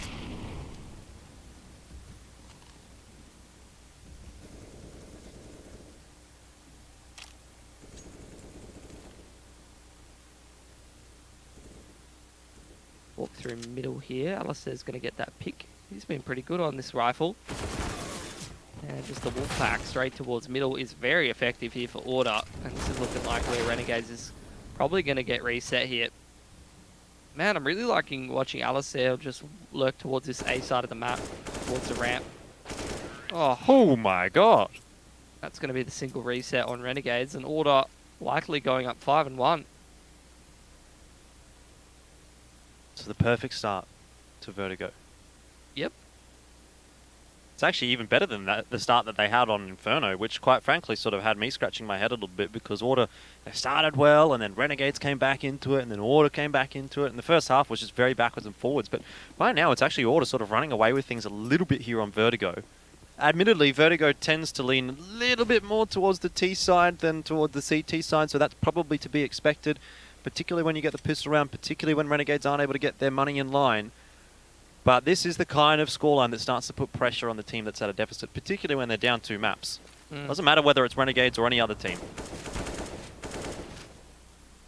And I think tonight might be the night for Order, but I don't know that I want to necessarily keep saying that, otherwise I might feel like I'm going to curse it.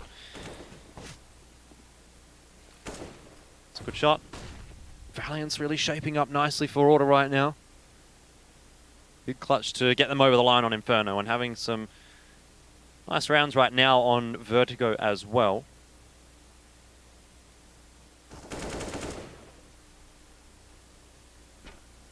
Not a whole lot happening in this round really for Renegades. It's just Order kind of walking around the map, getting some picks here and there.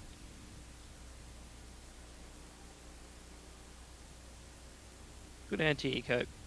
Keep that economy nice and strong. Pats is going to headbutt the nade. Pretty nice. Let's go down though. And it's looking like Order about to clean sweep this anti-eco 5-0. That's what you want to be seeing.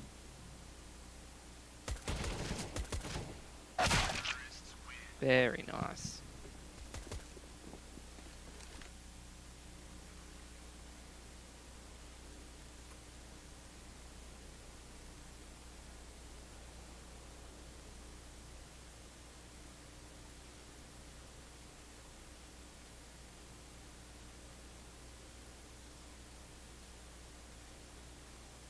Buy up for Renegades. Siko's got himself the AWP, pretty decent utility across the board. Order looking like they're going to pick up the pace towards Ramp and Secret this time around. Bit of utility exchange from Renegades with his fam as well.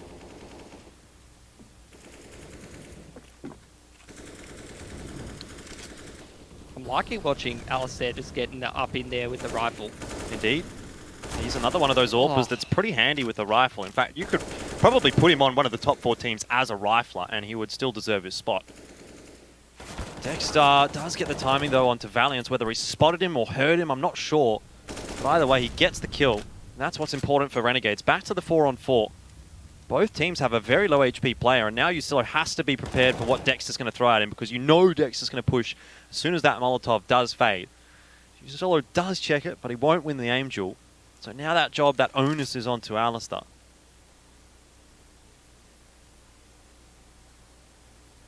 Cute little silent boost up behind the wood wall. Actually, should almost got some frag.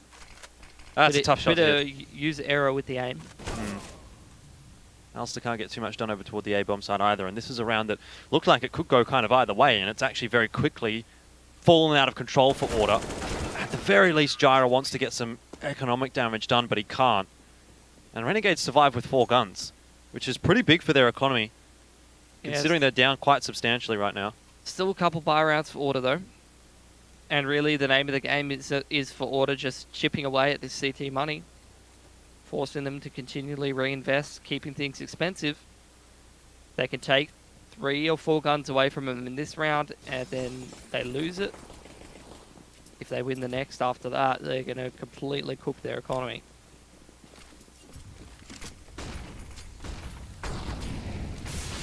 Valiance has to put the molly out with his own smoke, so that's one piece of utility that Order won't get back. Dexter could potentially have a rude awakening here because Order are setting themselves up for a 3-man take to his position. And they're going to do this. We've seen this before, but Dexter has seen it before as well. He's too smart. Not going to be fooled by that one. This is a guy that watches demos. You can tell. Look out, guys. He watches demos. He watches demos. Hold the press.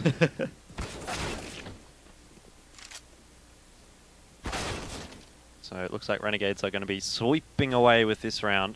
And just when you think Order's getting ahead, just when you think Order is putting it in that tipping point where they're just going to run away with the map, Renegades bites back with a couple of good rounds. Back to 5-3. Order can still buy, sure, but Renegades are just making us aware that they're not out of this one yet. Oh, they've had some solid gun rounds for sure.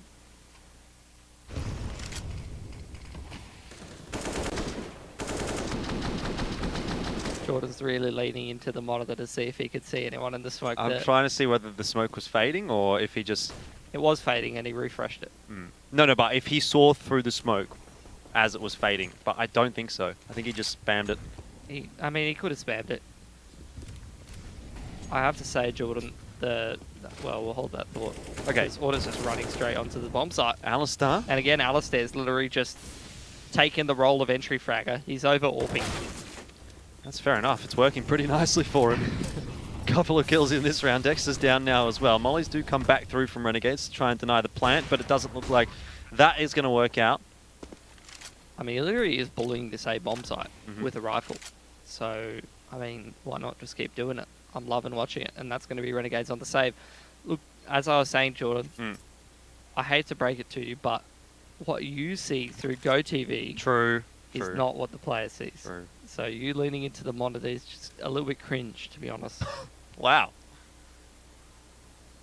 It's sometimes easy to forget that fact. Yeah.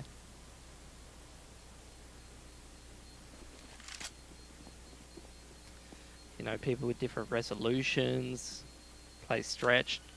That was the whole reason why some people switched to stretched. Why? Because sometimes if a smoke fades compared to like 16:9 where everything's a bit smaller, or black bars, you might see that little foot through the side of the smoke. Maybe. Technically the toe is wider. Yeah, I mean, it's all weird, isn't it? Everyone has their own preferences. Shout out to all those wide toe boys out there. What were you? Were you a native or? Oh no, 4-3 stretch. No. Actually, I felt like I was better on native, but you know, so does everyone.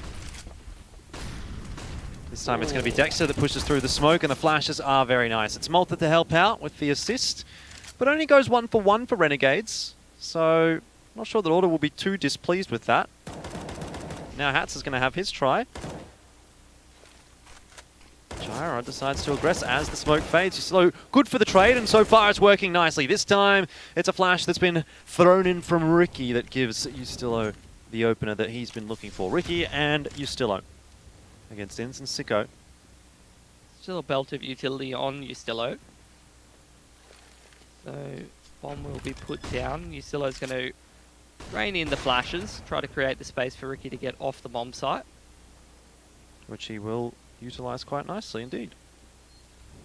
So time to see what Renegades have for us. Order have upheld their end of the bargain. Inns goes aggressive on top of the smoke, and that's a pretty interesting position to be in when Ricky's standing right next to him. He's just going to hit a good shot though, Sicko, and this could actually go the way of Renegades. How does Sicko hit both of those? He's lost the bomb, but he's going to find it. I think Order are playing a little bit too split up in that 2-on-1. Even in the 2-on-2, like...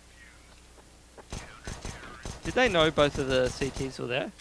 I don't know. I don't know if maybe they were worried about the flank or something like that, but I just feel like the trade potential wasn't really there because it felt like Ricky was playing hyper-aggressive up around the boxes, and then Ustillo was kind of back there worrying about the flank. Still, that is an insane shot for Sicko to hit. End of the day, but still... One gun alive for Renegades, though, does deplete their economy quite substantially, but rounds are being put on the board by Renegades, and that, I think, is what's pretty important on the CT side of Vertigo. See if Dexter goes aggressive again onto scaffolding. Does. This would be a good round for Order to pick up, actually. Renegades a little on the poor side. And they've definitely reduced their loss bonus quite substantially. Alistair just goes bouncing away from the grenades. So he doesn't actually cop too much damage. It was a double nade from Renegades. Yeah, I don't know, kind of missing this alley rifle play. Mm. I'm enjoying watching him work a part of the map. Now he's got the push in from Dexter, which he's done a good job of dealing with multiple times. That time doesn't go well for him, unfortunately. Bit of a weird angle. Yeah. But that's a very deep control over here for Renegades, and they're going to rotate off the back of it. As you probably would expect. A lot of presence in toward mid, a lot of presence in towards the B site for Renegades, and sort of seems like Order's kind of being funneled in that direction as well. They're sort of milling around right where they don't need to be. Like, not that they don't need to be there, but there's just, they're not getting anything from the position that they're playing right now. And with time really running away, it's actually not going to be a fun situation here for Order, because they're just going to have to run straight up onto the A bomb site. Renegades have called it correctly. Dexter's got the info early. They won't have time really to check sandbags properly. They're not going to be able to get too much utility down. And Dexter could have gotten a 3k there, but it'll be Sicko and Ats to finish things off. That was a little bit too easy in the end for Renegades. Yeah, now Renegades back on top of things, really. You put Order on the single save. You've survived that round with plenty of guns up. You're starting to build yourself a very strong economy on this CT side toward the end of the half. I'd say they've done a fantastic job after Order got a good start to that T side. So another very competitive map.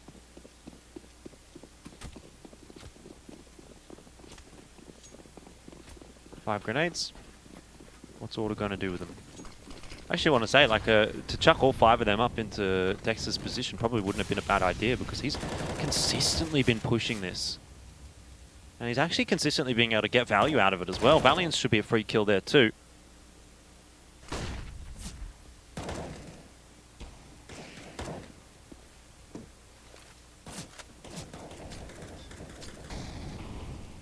It's just a farm. Renegades farm. Order looking towards this next gun round. If you could have a farm, what kind of farm would it be? Watermelon. Really? You a big fan? Loves me some watermelon. The thing is, though, that you'd have to take it and put it in the fridge first. It's got to be cold. It's got to be cold. What about frozen? Have you ever had frozen watermelon? I actually haven't, but I see they sell it in those packets. Have you had frozen green grapes? Yep. Mm. Any kind of fruit, I've had it frozen. Every fruit. Trust me. Every fruit. I love frozen fruit. It's like God's gift to humanity. Picture you going on a first date and going, "Hey, I'm Jordan. Any kind of fruit. Any kind of fruit, I've had it. I've had it. Frozen." And that's how I got my girlfriend. Oh, God. Man. You should try it. Frozen watermelon, PogChamp. PogChamp on the first date, or is that something you save for later? That's something I save for later. Definitely don't bust out the PogChamp early. But I'm telling you, man. That'll be a bit of a weird champ. I'm telling you, man. If you haven't had frozen watermelon, you're missing out. Frozen grapes, very good as well. Frozen oranges, fantastic. Frozen banana, chuck it in a smoothie. Doesn't really work. I did try it. In a smoothie. It doesn't really freeze. Yes, it does. I mean, you use it for a smoothie so you don't have to dilute your smoothie with ice. Sure. True. Gives you the cold frothiness you're looking for. I think Order are going to be looking for some cold frothiness in this round, actually, because they don't have too much utility to work with. Going to need some entries. Alistair this time has the AWP, no rifle. Sicko's really waiting for this boost, isn't he? And it could go poorly for Alistair, but has just been spotted. Sicko's going to hit that shot anyway. Bit of an interesting interaction. Yeah, drops the smoke down as well. And that's a hell of a lot of time wasted for Order, who have now lost a peak trying to make their way through middle here. Doesn't seem like it's going to be going too nicely for them at all. Malta's going to double down. Too crisp at the moment. And Order's looking very flat on this T side. When Alistair's not charging up into the bomb site and getting work done, it's not really happening for him. I agree. Such a good start, 5-1, but this is actually going to end up being 6-7, favouring Renegades. 20 seconds and they haven't got into a bomb site. They still have to cross mid. Hats is waiting, but he'll be dealt with. But Renegades know that Order's under the pump time pressure-wise, and they're going to just have to run in. There's no way this is going to work. That's the bomb lost, and the round as well. There's just so much money for the CTs. Alistair holds on to his AWP.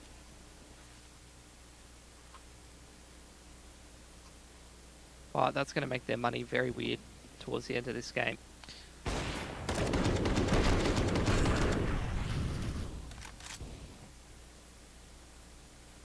Gonna take attack.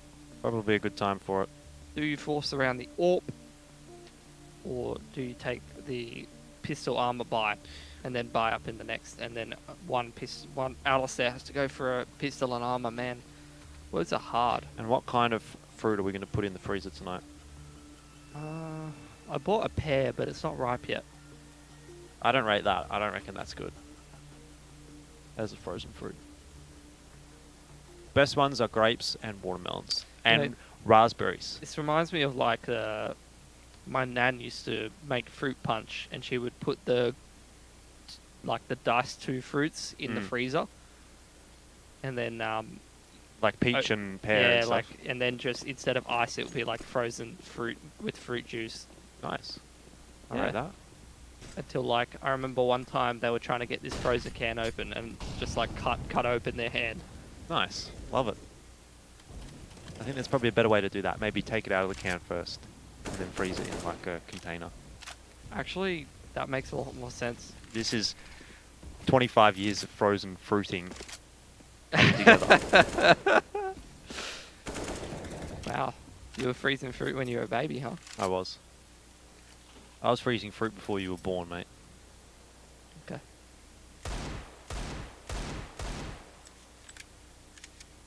It's just going to be pistols for Order this round to buy behind Alistair's AWP. Doesn't fill you with too much confidence, but to be honest, we are starting to see Alistair with that more kind of entry-esque role, this time with the AWP in hand, but maybe he can make it happen on toward the A side again. Not sure how they're going to get Dexter out of sandbags. I wonder if you could shoot through that wood pallet on the bottom. You definitely have the angle to do it. Well, Dexter's got the timing right, and he's dealt with Alistair. Valiance is going to be able to pick up the AWP, but he's pretty low, so too is Gyra. Damage is actually coming through onto Dexter. Ricky spamming away with the dualies. I don't think this is going to go too kindly for Order at all, is it? Malta's covering Dexter off nicely. They've been a pretty powerful duo on this A-bomb site. A lot of the time you're seeing it be Malta throwing the flashes, assisting Dexter. And Renegades is up to 8. So that's 7 rounds in a row. Western Union Money Tracker is again going to show that it's Dexter that's earning the most. He has been a big earner tonight for Renegades. I think in 3 out of the 4 maps that they've played, he's been the highest earner in both halves. Back to the full rifle setup. Order. Surely in this round they have no option but to let Alistair be the entry fragger because he doesn't have any utility. So he just has to be the gun and they have to enable him. You're going to get what you want, Pilski. Yeah. I hope so. No guarantee it's going to be effective because it feels like Renegades is very much adapted to the earlier portion of the half and are now in full swing. Order's again lost this man advantage, and it again feels like another one of those rounds where they're sort of milling around.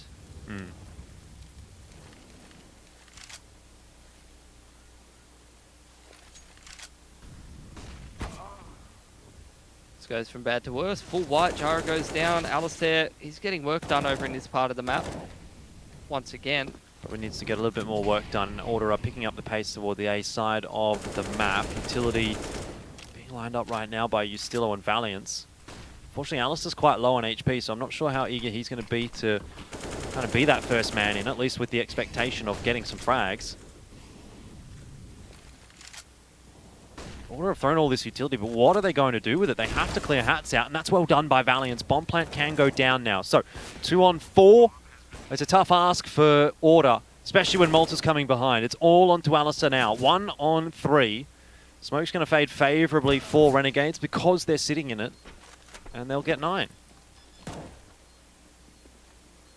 And that half completely turned on its head. Renegades well and truly took control of that one. So now moving on to their T side. Looking good for them. Yep. T side on Vertigo.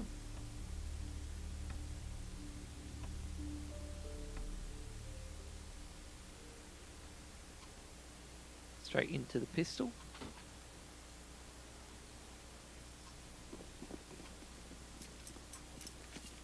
See what Renegades has got for us.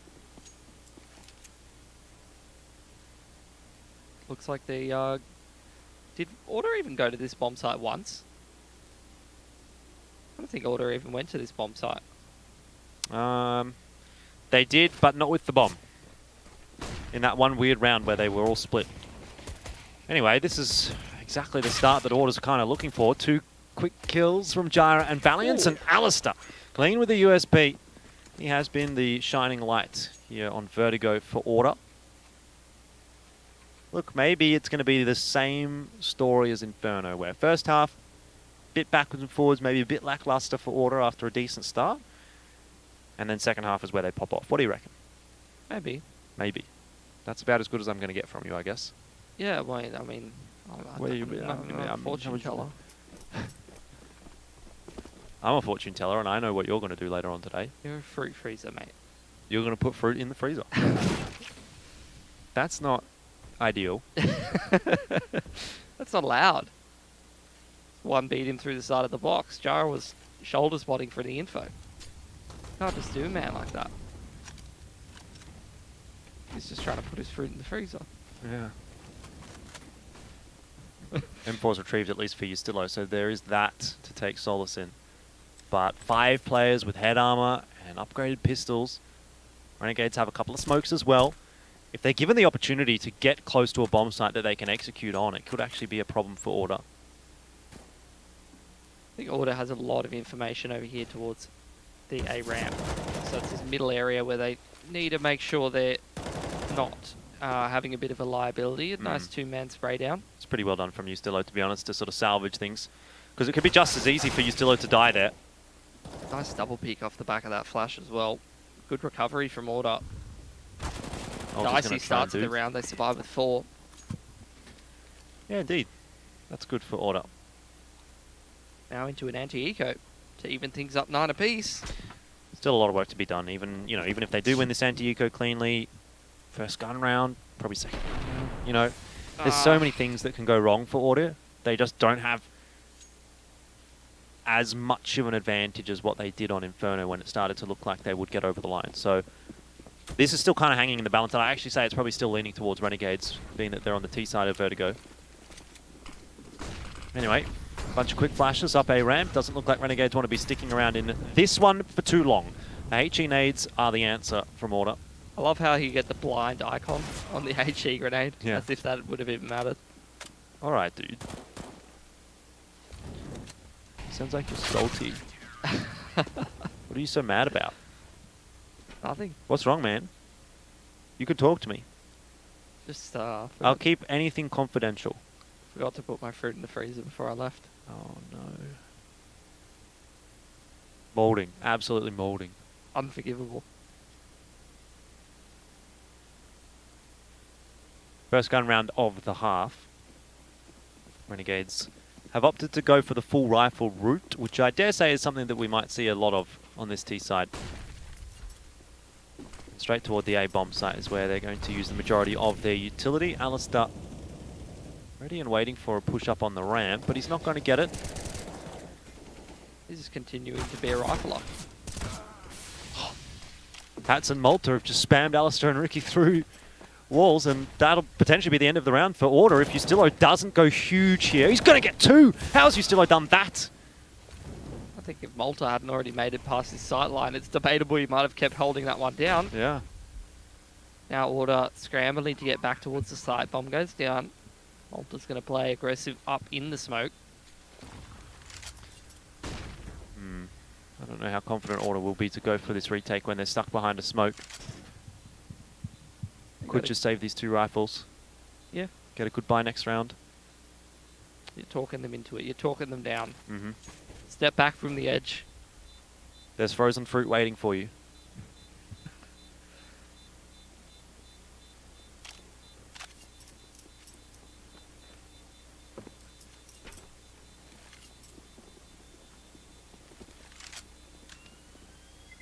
Your favourite fruit to freeze? Watermelon. Oh, okay. But it's quite a bit of work, right? Because you have to cut the watermelon up first. You can't just freeze the watermelon. Be a bit ludicrous if you did that. Is it not cuttable? What's it called? Well, it's like a rock once it's frozen. Imagine trying to cut ice. You can't really cut ice. So you got to cut it up first, which is a bit of effort. So if I'm feeling lazy, I just get like a punnet of raspberries and freeze that. Oh. They're pretty good. It's like a nice tasty morsel. You know you don't have to buy expensive punnet raspberries. You can just buy frozen raspberries. Yeah. Which are way cheaper. Are they way cheaper? Yes. Hmm. Haven't considered that.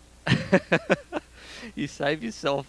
It's like sometimes $6 for a punnet of raspberries. No, I only it's get like them when they're on $4 for Nah, like I only get them when they're on special. couple 100 grams of frozen raspberries. What about frozen yogurt? I don't like yogurt. I rate that too.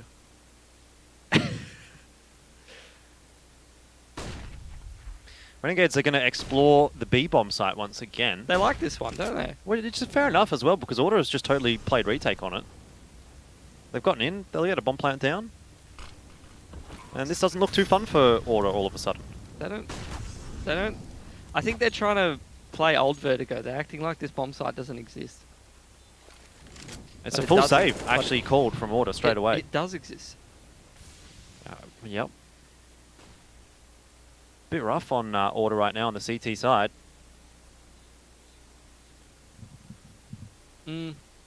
Well, they take the save here. They're going to build up a little bit of cash, and then in the next round, they can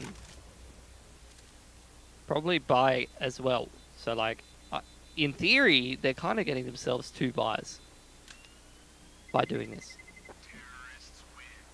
in a row. It's good.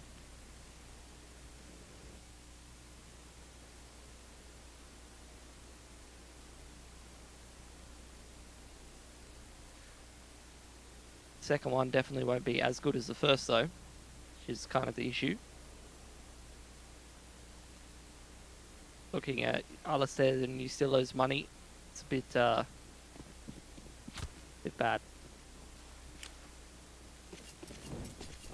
And now Renegades are going to go towards this A ramp pretty early. And this time around, the setup was actually towards B. That is unfortunate for Order, but they do at least have some presence over toward A. Ricky playing a dangerous game when it's Inns that's on the entry roll for Renegades. He's been sharp tonight, 14 and 9. You can see here on Vertigo. Similar scorelines from him on Inferno as well. Prompted a big rotation. It is only Inns over here while the rest of Renegades walks back up A ramp. Yeah, Valiance is solo holding the A bomb site. Inns is going to just start backing away. He's been given the call that Renegades are making their way into the site, and what are you really going to do here as Valiance? Still has come across, but he'll be smoked off. A lot of damage done to Dexter, but that's not going to keep Renegades at bay. They're not afraid. Alice is being head boosted. Doesn't quite work out for him. He gets some damage onto Malta, but traded so cleanly by Dexter. Again, Renegades are into a bomb site, and again, Order. I mean, you probably just have to call the save right now. They've got a smoke to get them back into the bomb site. A flash there for Valiance as well, but when you see Valiance pick that AWP up and start walking away, you can imagine what the call has been. That's 2 in a row now for Renegades that they've just had to kind of get into the bomb site. It's kind of like watching Nuke against Truckers with Attitude, where Renegades just get into a bomb site and you think, well, the round's over now. I mean, they completely out-rotated Order in that round. And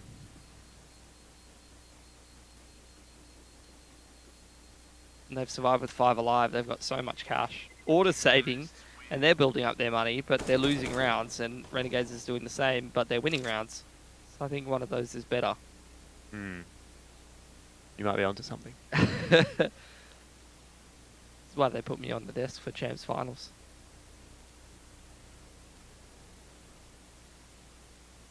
think Order needs to find a way to get involved in these rounds.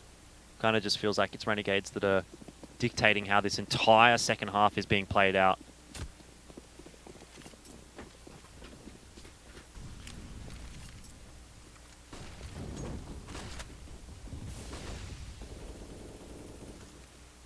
Again, it's flushes from spawn towards this ramp side. Hats is going to dive up through this ramp area. Apply pressure, try to emphasize some control.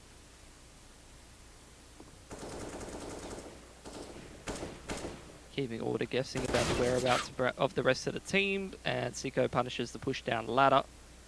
With Ins getting boosted up here, this definitely catches Ricky off guard, and it's just going bad to worse for Order. Certainly is. They don't seem to be able to get anything done right now on the CT side. A lot of utility being invested in the B bomb site, which is not where the engagement is actually coming from for Renegades. They've actually started to walk their way toward A. They're just messing with Order's head this entire half. And this is why I thought Renegades would kind of be good at this map, is that they're already quite good at mid-rounding and playing with the rotations and just having one player apply pressure in a certain part of the map while the rest of the other players play off of that information and play off of that pressure and read the rotations. 13-9. Starting to slip away from Order. In fact, it probably has already slipped away from Order. To come back into this map from a scoreline deficit like this on the CT side when they haven't really shown anything in any of the gun rounds is going to be a lot of work for Order. Tactical pause is called. They have enough money to buy into this round. They could get the AWP as well. Ricky had enough to drop to Alistair. So that's an option.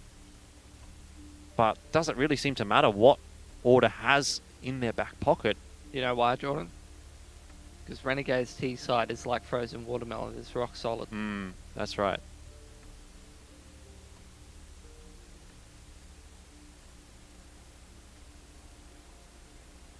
(13-9). Well, where does Order go from here? I think they need to get proactive. They've constantly been one step behind the T side. They need aggression and they need information. I think a double AWP is a pretty good adjustment, to be honest. Yeah, Ricky's going to be given the chance to play a little bit more aggressive over on the B side of the map with that AWP. Bustillo holding close here, just need to be careful. Hats is working his way up the ramp. Alice is not quite in position to cover him off just yet, but now they've set themselves up. Hats! Oh no, I mean, just when you think Order are in a position to potentially get something done, Hats goes and gets a double kill on the entry. Ricky, yes, he's gotten one. He's gotten Ins over on the B side of the map, but what difference does it make? A is where the real offensive is coming. Valiance does well to get Dexter, but it's still a numbers advantage for Renegades after the trade comes through. And so Gyro's going to have to hit a mighty fine timing right now to win this round for Order. He had his opportunity there. He still has the opportunity. This is the mighty fine timing. Gyro, though, misses the spray and Csgo trades it. Malta's on 12 HP. Hans is on 12 HP. But they're all alive, and Ricky has an AWP. So what does the HP matter? Just another couple of opportunities for Order that have gone slipping by.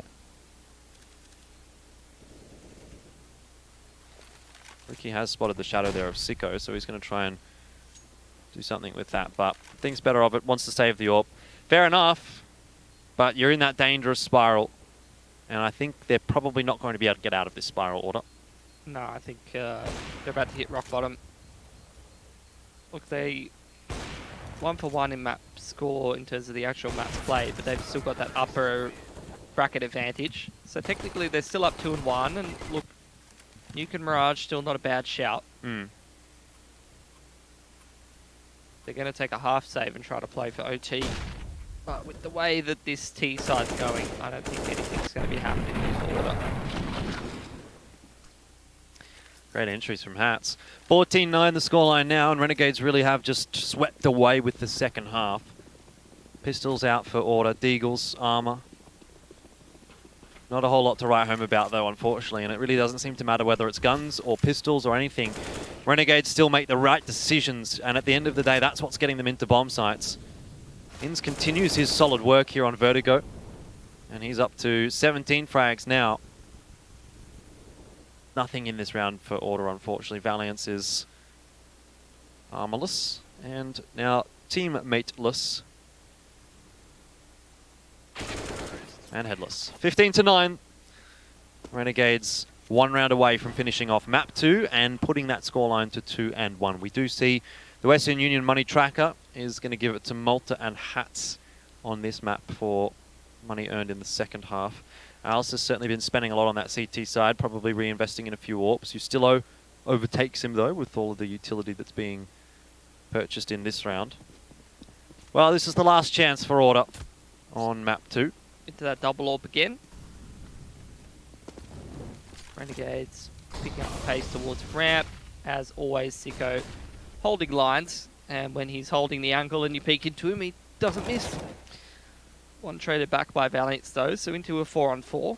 And Ricky's posted up on this angle where he caught ins before, and again he's caught ins on the same line. Maybe something to be said for Order in this round. But do you think they can get 6 in a row? Does anyone think they can get 6 in a row? They're being proactive. It's the double push from Gyra and Valiance over towards that A ramp, and that's worked a treat. So instead of being behind the curve, they're trying to stay ahead of things.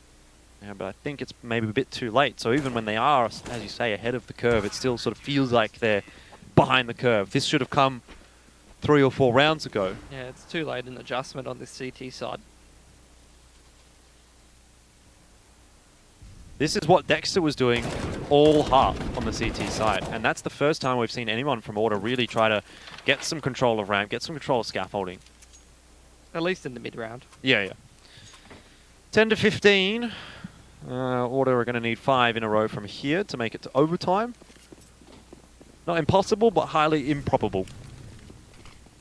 This time Renegades might just change things up and go a little bit quicker toward the A bomb site. Hats is certainly keen for something of that fashion, but does slow things down a little. Pulling a bit of that counter utility out from Order.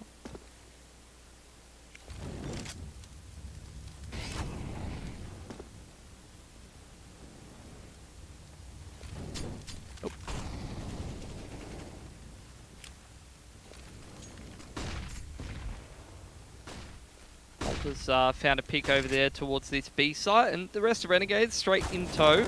Little off angle from Jara doesn't actually get him any kills, and I'd say that's probably the end of the map here, Jordan. I'd have to agree with you. You still might have a chance, but Inns is too good today. 19 kills so far. Valiance, the last survivor for Order, and I dare say that won't be lasting too long now that he's in a 4-on-1. But he did clutch a 1v3 to put Order over the line on Inferno.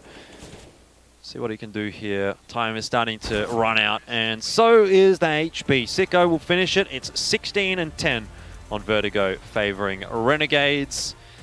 Overall, fairly solid map for them, really. It felt like it was a bit backwards and forwards in the first half, and then Renegades kind of ran away with things once they got after, 5 or 6 rounds in a row. Didn't seem like Order was really playing on Vertigo there at all.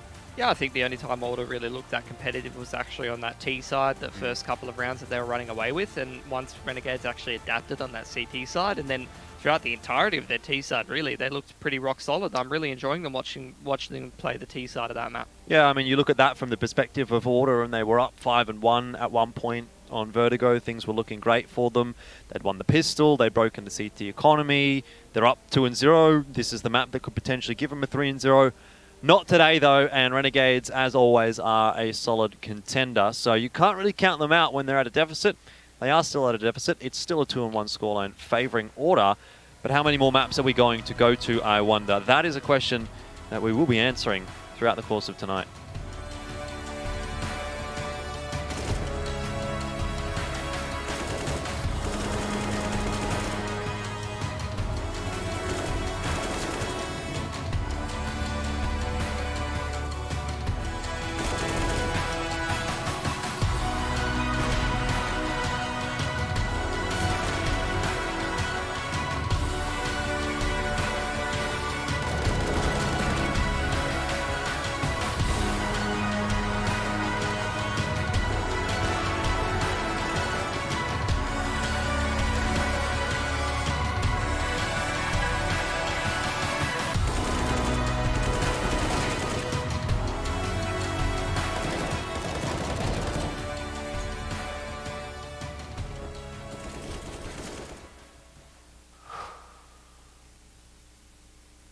complete 25 money transfers every second around the world. Send money from our app,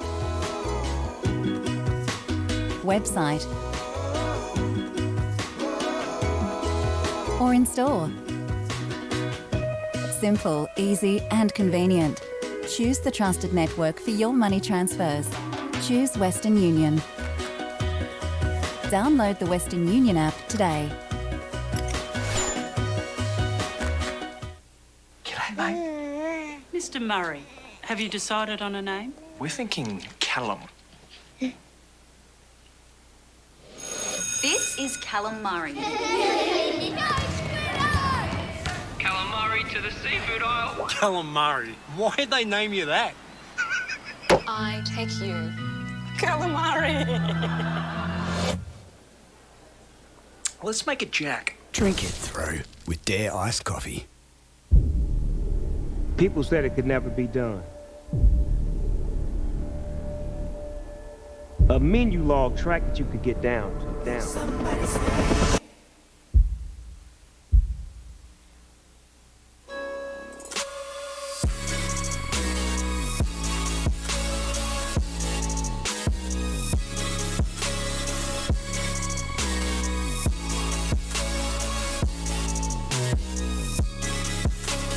You love it, you wear it.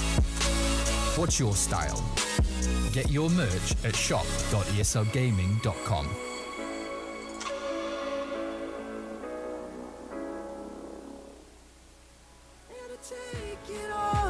Nothing at all.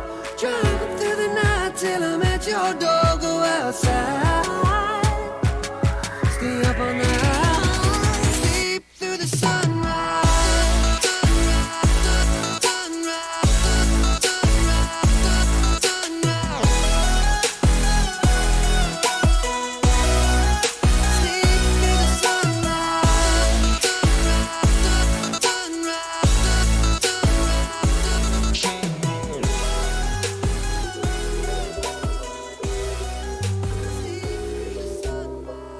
Yeah.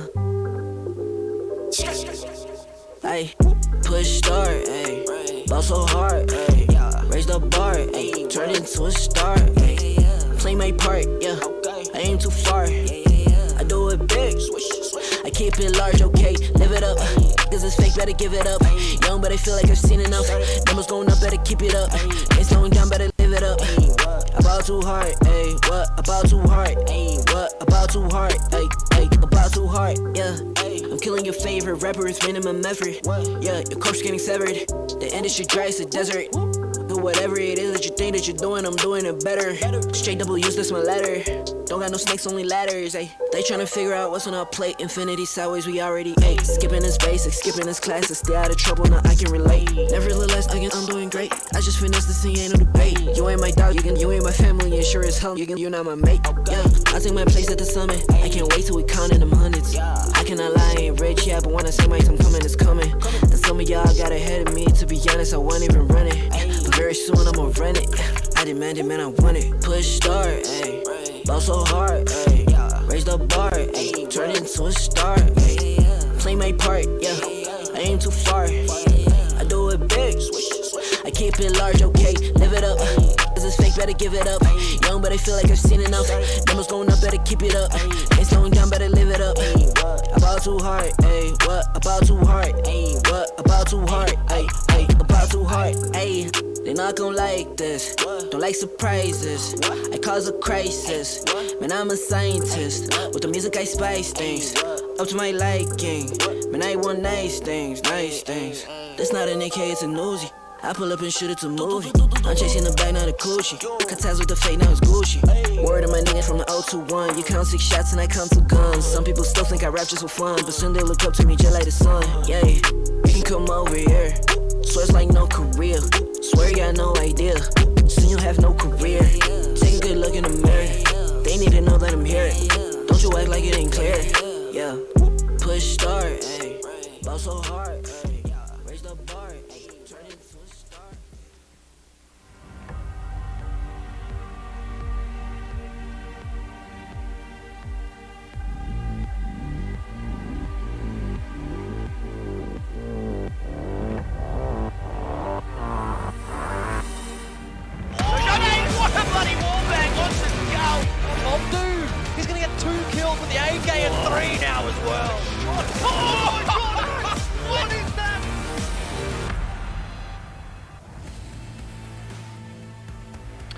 Renegades have pegged one back, and Order are not going to find the easy 3-0 victory that they were looking for on Vertigo.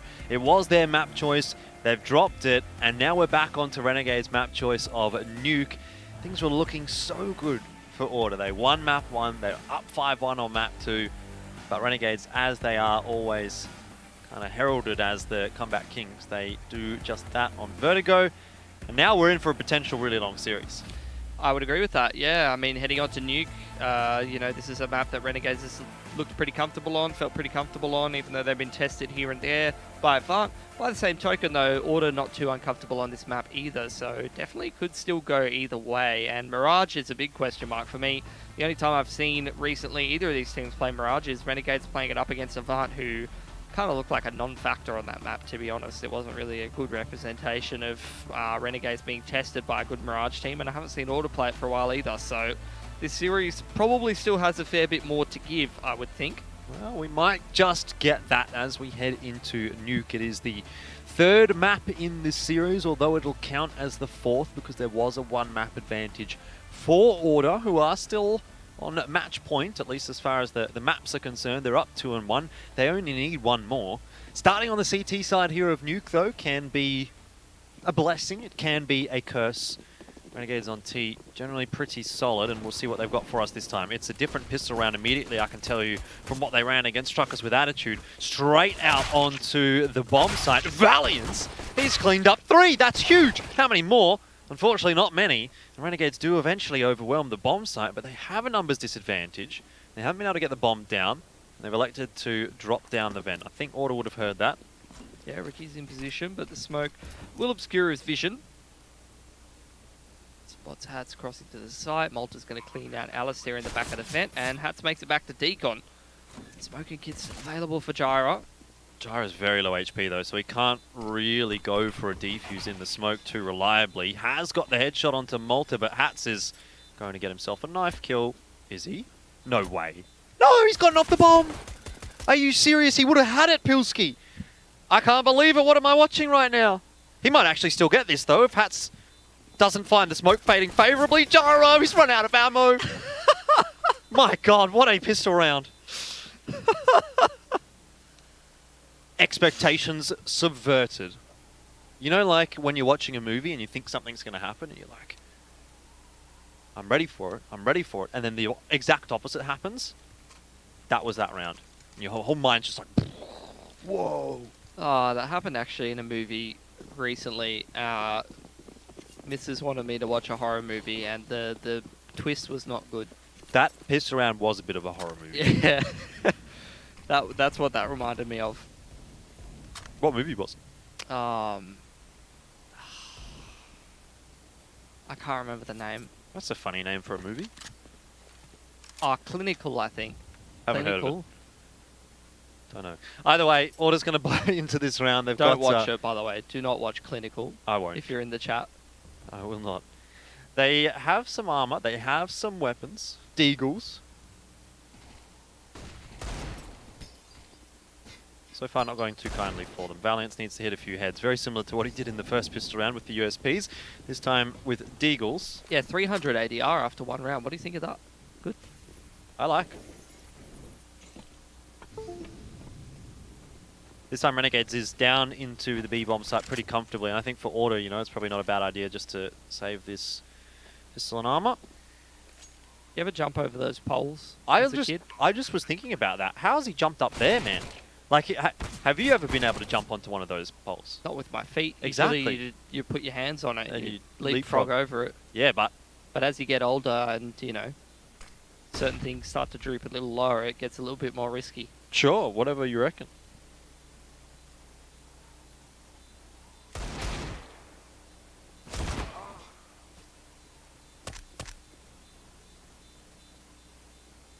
Not a bad anti-eco from Renegades. Anti-force. Anti-half-by. Anti-deagle armor. I'm sure there's somebody that just tuned into the stream. They're like, what the hell are these guys on about? That's probably not an uncommon occurrence. inside jokes. Oh, man.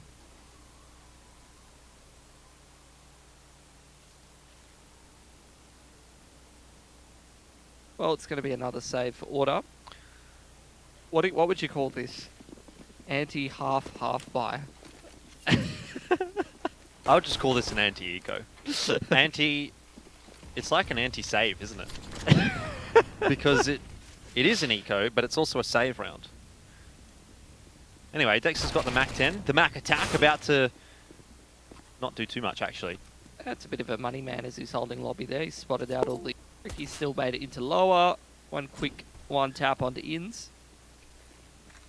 Starting to see a little bit of the pieces of the puzzle come together for Order, but with that kill onto Ricky, things don't get too exciting. Oh! What is that? Ustillo!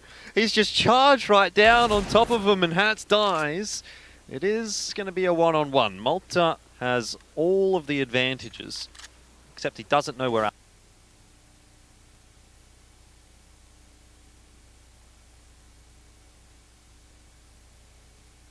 Alistair is. Now does.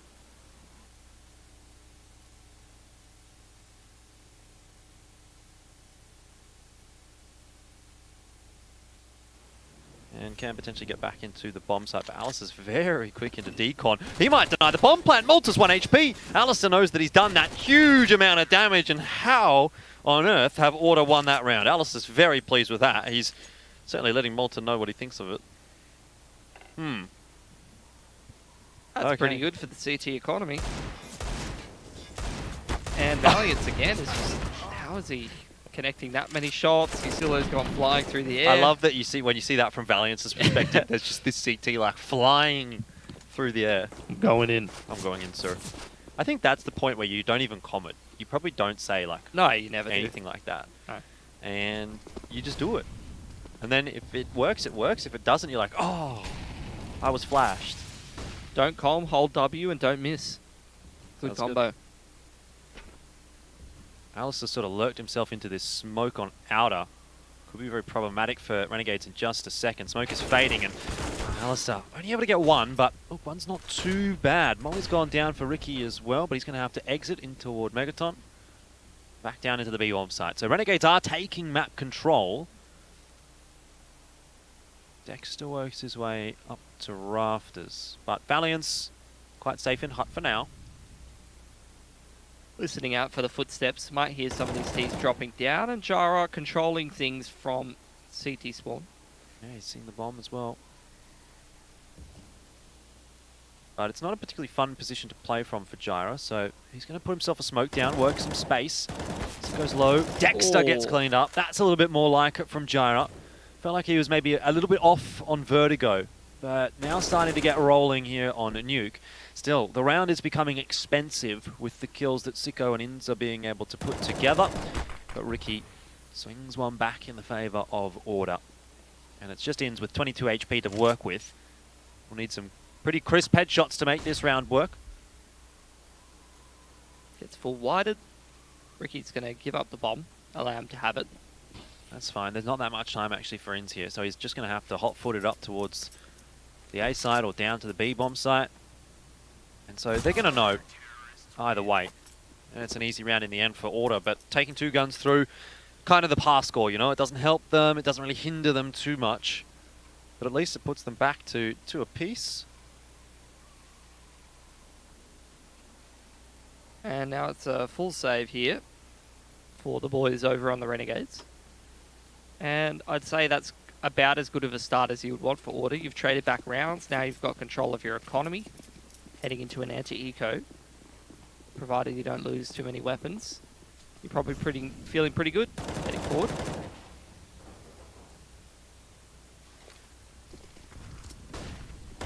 Valiance has been very solid in this series so far for Order. And again, a nice round put together by him. You know, it's nothing too special, it's just against the pistols, but you can show he's got the aim working, and if he can do that against guns, it's pretty good stuff. I thought it was special. Alright, well, I know you're a bit of a Valiance fan.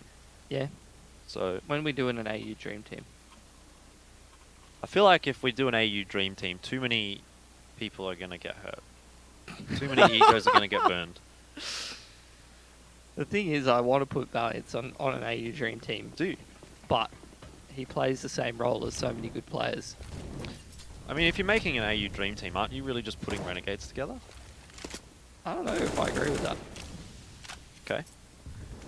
It's an interesting concept. Maybe there's a player that's ballsy enough to come on and do that with us. Because I don't know if Blair would probably be too knowledgeable about the ANZ scene to put together a dream team. I think he could do it. He could probably do it.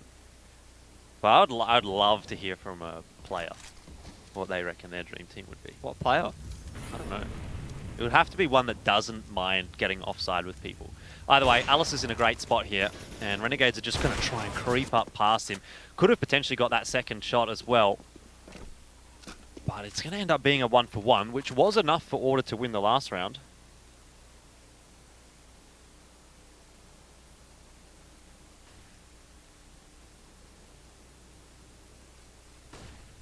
Dexter on the lurk, as usual, here on Nuke.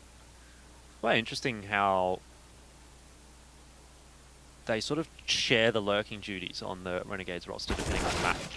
Zillow does catch Dexter well on the timing, and Ricky's down here, backed up well by Jyra. This is a nice rotation in from Order so far. Seems like they're reading the play pretty well on the CT side here of Nuke. And Ricky dispatching of 1, 2, and potentially even 3. Malta's causing a few problems, but he's got so many angles to look at. And Order's up 4 and 2. 4 alive. Mm-hmm. And now heading into an anti-eco. They're even further ahead now, Order. Mm. They're putting up quite a nice showing on the CT side of Nuke here, Jordan.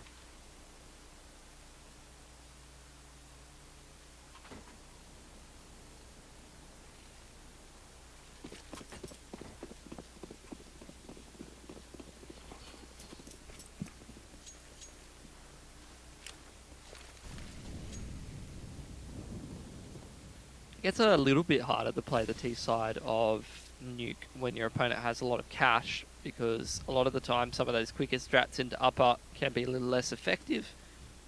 Obviously, if your opponent has some extra moldings, they can put out your wall of smokes. Very nice. Not too bad from Alistair. Oh, he hits Malta there as well, I think. No, he didn't. Thought he hit it. Still, a job well done from Alistair. He does go down, but if Order can keep 4 guns alive again, they'll be pretty happy with that.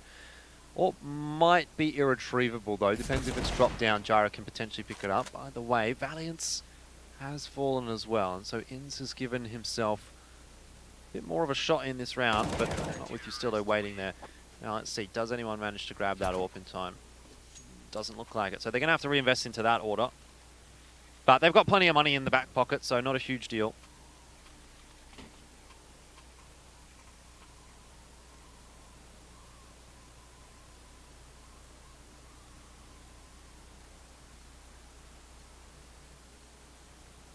It's actually the T side AWP on Sicko. Keen to see if he's going to go for an early pick. Maybe towards door. It's actually going to be towards outside. Holding that line on a rifle and pushing up close. Valiant's trying to deny anyone quickly going out of door. And does so nicely. Alistair looking for an angle up onto Silo or towards outside. And now Renegades starting to make their way through there. Molotov will go into secret, which pushes Alistair forward. Does jump up on the bin and avoid the Molotov. And Renegade's going to wrap towards this heaven side. Not sure if they've actually heard Alistair. Oh, he looks like he definitely wants to reaggress. He does get some damage that's finished off by Jyra, but again it'll end up being a 1-for-1. And this time it looks like Renegades actually have a bit more presence on outer. Have to be wary though that Alistair can re-peek this angle. Malta certainly is watching for it, but... That's really nice. Ricky getting that peek in towards lobby. Clears out the player controlling that part of the map and even gets 2 more. He's going to win the round himself. He's playing T side. Oh, I really thought he was going to get ins there as well. That's just classic ins crosshair placement. Your opponent's holding an angle, but he's just able to win the duel. Alistair should deny this bomb. It takes an extra second. That's just that bit of extra BM. Look, he goes sliding into the water as well. Alistair's just gone. Watched him. That's not a swimming pool. Would not recommend. Probably not. Probably not. Probably more than just chlorine in there. That was a great round from Ricky though. Makes the mid-round push into lobby, clears out that lurker. and he's even anticipating the trade to come in from those players in bottom of ladder through elbow. Well, very experienced player is Ricky. 6 and 2, and it's off to a bit of a banger again for Order, but they got to make sure that they don't let it slip, similar to what happened on Vertigo. Quick play from Renegades into ramp, and that is not going to work at all. Ricky and Jaira holding strong, and you know, he seems to be always good for one in this series, at the very least. But hasn't had as much success in dealing too much economic damage when he is that sole survivor. Order go to 7. They've got another round with 4 guns alive. And you're starting to see a few of those players get into 5 figures of the economy. It's been very solid so far on the CT side for Order. They bought themselves a lot of room here.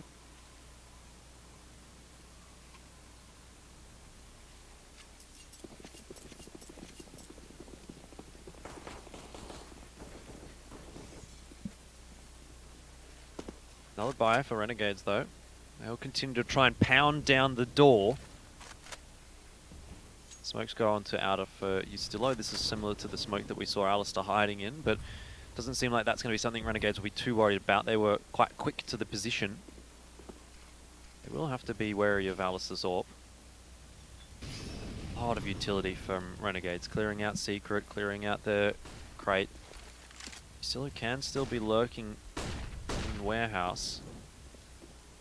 Renegades just once again going for this out of control. Jaira is there. Causes enough of a distraction for Ustilo to find one. Now In starts to put pressure on. There's not much that he can do. Wow, In's double kill. Spinning around and deals with Valiance. 2 on 2 though. And Order have the health advantage. Ricky has, I think, seen Malta going down Secret. Certainly seems like he's headed on his way to the B bomb site. And Alistair also waiting at the vent. Going down the vent would be a mistake, so it's smart to see from Alistair, just holding on, waiting right now, anchoring that A bomb site while Ricky lurks his way into B. This should be good timing for Order. That's excellent work from Ricky. Malta's going to have to break the glass, have to give away his position. Ricky might well win this round himself in the 2-on-1. Does remain unchecked so far. Inns has given it a quick little peek. But here we go. Ricky for a double kill, gets Malta first, and now Inns very low on HP. Malta has given the position away, but it's just not going to be possible for Inns. Great work from Ricky. 8 and 2. Full loss bonus for Renegades now. Can put together a buy if they want, just be a little bit sketchy on Siko and Dexter. Would have to go down to Galil's. Instead, it will be the pistol and armor half buy Hero AK on Inns. So a dangerous buy for Order to be contesting, but not a full investment.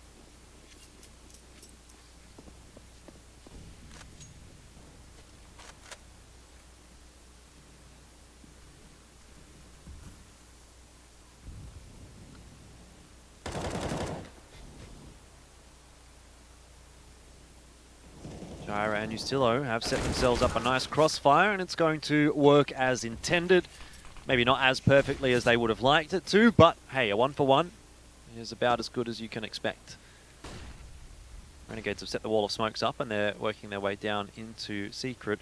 Again, though, you see Ricky has already rotated down onto the B bomb site, and he just seems to have a bit of a knack right now on the CT side of finding himself in the right place at the right time.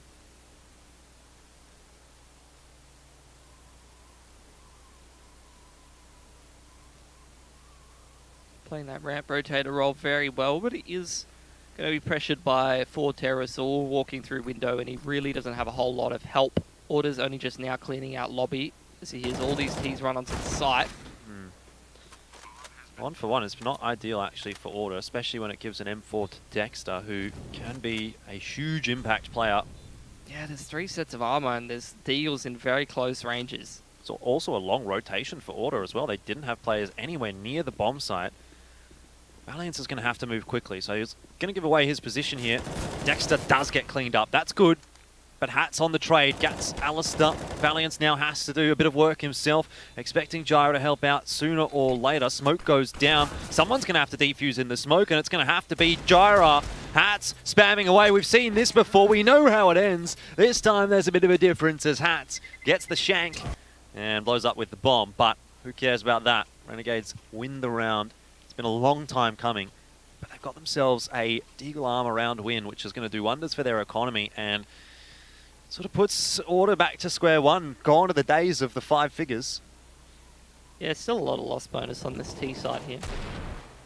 So they're able to get a lot done there with that Deagle Armor and AK buy. Gets them around. And spam straight through the smoke is going to be a good start to this round. Alistair swinging wide, picks up Hats. Needed Still a lot of T's over on this part of the map. And Order looking like they're keen to crunch lobby, just to spam straight through the smoke from Ricky. That is, I've seen that happen to Sicko 3 times. Must recently. be something to do with his mouse. Yeah, I think he's might be a wireless user or something like that. Not fun, I'm sure. The left side wall of smoke from Renegades, and they walk straight across outers in towards Secret. So still on the line this time around. On a one and done position. Might not be checked correctly by Renegades though. Oh, does get one, but he also got a lot of damage to Inns as well. Alistair has been hurt, I think, dropping down the vent there, and that's why Inns is going to throw himself a flash. Alistair in the fire, has to go back up the ladder. So well done from Renegades to negotiate that effectively, but they now have 2 players coming in from Megaton. Valiance and Ricky, the swings are pretty good. Ricky gets 1. Valiance did drop, but still numbers advantage here for Order. When I say that though, Inns is the player here in the 1-on-2. And he's been pretty sharp. Does have some struggles with the movement, but he's going to get back up to the A bomb site. Alistair is going to stay down on B. Ricky quickly rotating up. But Inns, he gets the bomb down. So now's a chance. Oh, it's very winnable for him. And Ace is what he needs. He's going to isolate this duel on Alistair very nicely. And now it's Ricky to come through the lobby area. Door's not open. Has to give away his position in doing so, and all it takes is one headshot here from Inns. Ricky throws the molly in, clears out one angle, has to peek, and Inns wins the round, gets an ace. 8 and 4. And Renegades, they sneak away with a really critical round. Order's still enough cash to put together a buy, but they're definitely going to empty their bank accounts doing it. And that's 2 rounds back-to-back that Renegades really had no business winning. Should now put him in a position to break the CT economy and turn around a extremely one-sided CT side into a half that is very even, it's looking like. Unless Order can recover here at the last hurdle.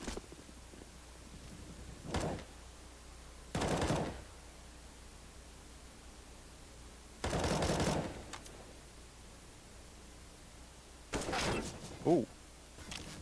Dexter won't be too pleased with that. I feel like everyone on Renegades is getting owned through those smoke spams at door as well as at ramp.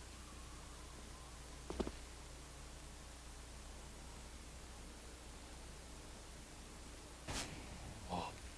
Shoulder pick does get Alistair, forcing him off the line.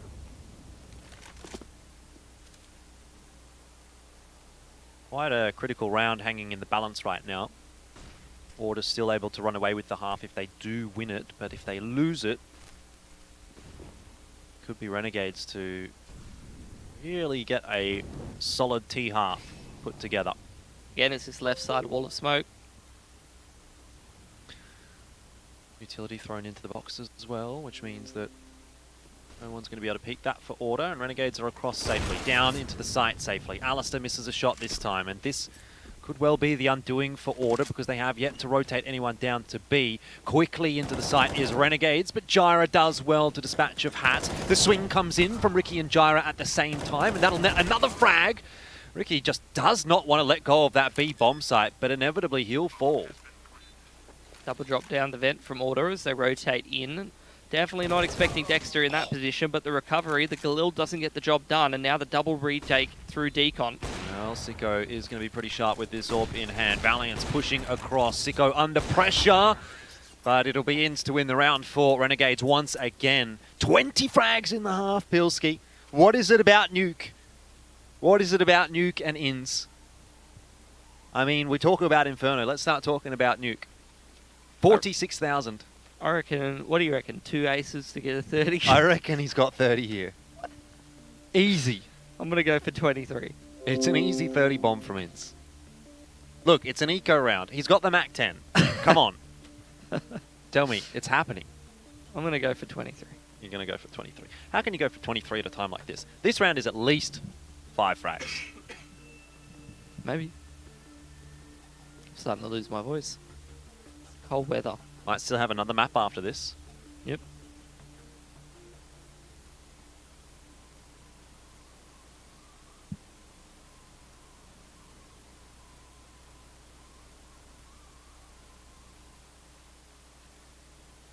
It's kind of ludicrous that Renegades is in this position, really, if you think about it. Mm.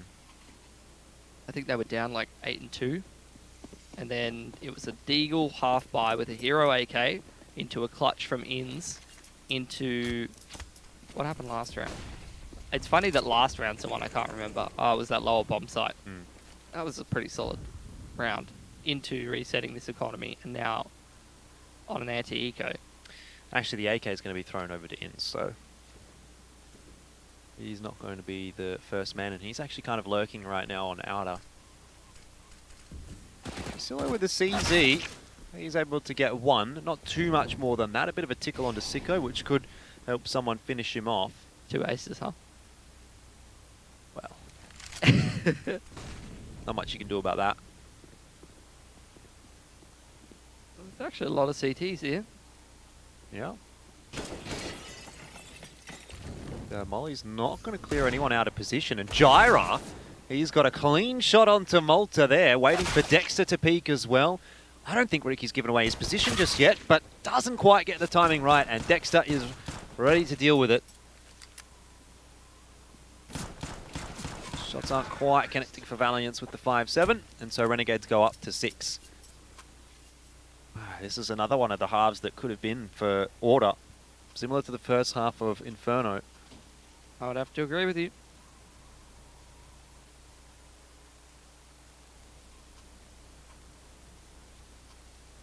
So how many kills does Renegades have across the board? 18, 20, 24 versus 20. Ins. So Ins has almost got as many kills as the rest of the team combined. Mm-hmm.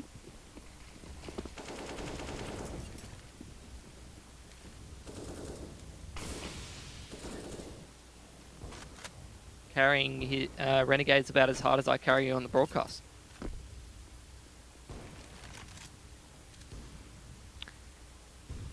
I don't know if that's true. Again, it's the wall of smoke across the left side of outer. That molly probably doesn't spread, I want to say. What's Alistair going to do? Go kill. He pushes out from Secret right now. It can be very problematic for Renegades, but Hats is just walking his way into the bomb site. There's Alistair, but he wasn't expecting a player to his right. It's worked out well for Renegades. Final round of the half. Seems like it's going to be a pretty good one, a pretty clean one. Gyra tries to salvage. He's got 22 HP and an M4 in hand.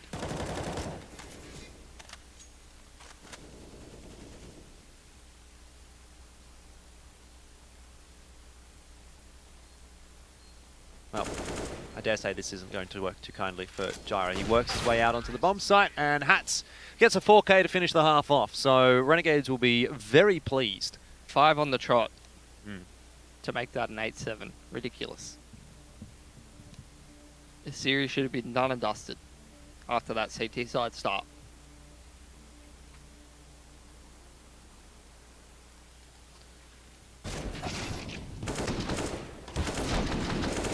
Never can get too complacent when you're playing against Renegades.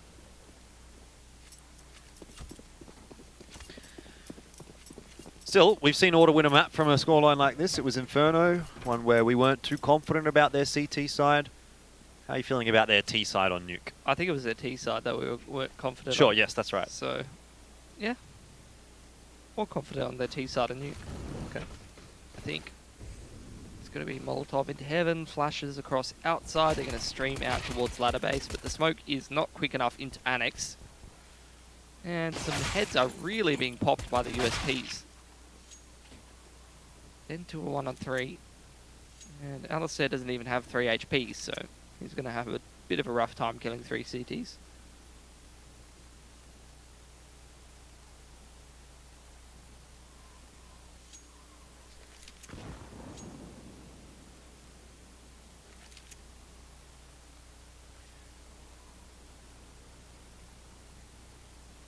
One HP Wonder?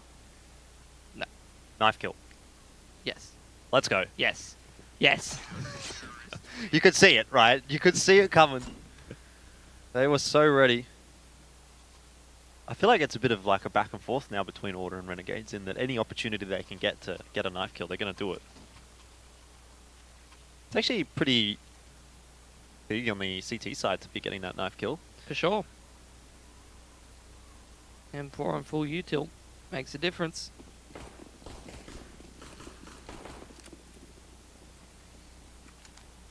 Oh, got to get back to get that flashbang.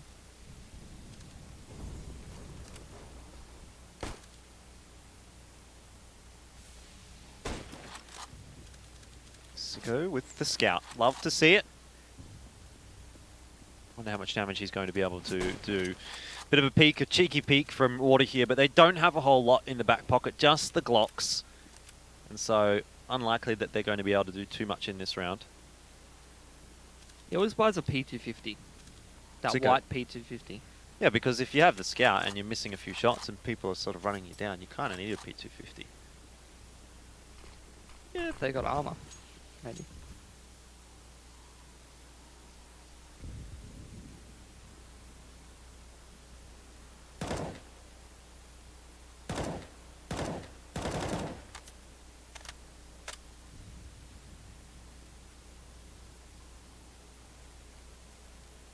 Ricky ready with the flash. 1 flash, 5 Glocks. Sounds like an interesting video. Sounds like one of those like YouTube videos where people like light stuff on fire for no reason and it just gets like 4 million views. Can Order light this game on fire with a pistol round win? It's like a dull glow at the moment. Like there's some embers there, but it's going to take some real poking to get them going again. Candle that's really been blown out by Renegades, I think, is probably the analogy I would like to have gone for there. 9-8 the scoreline and not a single gun lost for Renegades. So a good start to the CT side. And I'd say at the moment it seems like we're well on our way to that 4th/5th map.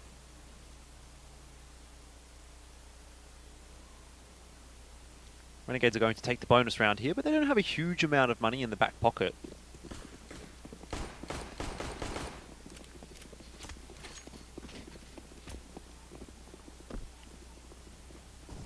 Maybe a quicker round from Order here. Doesn't look like it in the end. They're grouped up in towards lobby at the moment. Aggression from Renegades, so a lot of info towards out of there. Dexter and Distillo almost touching. There's the wall of smoke across outside. And Dexter's just going to walk straight in. Doesn't see Distillo close to him though.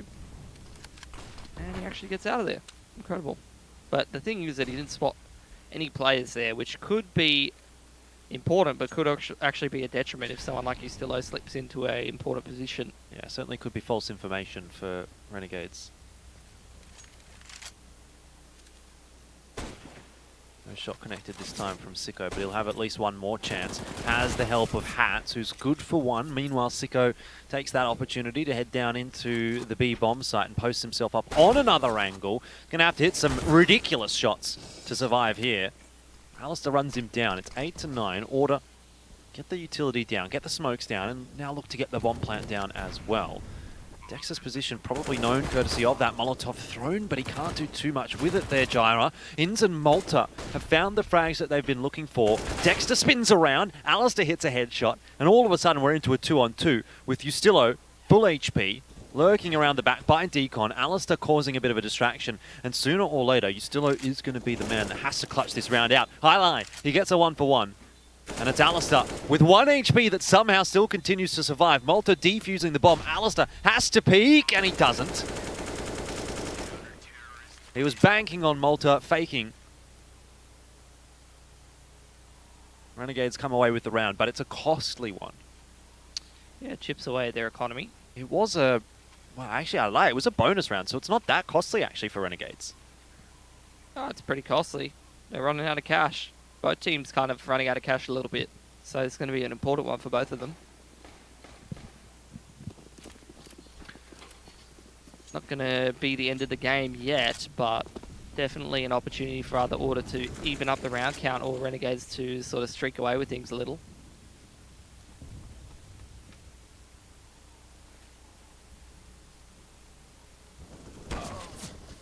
Nice opener. Get rid of Inns early on. Alistair again shows his prowess on that rifle, and it's the left side wall of smoke from Order. Flash into radio.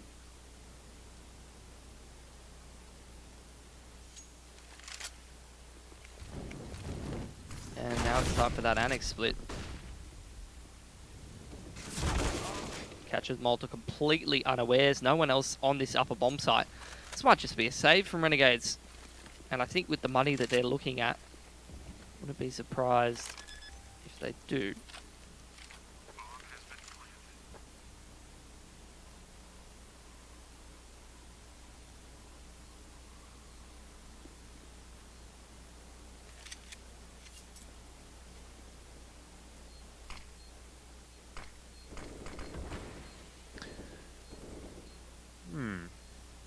Puts a bit of a spanner in the works for Renegades, doesn't it? They will be able to buy through next round. It's kind of all going the way of Renegades, though, and now Order have pegged one back. You start to wonder, how many more can they get? Silo going for a bit of a hunt, doesn't manage to make it work. Dexter sharp enough to deal with that himself. 9-10. I suspect we're going to be getting a pretty close map here on Nuke. Reinvestment will come through from both teams. Someone on Renegades is going to have to go down to a weaker gun. Yeah, Dex is going to get an MP9, right? Yeah, why not? Order's got enough money to be able to recover from this round, so Renegades, not only are they looking for a round win here, but they're looking for a relatively clean one because they've got to contest another buy in the next round. They don't want to be light on the utility or have more than 2 players with an MP9 next round. Well, it's good to see Inns has that M4 in hand because he is leading from the front for Renegades right now, and being the A defender, seems like he might need it in a second because Order are all grouped up in lobby. Ricky's getting some control in Hut. It's a push on outer from Sicko and Dexter. Not a bad start to the round for Renegades. A lot of map control. If Ustillo puts a foot wrong, Sicko is going to shoot him in the face. You can see him starting to get ready. The flashes do come through though and forces him away. That's great from Ustillo. What an entry. But he should be traded down by Sicko. We're back to a 4-on-4. Maybe that's favourable, you say, for Order, but now that the bomb's been spotted, I'm not so sure. Malta's also managed to grab one. All of a sudden, Renegade starting to chime in with a few frags each. And what looked like it could have been a decent round for Order has just slipped away. Gyro's posted on a nice angle, though. He'll back out. They're not going to check hats, are they? Well, not quickly enough indeed. So Valiance now has to win another 1-on-3 for Order. And that's not an easy task. Yeah, especially he's got much less HP this time. Even one kill there might have made it quite a lot more expensive for Renegades. But 3 guns surviving is a bit of a pass mark, and now Order going to reinvest in this round, but it's going to take what's left in their bank account to do it. Pretty back and forth game here.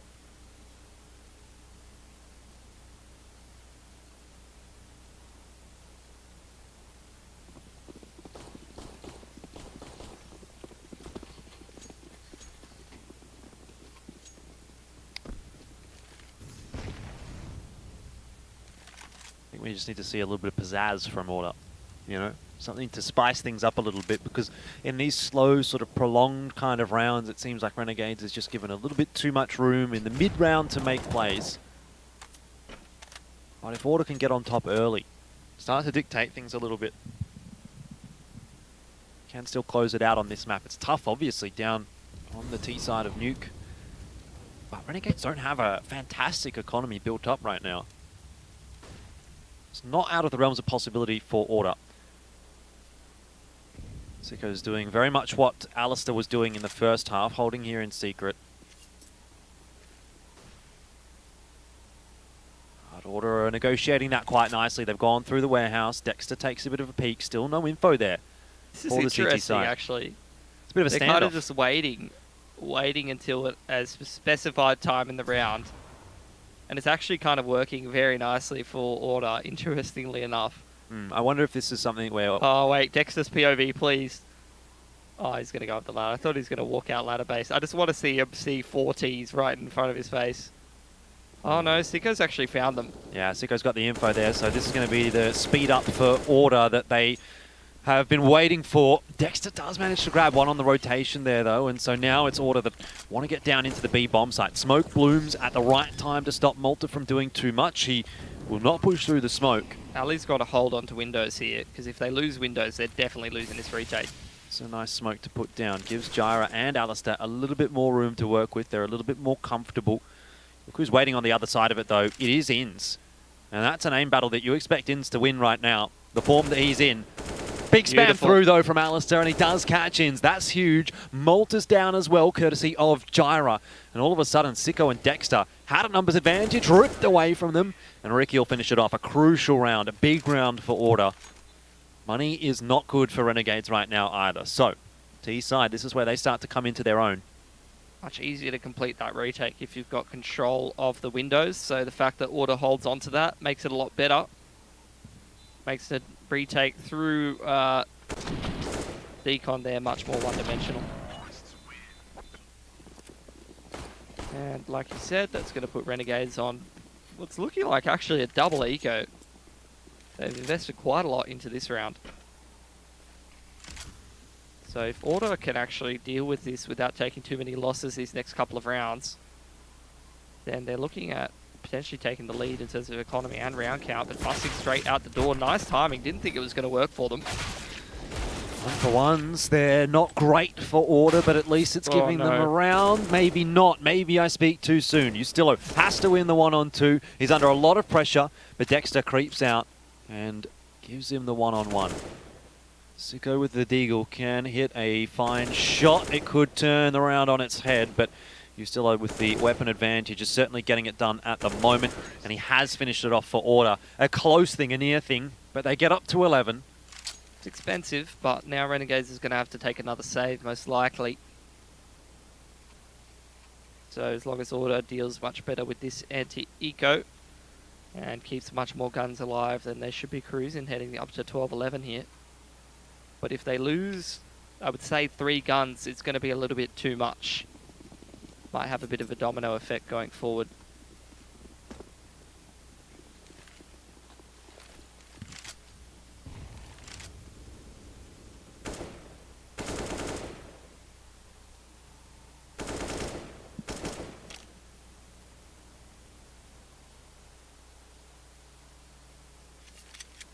I really think at the moment it's kind of a case of Order's trying to stave off what happened to them in their last matchup where they had a potential series victory against Renegades, where they had the advantage on Inferno and you just saw the game slowly slipping away from them round by round.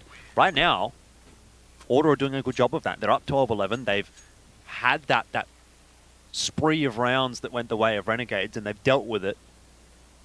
They're now back in control of the map, or at least it's even.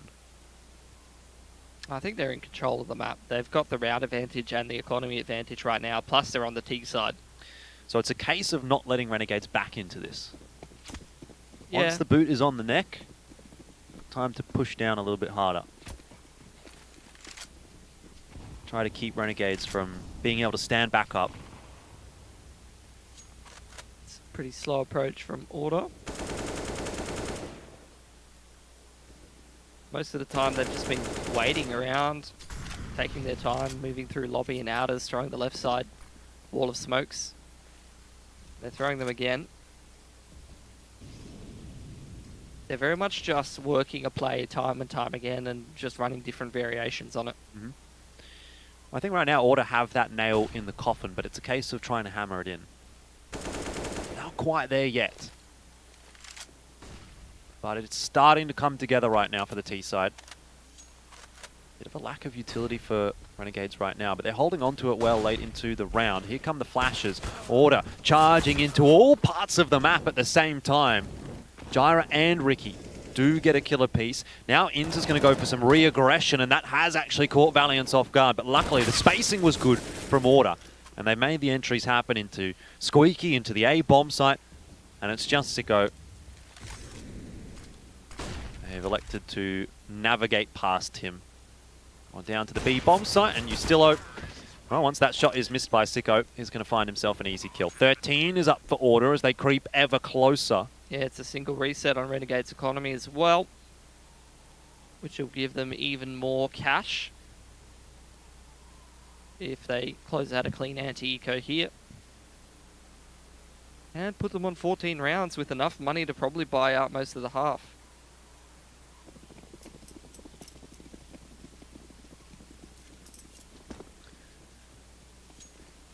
Well, I guess that depends on how long the half is going to go for. And that's really up to Renegades. Probably not this round, though. Couple of Deagles, couple of upgraded pistols in hand for Renegades, but not a whole lot of presence right now going on for them. Sicko's just hanging around by outer, but he has allowed Order across into the warehouse. They'll start to creep their way down into secret as well. Alistair's clearing out that lower bomb site.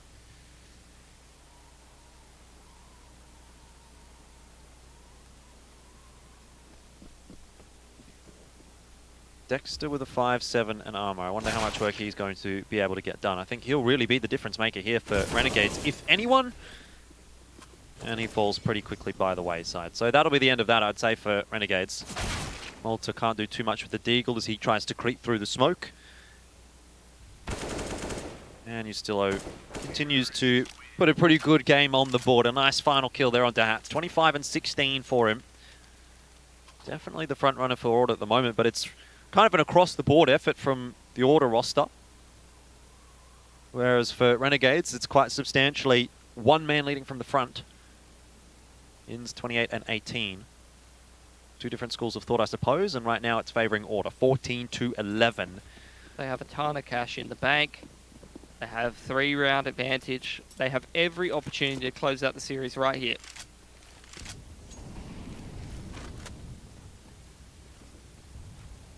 That's what they had in Road to Rio on Inferno, up 12 and 3. They weren't able to finish it off. But I would argue this is even a better opportunity for Order. This is a better position than they were in that game. Yep. At least towards the end of it. And they still have another map to play with should things go wrong here, but Renegades might not even get that opportunity. Order are looking sharp and the entries are good. Jyra has caught Hats this time. Down into the B site they go. Dexter will get past the Molotov. How many can he find? Only one. Valiance does get that kill. But Inns comes and peeks from the same angle, which Ustillo certainly was not expecting, and it keeps it back at a 3-on-3, which is retakeable, particularly with the form that Inns is showing tonight. He just hit a 30 bomb. We waited for it on Nuke, and he's finally got it. Multiple spam through. Ricky copping a couple of bits of damage from that. His position is now known. And this is a tough clutch as the utility starts to come flying in. He cannot get it done. Renegades survive another round. They're up to 12. There's Inns 30. There you go, Jordan. Mm-hmm. Didn't quite get it on the first nuke time round. Map didn't last long enough. That's alright. If one nuke's not good enough, drop another one. Mm-hmm. 32 for Inns, so even a little bit better than just the 30. And actually a chance that he can go even further. You know, if Renegades do come back in and win this, take it to overtime, could be seeing 35-40. Be a big map from Inns. Order's going to call for the tactical timeout. They've still got another one left as well. So, Still got a lot of money left. plenty of money, plenty of time to think, Plenty of options. plenty of resets available. Not a lot of pressure. You got a map behind you. What does it all mean? Please win. That's what you think it means. Do it. Surely they got to be saying right now, if truckers can do it, we can do it. With a map advantage. I don't think that's what they're saying at all. Surely that's what you got to be thinking. I think it's a little bit more of a higher level discussion going than that. Okay. Maybe you're right. Maybe. Whatever the case, it's just 2 rounds. How hard can it be? Sometimes those are the hardest ones to get. Does tend to be the case, doesn't it? Sometimes you fly up to that 12-3 scoreline, you're flying ahead, every shot's hitting. And when you got to put it across the line, you've run it all the way down the field, all you got to do is tap it in the goal. Just can't do it.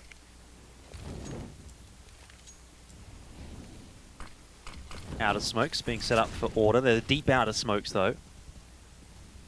So sometimes you'll see Order go into warehouse with these, or into secret. But they're actually more of a fake than anything else in this round. They've decided to group up again toward lobby. Gyra's hiding in the smoke. Dexter has seen him, but Malta team flash Dexter. Oh man. It's getting to that point in the night, isn't it?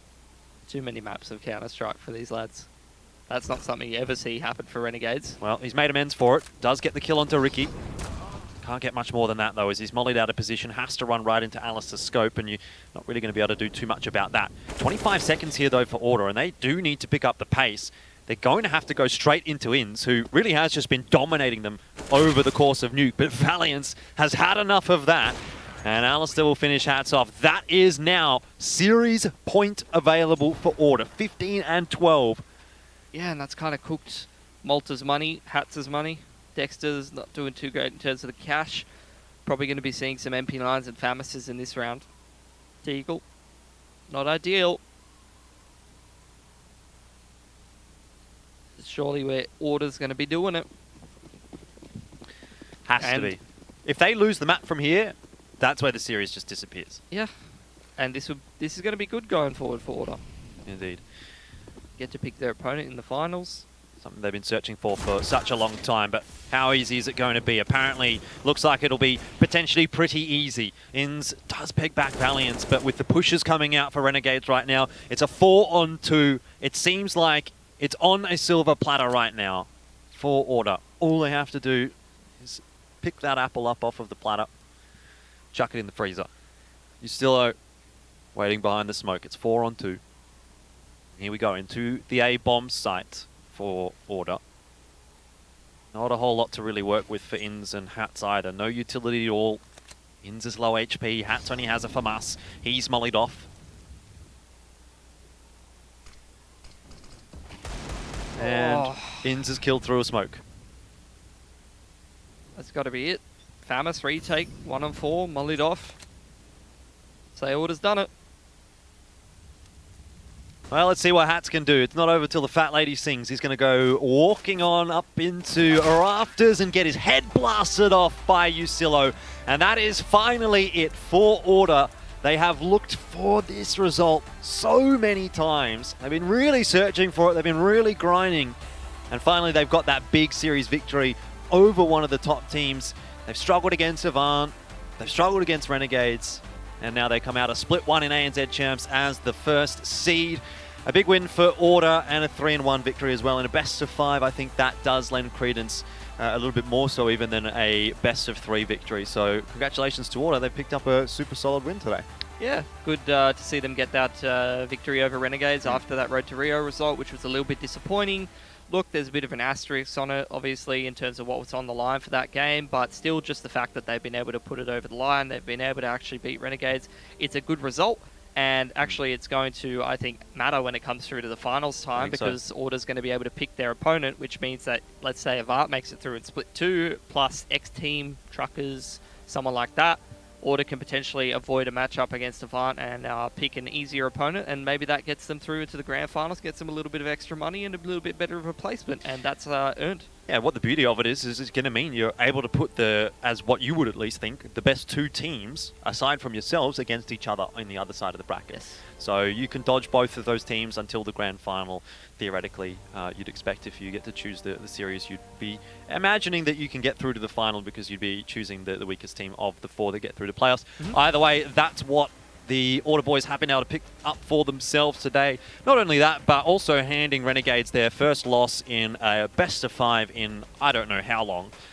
So Split 1 for ANZ Champs hasn't been a particularly fun run for Renegades. You can see how it's all gone. They did beat Vorpal Swords, fair enough, expected very much. But then they go down 2-0 to Truckers with Attitude, make that run through the lower bracket, and inevitably do lose to Order in the Split 1 finals. Very good stuff today from Order, and throughout the entire season, you just look at the run that they've had, a 2-1 over Rooster, arguably one of the more difficult first round matchups that had to be played. They had to go against Paradox as well, who have played pretty well recently, I'd say, then Truckers, so it hasn't exactly been an easy run for Order through to this grand final. And no one would say it's going to be an easy match